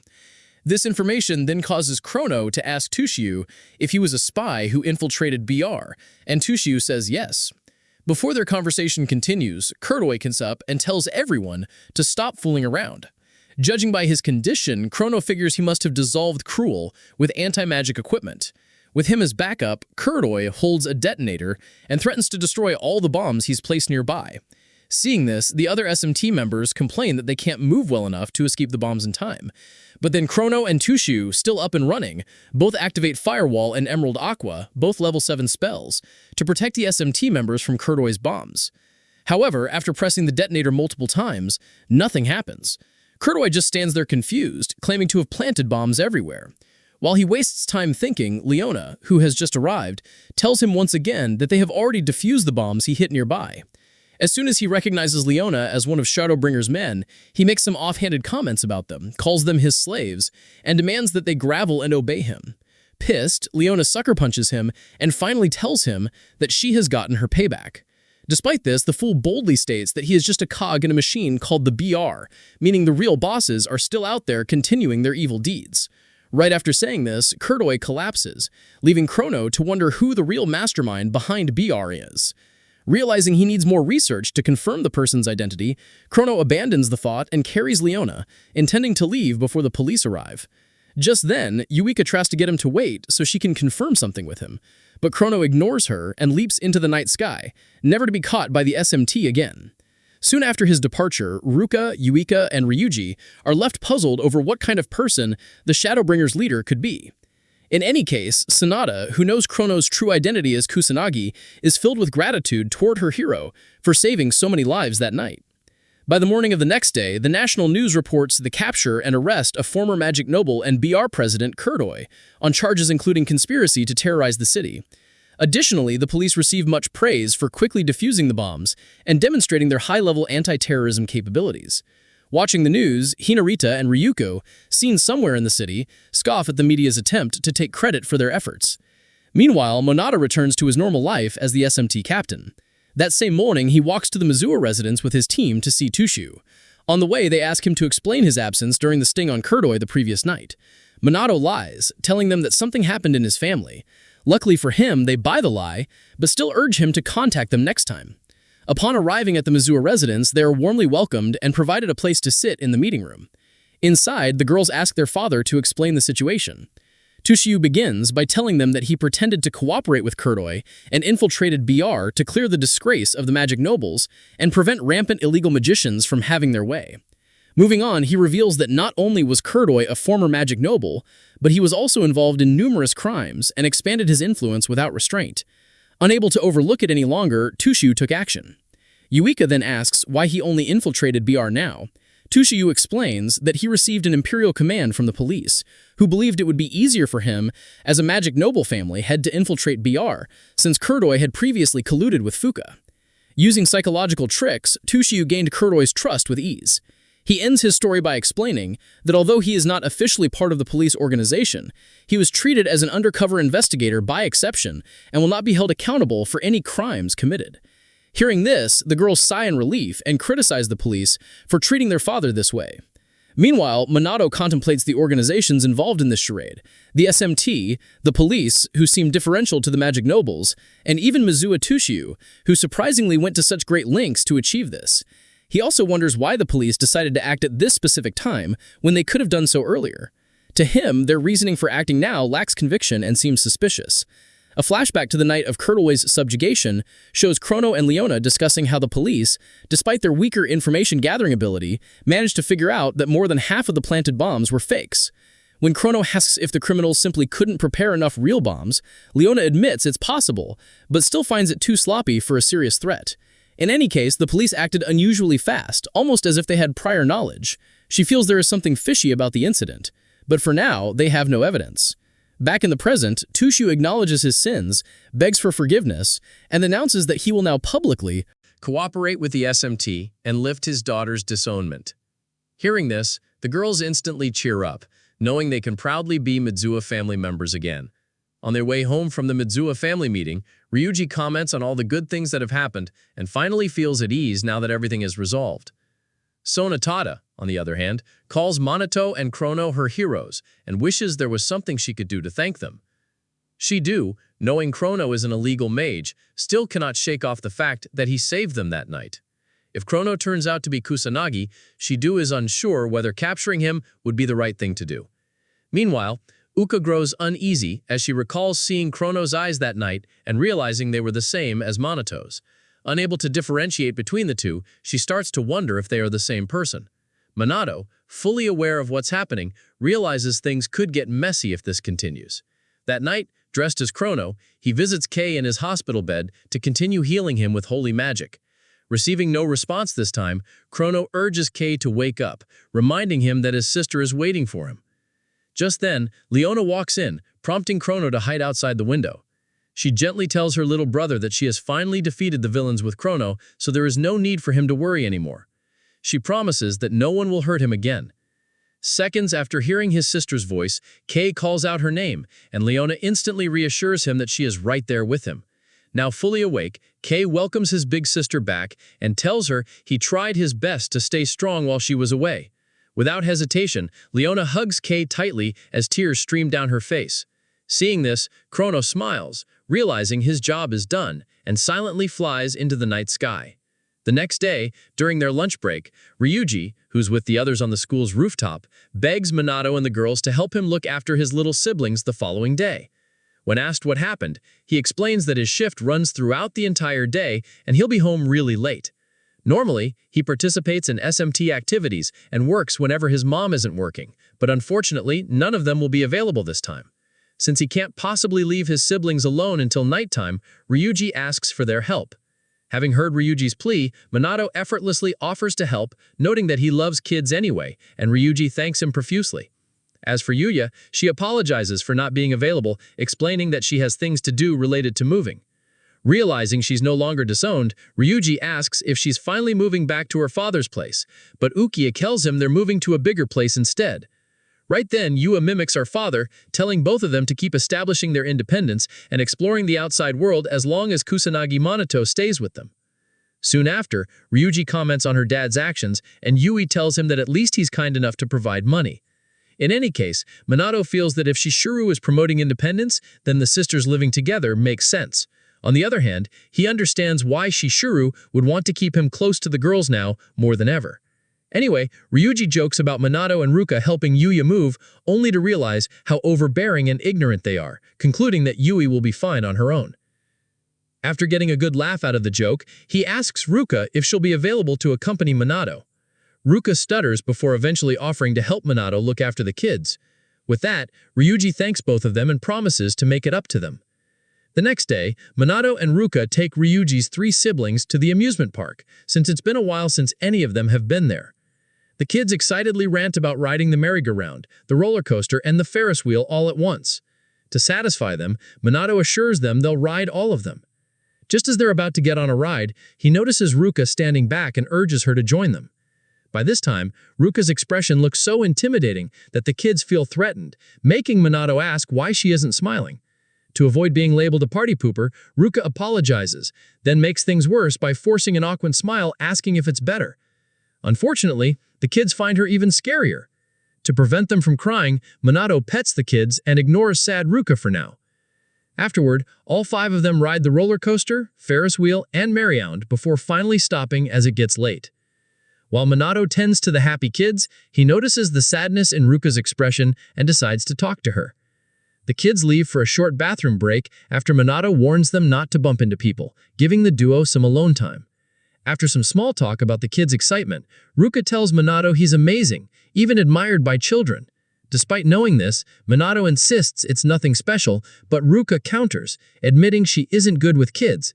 Not that she dislikes them, but she struggles with communication. Manato acknowledges this, and she apologizes for being so stuck up. Moving on, she recalls telling Yuya that she could never surpass her, but now she feels inferior in every way. She can't cook, get along with people, or be as considerate as Uka. Even in magic, where she once excelled, she's being surpassed. If anything, she knows she's not perfect, just a clumsy woman who can't do anything for herself. With Manato remaining silent, Ruka apologizes for being a whiny girl and urges Manato to forget everything she said, noting that the kids are returning from the bathroom. As the kids navigate through the crowd, the eldest accidentally bumps into one of 3 bullies harassing other children and threatening to film them. Knowing what's about to happen, Manato prepares to intervene. Before he can act, he notices Ruka stepping in first to protect the kids and decides to watch. She swiftly pulls the boy out of harm's way and asks if he's okay. The boy starts crying and she's relieved he isn't hurt. At this moment, the bully and his lackey demand an apology from the little kid for simply being a child. Ruka refuses, arguing that the kid did nothing wrong and that the bully should be the one apologizing. Being a typical brickhead, the bully attempts to punch Ruka for challenging him. However, before his fist gets far, Manato grabs it tightly, calling him scum, who only knows how to cause trouble.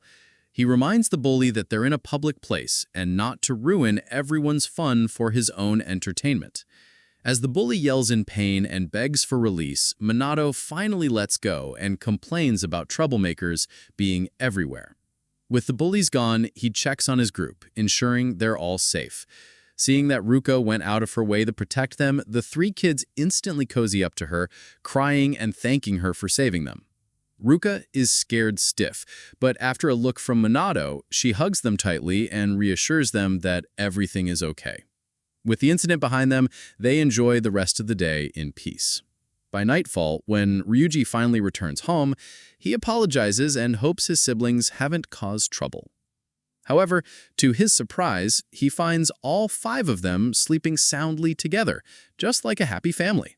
Over time, it's revealed that while the captain of the SMT, Manato, and Chrono Shadowbringer's leader, Japan's twin mages, were gathering attention, the police's reputation only plummeted.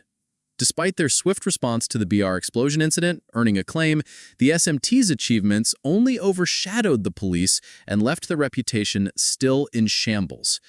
During one of their so-called meetings, members of the Tokyo Police Department argue that they can't let the Shadowbringer run wild anymore and tarnish their dignity as police. Realizing the truth in this argument, the general superintendent of the department gives out an executive order to capture the criminals posing as vigilantes and bring them to justice. In the meantime, at the Kaiichi family's dojo, Manato and Riku spar with wooden swords to test each other's swordsmanship skills.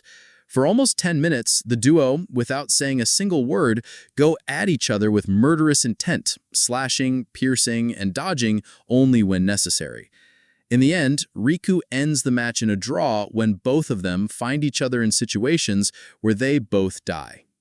After noting how impressive Manato's swordsmanship skills are, Riku expresses his surprise upon discovering that Manato can fight on par with him. The assistant manager, despite knowing all this, Manato assures Riku that he can't match him in swordsmanship yet, and this causes Riku, who just noticed how modest and skilled he is, to be impressed. With the sparring match over, the duo put the wooden training swords back in their place, and our UKU instantly throws a fit over how troublesome his life has become. Confused, Manato asks him to explain what just happened to him, as he seemed fine just a short while ago. And Riku says that whenever he's holding a sword, he always feels slightly motivated to do stuff. Now that he's had to drop it, he feels useless and wishes he could die at that instant or become a plant. Hearing this, Manato sincerely tells Riku not to die yet, stating that just being alive and doing nothing is enough for anybody, as long as it brings them happiness. Seeing how thoughtful Manato is, Riku calls him an interesting person, and then, after sitting up, tells him that he's always felt out of place. If anything, becoming known for his swordsmanship skills made him feel even more alienated, and that's more frustrating to him than anything in the entire world. Hearing this, Manato assures him that what he's describing isn't him being an alien, but instead it's just his uniqueness being put on display for everyone to see. Although shocked, Riku inexpressibly tells Manato that no one has ever described his talent as his uniqueness before. Well, for all it's worth, Manato says he's had similar experiences in the past, and then narrates to Riku while remembering his past life as teen Ichiyami Manato that he was once caught in an unimaginable terror, where death was practically before him. Back then, Manato claims to have fought back and awakened his powers as a result. But unfortunately, or fortunately for him, Riku stares expressionlessly as he thinks Manato is referring to the experience he had during a traffic accident he once told him about. In his mind, however, Manato recalls that he learned to use magic ever since that day by mimicking the monster's spells up until he developed his own spells, even though he was the only survivor left. During that time, Manato tells Riku that he remembers how he couldn't save anyone and was often seen as an oddity by the surrounding people. Now, however, he's made sure that his power and his strength aid others. With that said, he asks Riku if he has something to protect. And Riku, realizing Manato is right, says that he indeed does have something he wishes to protect. Knowing this, Manato happily tells Riku to use his power for that cause since he already has the uniqueness within him, and Riku, deciding to take Manato's advice, thanks him for the help. Thereafter, the duo shakes hands and promises to work together next time. Moments after leaving Riku's dojo, Manato thinks about the Kaiichi Riku's personality so far and notes that for the head of a magic noble family, he's pretty decent, even though he has his quirks. In any case, Manato feels the guy's far better than others who are pretentious, wicked, and just downright incomprehensible. While he presses on deep in thought, Manato bumps into somebody in the street and instantly apologizes for being a turd, only to find out that the person he bumped into is none other than Homer Hinata, the short brat. When Hinata also recognizes her assaulter to be Manato, she demands an explanation, hoping he can provide one. With no response given, she tells Manato that she ran into an annoying guy earlier and has been pissed ever since. Manato asks why she isn't in her flashy outfit for the day, and Hinata says there's no way she wears something that flashy every day. Also, since it's anti-demon equipment, she's only supposed to wear it for official duties, and nothing else. By this time, Manato mentions her interest in that sort of thing, only to realize after a brief silence that she actually is. Soon enough, the duo notices people on the street staring at them. To avoid getting harassed, Hinata rudely urges Manato to follow her to her spot around the corner. Manato, tired of dealing with a girl who does things at her own pace, follows her. When they finally reach her spot, they quickly find an empty table and sit down to avoid being noticed by the other guests at the cafe. Unfortunately, it's already too late, as people begin whispering and glancing at them, some even hinting that they might be on a date. After a few angry glares from Hinata, however, the gossipers get scared and return to minding their own business. Manato, who remains chill the entire time, starts seeing Hinata as a mad dog, but stays quiet to avoid trouble. Once she's taking care of the onlookers, Hinato asks Manato about his meeting with Riku earlier. Sensing she might be jealous of him getting along with Riku, Manato apologizes for not inviting her to the dojo. Noticing the intent behind his words, Hinata loses her temper and insists she isn't sulking because he didn't invite her. After all, in her mind, they're just temporarily aligned and not friends. Right after saying this, she jealously stares at a family celebrating a child's first birthday. Manato reassures her that he's fine with whatever she just said, as long as they can cooperate. Annoyed by his confidence, Hinata demands to know how he became so strong. When Manato lies about gaining his powers from a road accident, Hinata calls him saying there's no way he got that strong just from an accident. She knows Manato has abnormal magic power, and magic doesn't work that way. In his mind, though, Manato reveals that he's actually suppressing his magic power even more than before. Besides, Hinata figures that if all they had to do to increase their magical power was risk death, then they wouldn't have to struggle so much. Tired of being left in the dark, Hinata stands up and angrily demands that Manato tell her the truth about his strength. Manato realizes she's desperate to become stronger, but telling her, a person from the modern era, that he's Ikiyami's reincarnation wouldn't make any sense, nor would it satisfy her. So instead, he tells her to train the usual way if she wants to get stronger. Frustrated, Hinata sighs, saying Manato is impossible to read and sits back down. Soon, the waitress arrives with their orders and, after apologizing for the delay, serves Hinata her very berry parfait. Shocked by its sheer size, Manato wonders what's up with the parfait. However, Hinata, now beaming with excitement, tells Manato she's been waiting for this. Right after saying that, she pretends the waitress got her order wrong. Manato watches in confusion as she downs every bite like her life depended on it, savoring its sweetness and plump texture. When she finishes, Hinata breathes deeply and admits she's always wanted to try the parfait at this cafe, but felt awkward coming alone, meaning her friendly outing with Manato worked out perfectly. Realizing she has a sweet tooth, Manato studies her Manoflow and notices it's overflowing. When Hinata realizes she's let her guard down, she abruptly ends the meeting, claiming there's nothing else to discuss and rushes out of the cafe. After she leaves, Manato realizes he managed to catch a glimpse of the magic power she was suppressing. Even so, he knows it's clearly more intense than the last time they fought. There's no way she could have increased it so much in such a short time just from training. As he wonders what she did to boost her power, Manato concludes that Hinata is hiding something. Meanwhile, Shido, still stuck at work, starts to suspect Manato might really be Chrono. He's noticed that whenever Chrono appears, Kusanagi is nowhere to be found, making it hard not to believe they're the same person. For now, the police investigation is intensifying, and Shido knows it's only a matter of time before Chrono is caught.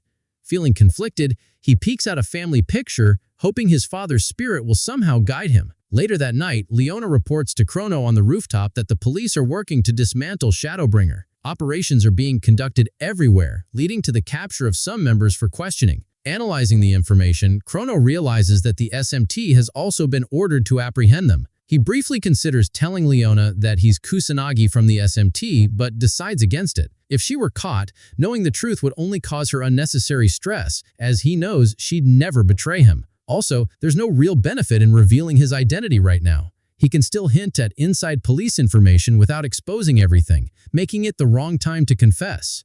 Just then, Leona tells Chrono they need a plan, because if things continue at this rate, the police will eventually reach them.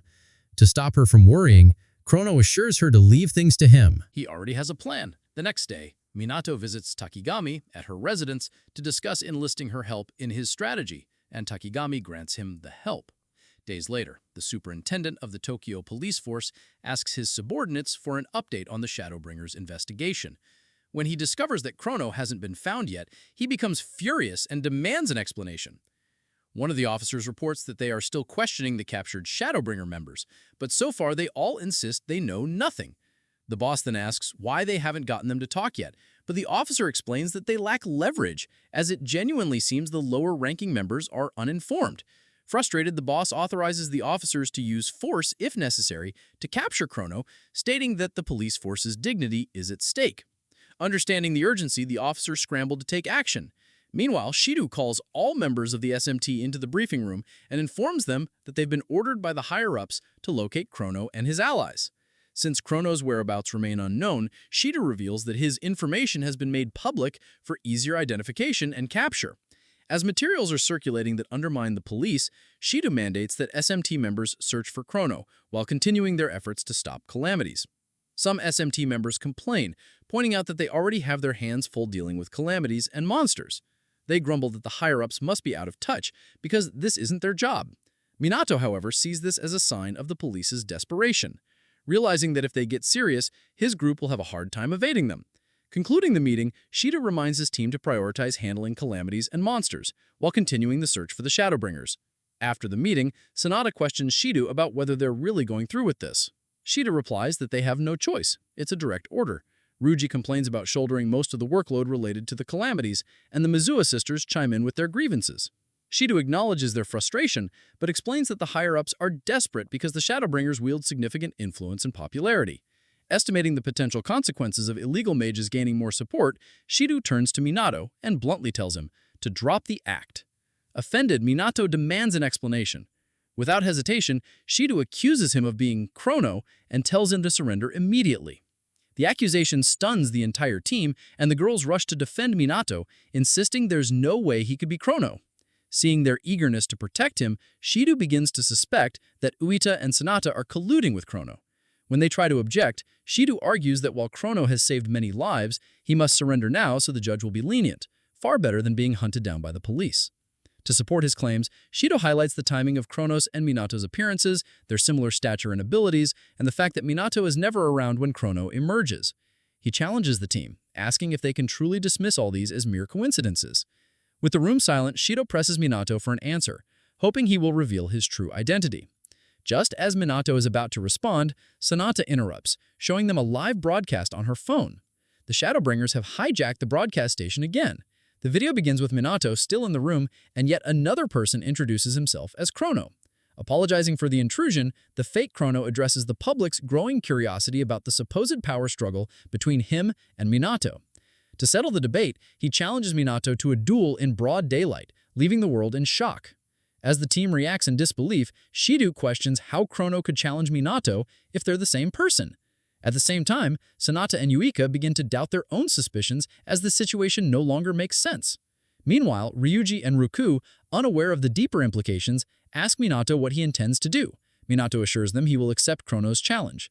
A few hours later, the entire country turns its attention to Shibuya, where the highly anticipated battle between Kusanagi and Chrono is about to take place. With a media helicopter hovering above, reporters describe the massive crowd gathering as if for a grand event. The authorities, wary of the dangerous nature of the fight, have deployed officers likely standing by to apprehend Chrono. As they wait for his arrival, several fans cheer for their favorite fighter. Meanwhile, Ryuji comments on how the fight has turned into a media sensation. His teammates present statistics from social media and livestream viewership to show just how viral the event has become. Shido, on the other hand, watches in silence, trying to decipher Minato's true intentions, hoping he will make a mistake because now there's no turning back. Near the arena, Hinata and Riku run into Tushiu, who has unexpectedly come to watch the fight. Curious, they ask why he's there.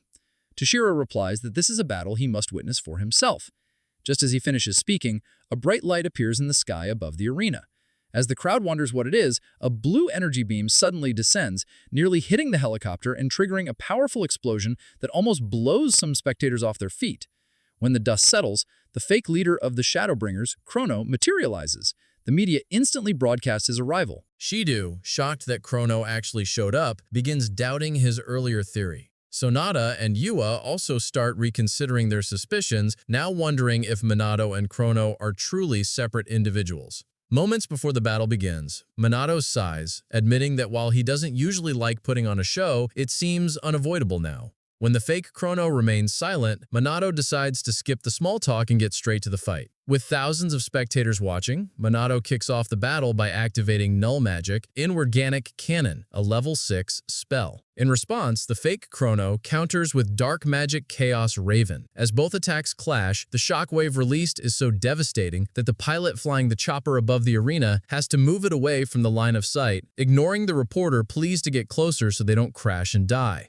As soon as the first attacks dissipate, both parties lunge at each other and clash fists to kickstart the match officially. Thereafter, they engage in a fist fight and go at each other a few times, with both fighters matching each other's energy before finally pausing to continue using magic. Once it's time to use magic, the fake Chrono activates a level 9 lightning magic spell, Penetrating Thunder, and attacks Manato with it. Although unscathed from the attack, Manato complains about the fake Chrono not holding back and getting his clothes dirty. Without uttering a single word, fake Chrono follows his first attack with a second one, which happens to be a level 7 earth magic spell, and aims it at Manato, hoping to destroy him. To protect himself from the comet, Manato activates a level 9 neo-magic shield with a Magic Fair's help, places it between himself and the magic comet, and watches as the shield disintegrates the comet into rubble. With the comet gone, Manato turns to the magic fairy who just helped him create such a strong barrier and commends it while tickling it for using neo-magic so well. Around this time, the spectators who had just witnessed Manato enlist the help of an unknown fairy erupted in joy and excitement, with a few punks even talking about not caring about the magic nobles anymore because Chrono and Manato seem to be on an entirely different level. At the same time, some of Manato's girl fans pass out from the aura and presence he has been emitting so far, and Hinata, always pissed off, tells Riku and Tushiu that null magic users, who she calls clueless idiots, are always trying to show off their flashy spells.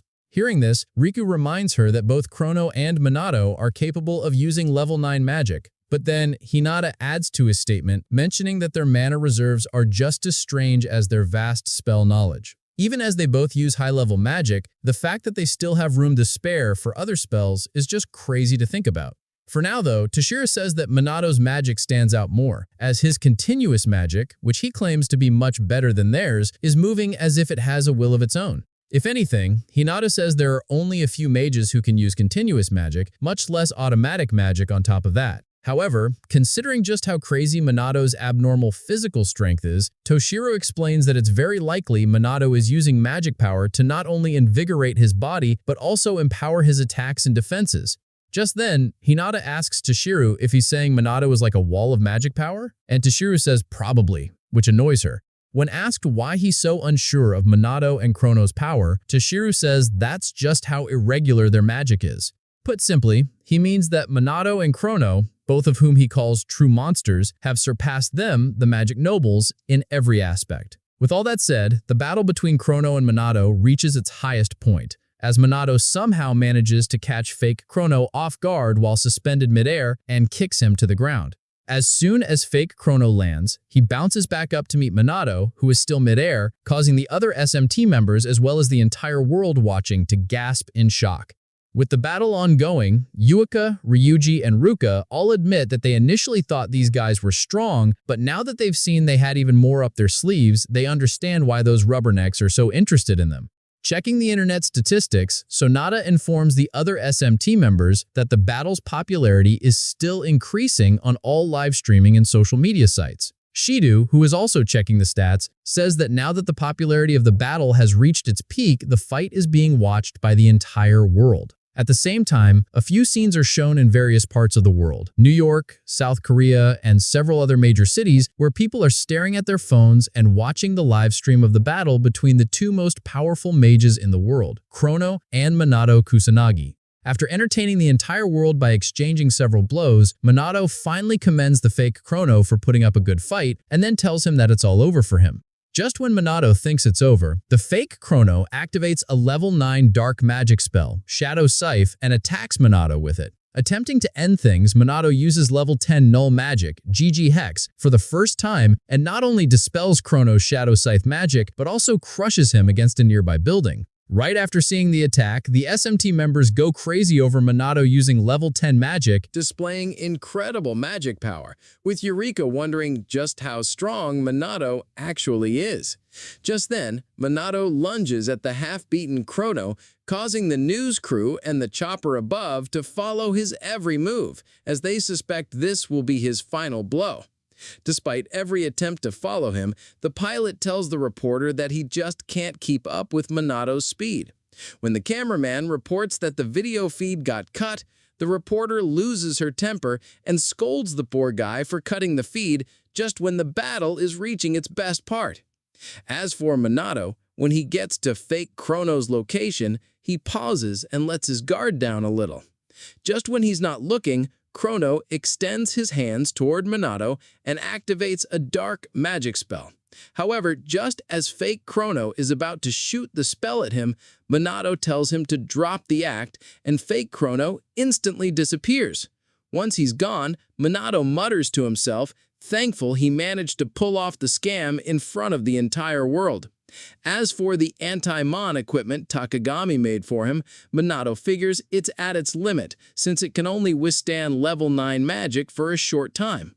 He also reflects on how useful and difficult clone magic is, noting that the duplicate he created, fake Chrono, is far weaker than him and barely able to speak. As Manato analyzes the aftermath, Takagami nearby thanks the stars that everything worked out.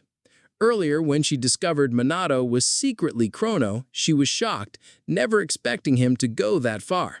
Since one can't activate 2 spells at once, she figures Manato had very little time to reactivate Duplicate, a short-duration spell.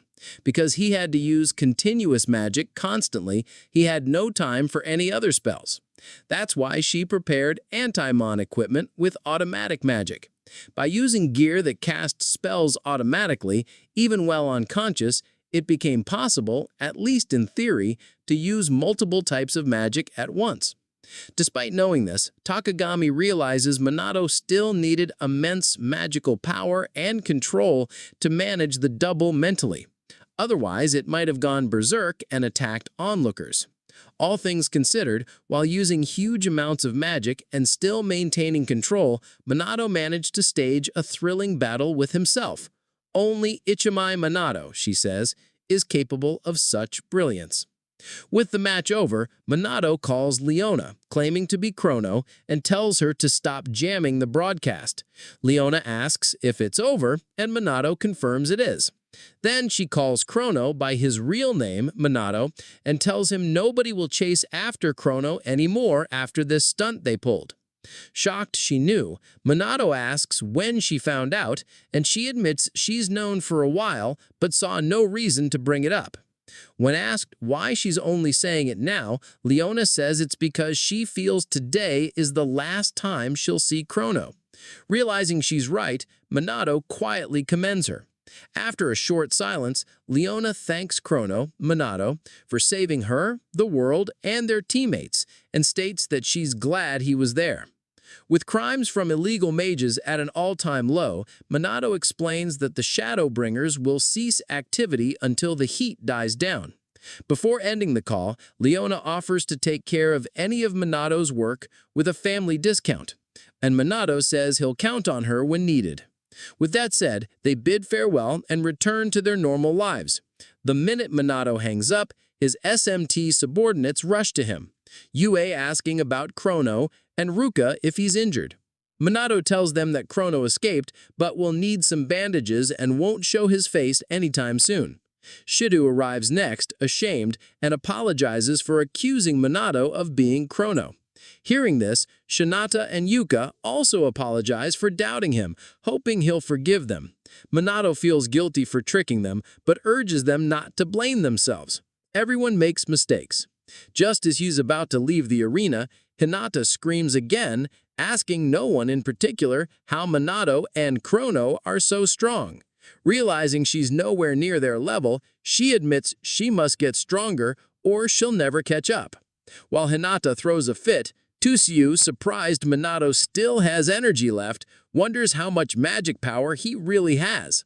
Meanwhile, Manato thinks about how he proved Chrono and he are separate and quickly heaves a sigh of relief, noticing his charade worked. Now that BR is abolished, he figures the Shadowbringers aren't needed. Still, Kurui's final words about him being a pawn linger in his mind. For now, though, he's glad the most urgent problem is solved. A few days after the battle, Manato begins endorsing tea products, streaming training sessions with the SMT, launching merch with creators, and appearing on live TV to discuss his awakening and brutal training regimen. One day at school, Manato gets swarmed by girls wanting to shake hands, hug him, or marry him. Watching this, Ryuji, Ruka, and Eureka wonder if their now famous boss will be okay. What they don't know is that Manato is losing his mind from all the attention, viewing the girls as exhausting. Fed up, he jumps out a window and runs away from school, cursing Shido for pushing him into public appearances. Just when he thinks he's safe, a horde of fangirls finds him and gives chase. He spends most of the day running and begging them to leave him alone. Later, back home, Ruka and Yuka ask if he's okay. Manato assures him he is, then asks about the move. They tell him they've cleaned everything while he was busy escaping. Thanking them, Manato listens to Yuka talk about their new place, a 3-room apartment, meaning everyone gets their own room. As they realize they won't see Manato's sleeping face anymore, both girls turn red and look away. Manato confused by their behavior. His phone rings. He walks to the balcony and answers Takigami's call. She asks if he has time to talk, wondering if everything's fine after the recent chaos. Manato assures her everything went smoothly thanks to her, though he admits it's still unsettling. Takami laughs, saying popularity is a hard thing to handle. Manato then tells her to call him anytime, since she's not only a good friend, but also the only one who knows his true identity. Hearing this, Takagami thanks him for the offer and hangs up. Moments after the call, she picks up a photo of herself with 2 girls and quietly wonders what to do about her own situation. Sadly, not much information is shown to explain what happened after that. A few days later, dozens of new SMT recruits gather at the MPD training field, all hoping to either join the same squadron as the Mizuha sisters or train under the infallible Captain Manato. As they arrive, Yuika expresses her shock at seeing more recruits than expected, but Ruka tells her they're only there because of Manato, nothing else. In any case, Ryuji notes that while they may have enthusiasm, he hopes they can endure Manato's hellish training or it'll be over for them. Soon, Manato graces the training field with his majestic presence, instantly making the recruits melt in admiration at the mere sight of him. While they shower him with compliments, Manato, tired of all the glazing, releases a huge burst of threatening magical pressure that stiffens the recruits' bodies, leaving them scared stiff. Once they quiet down, Manato commends them for their resilience and states that although he was initially planning to go light on the first day, he now sees there's no need for that. The other SMT members know their boss is pissed, but unfortunately for the recruits, they're completely unaware.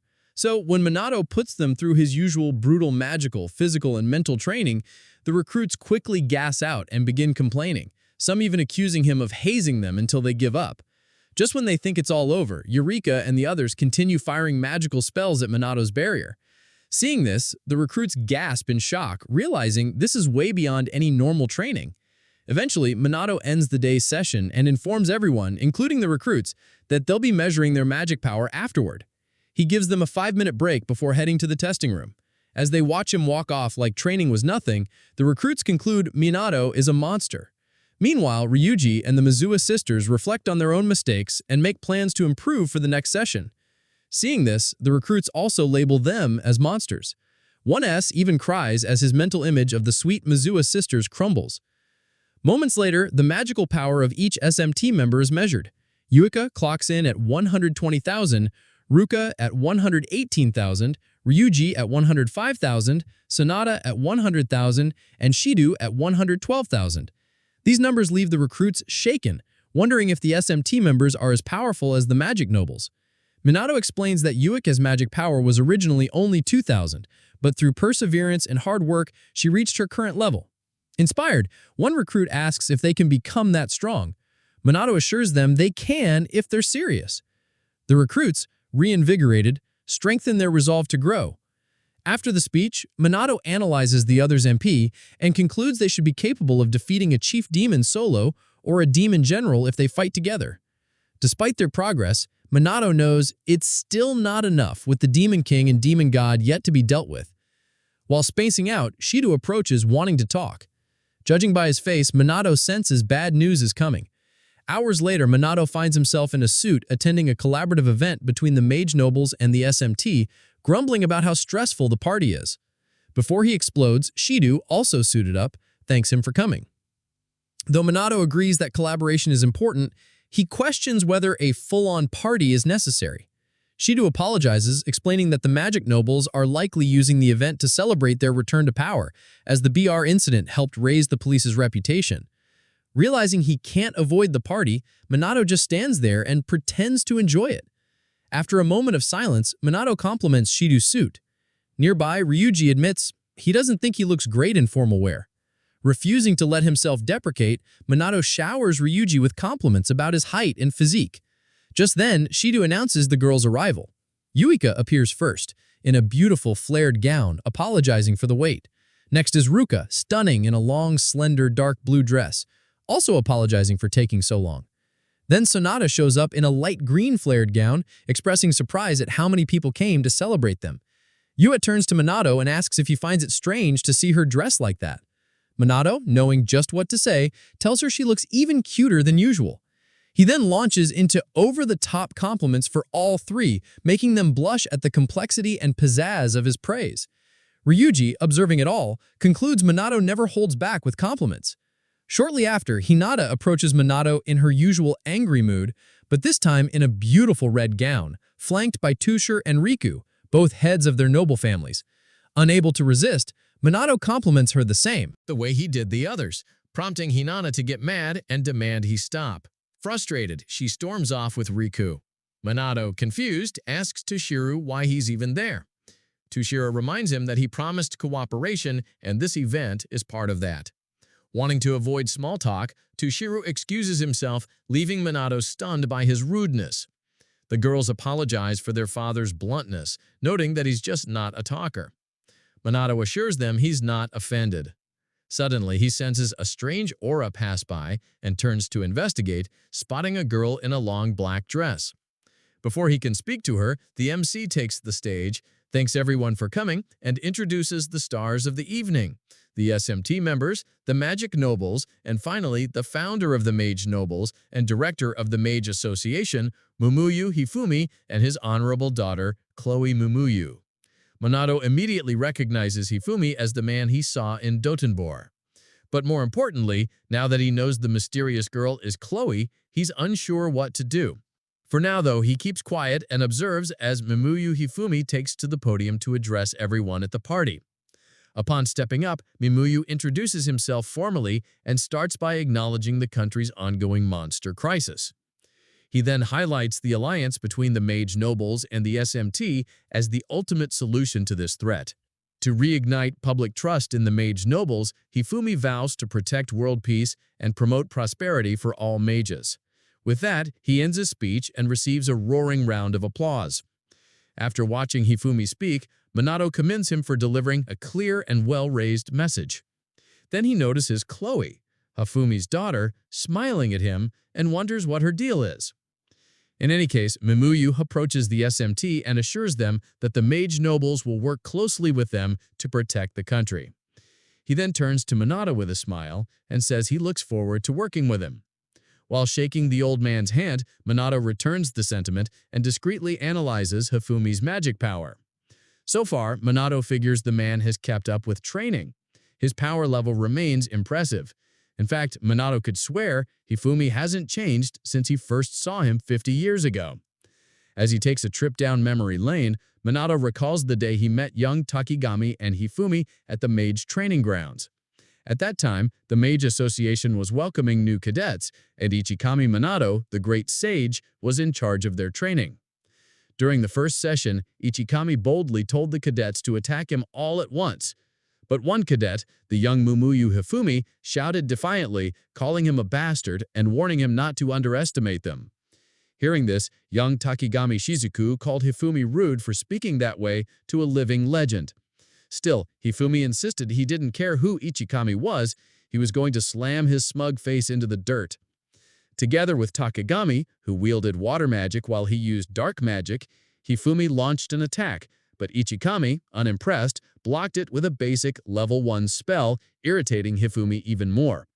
Ignoring his outburst, Ichikami used wood spears conjured from the earth spell to take down every cadet. After the dust settled, many gave up their dreams, shocked that he countered a level 4 spell with such ease. Knowing the attack's true power, Ichikami admitted he'd held back and figured many would drop out as usual. But to his surprise, Hifumi stood up and declared the fight wasn't over, saying he was just getting started. Takigami, also determined, joined him. The two prepared for another round, and Ichikami, pleased to see real promise, let them attack again.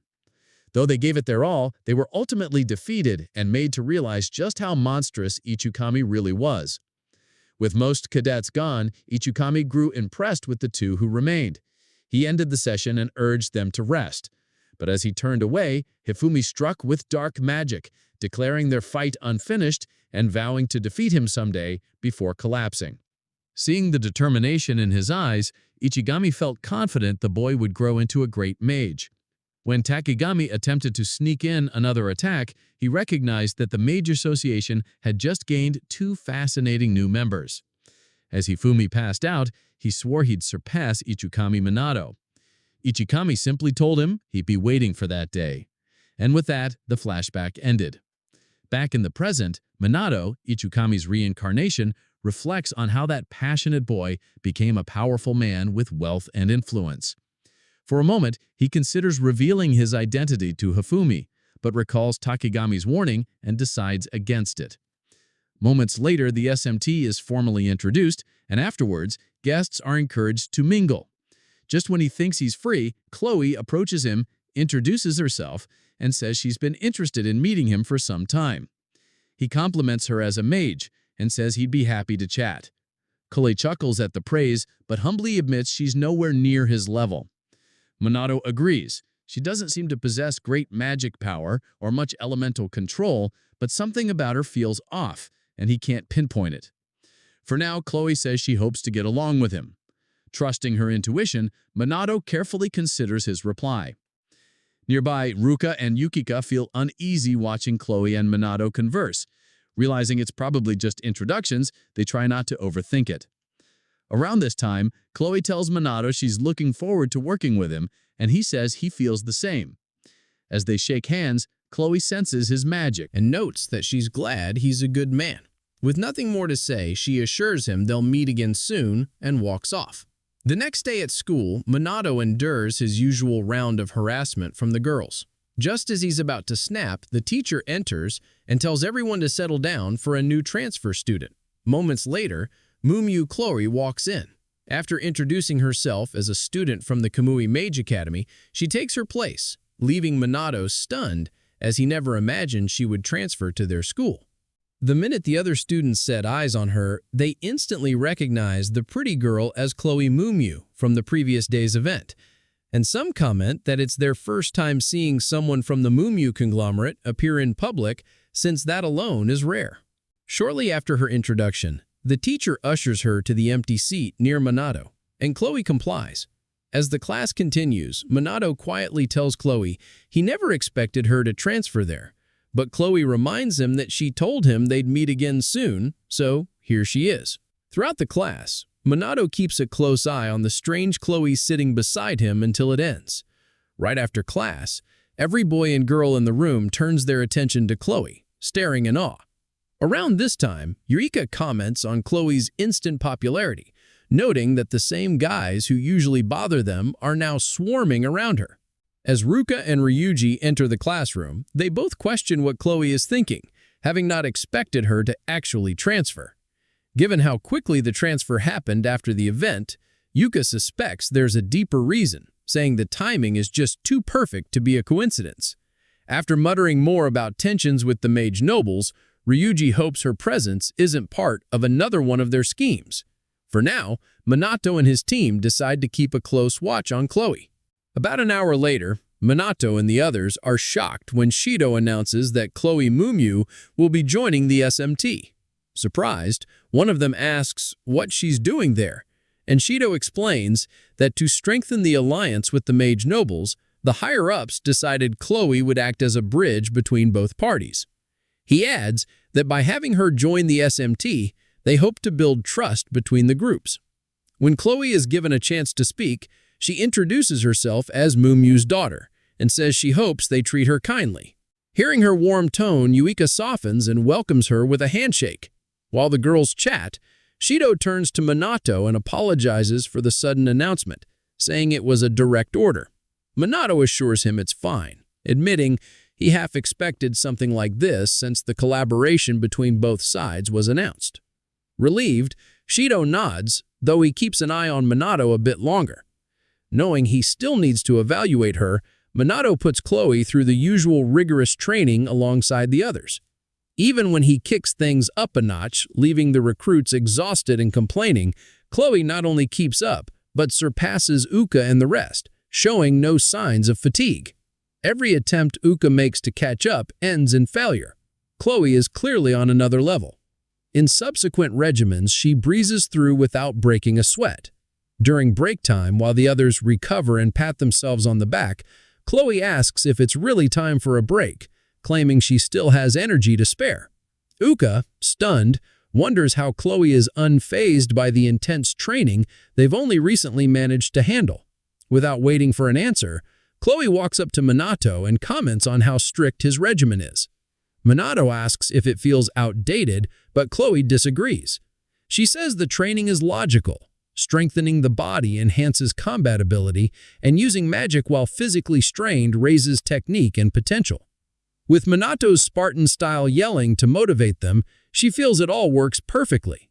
Realizing she's right, Manato praises her insight, and Khloe proudly reminds him that she is a Mumyu. Soon, Eureka, Ruka, and Ryuji admit Khloe's strength and ask if they can learn from her. Khloe compliments their effort in return, saying she always believed SMT members would be reliable. As they wrap up the talk, Khloe turns back to Manato and continues chatting with him. Meanwhile, Eureka starts feeling uneasy about Khloe's charm, noting how popular she is with boys, girls, and maybe even Manato. Knowing Khloe might be stronger than them, Eureka fears she could end up supporting Manato instead.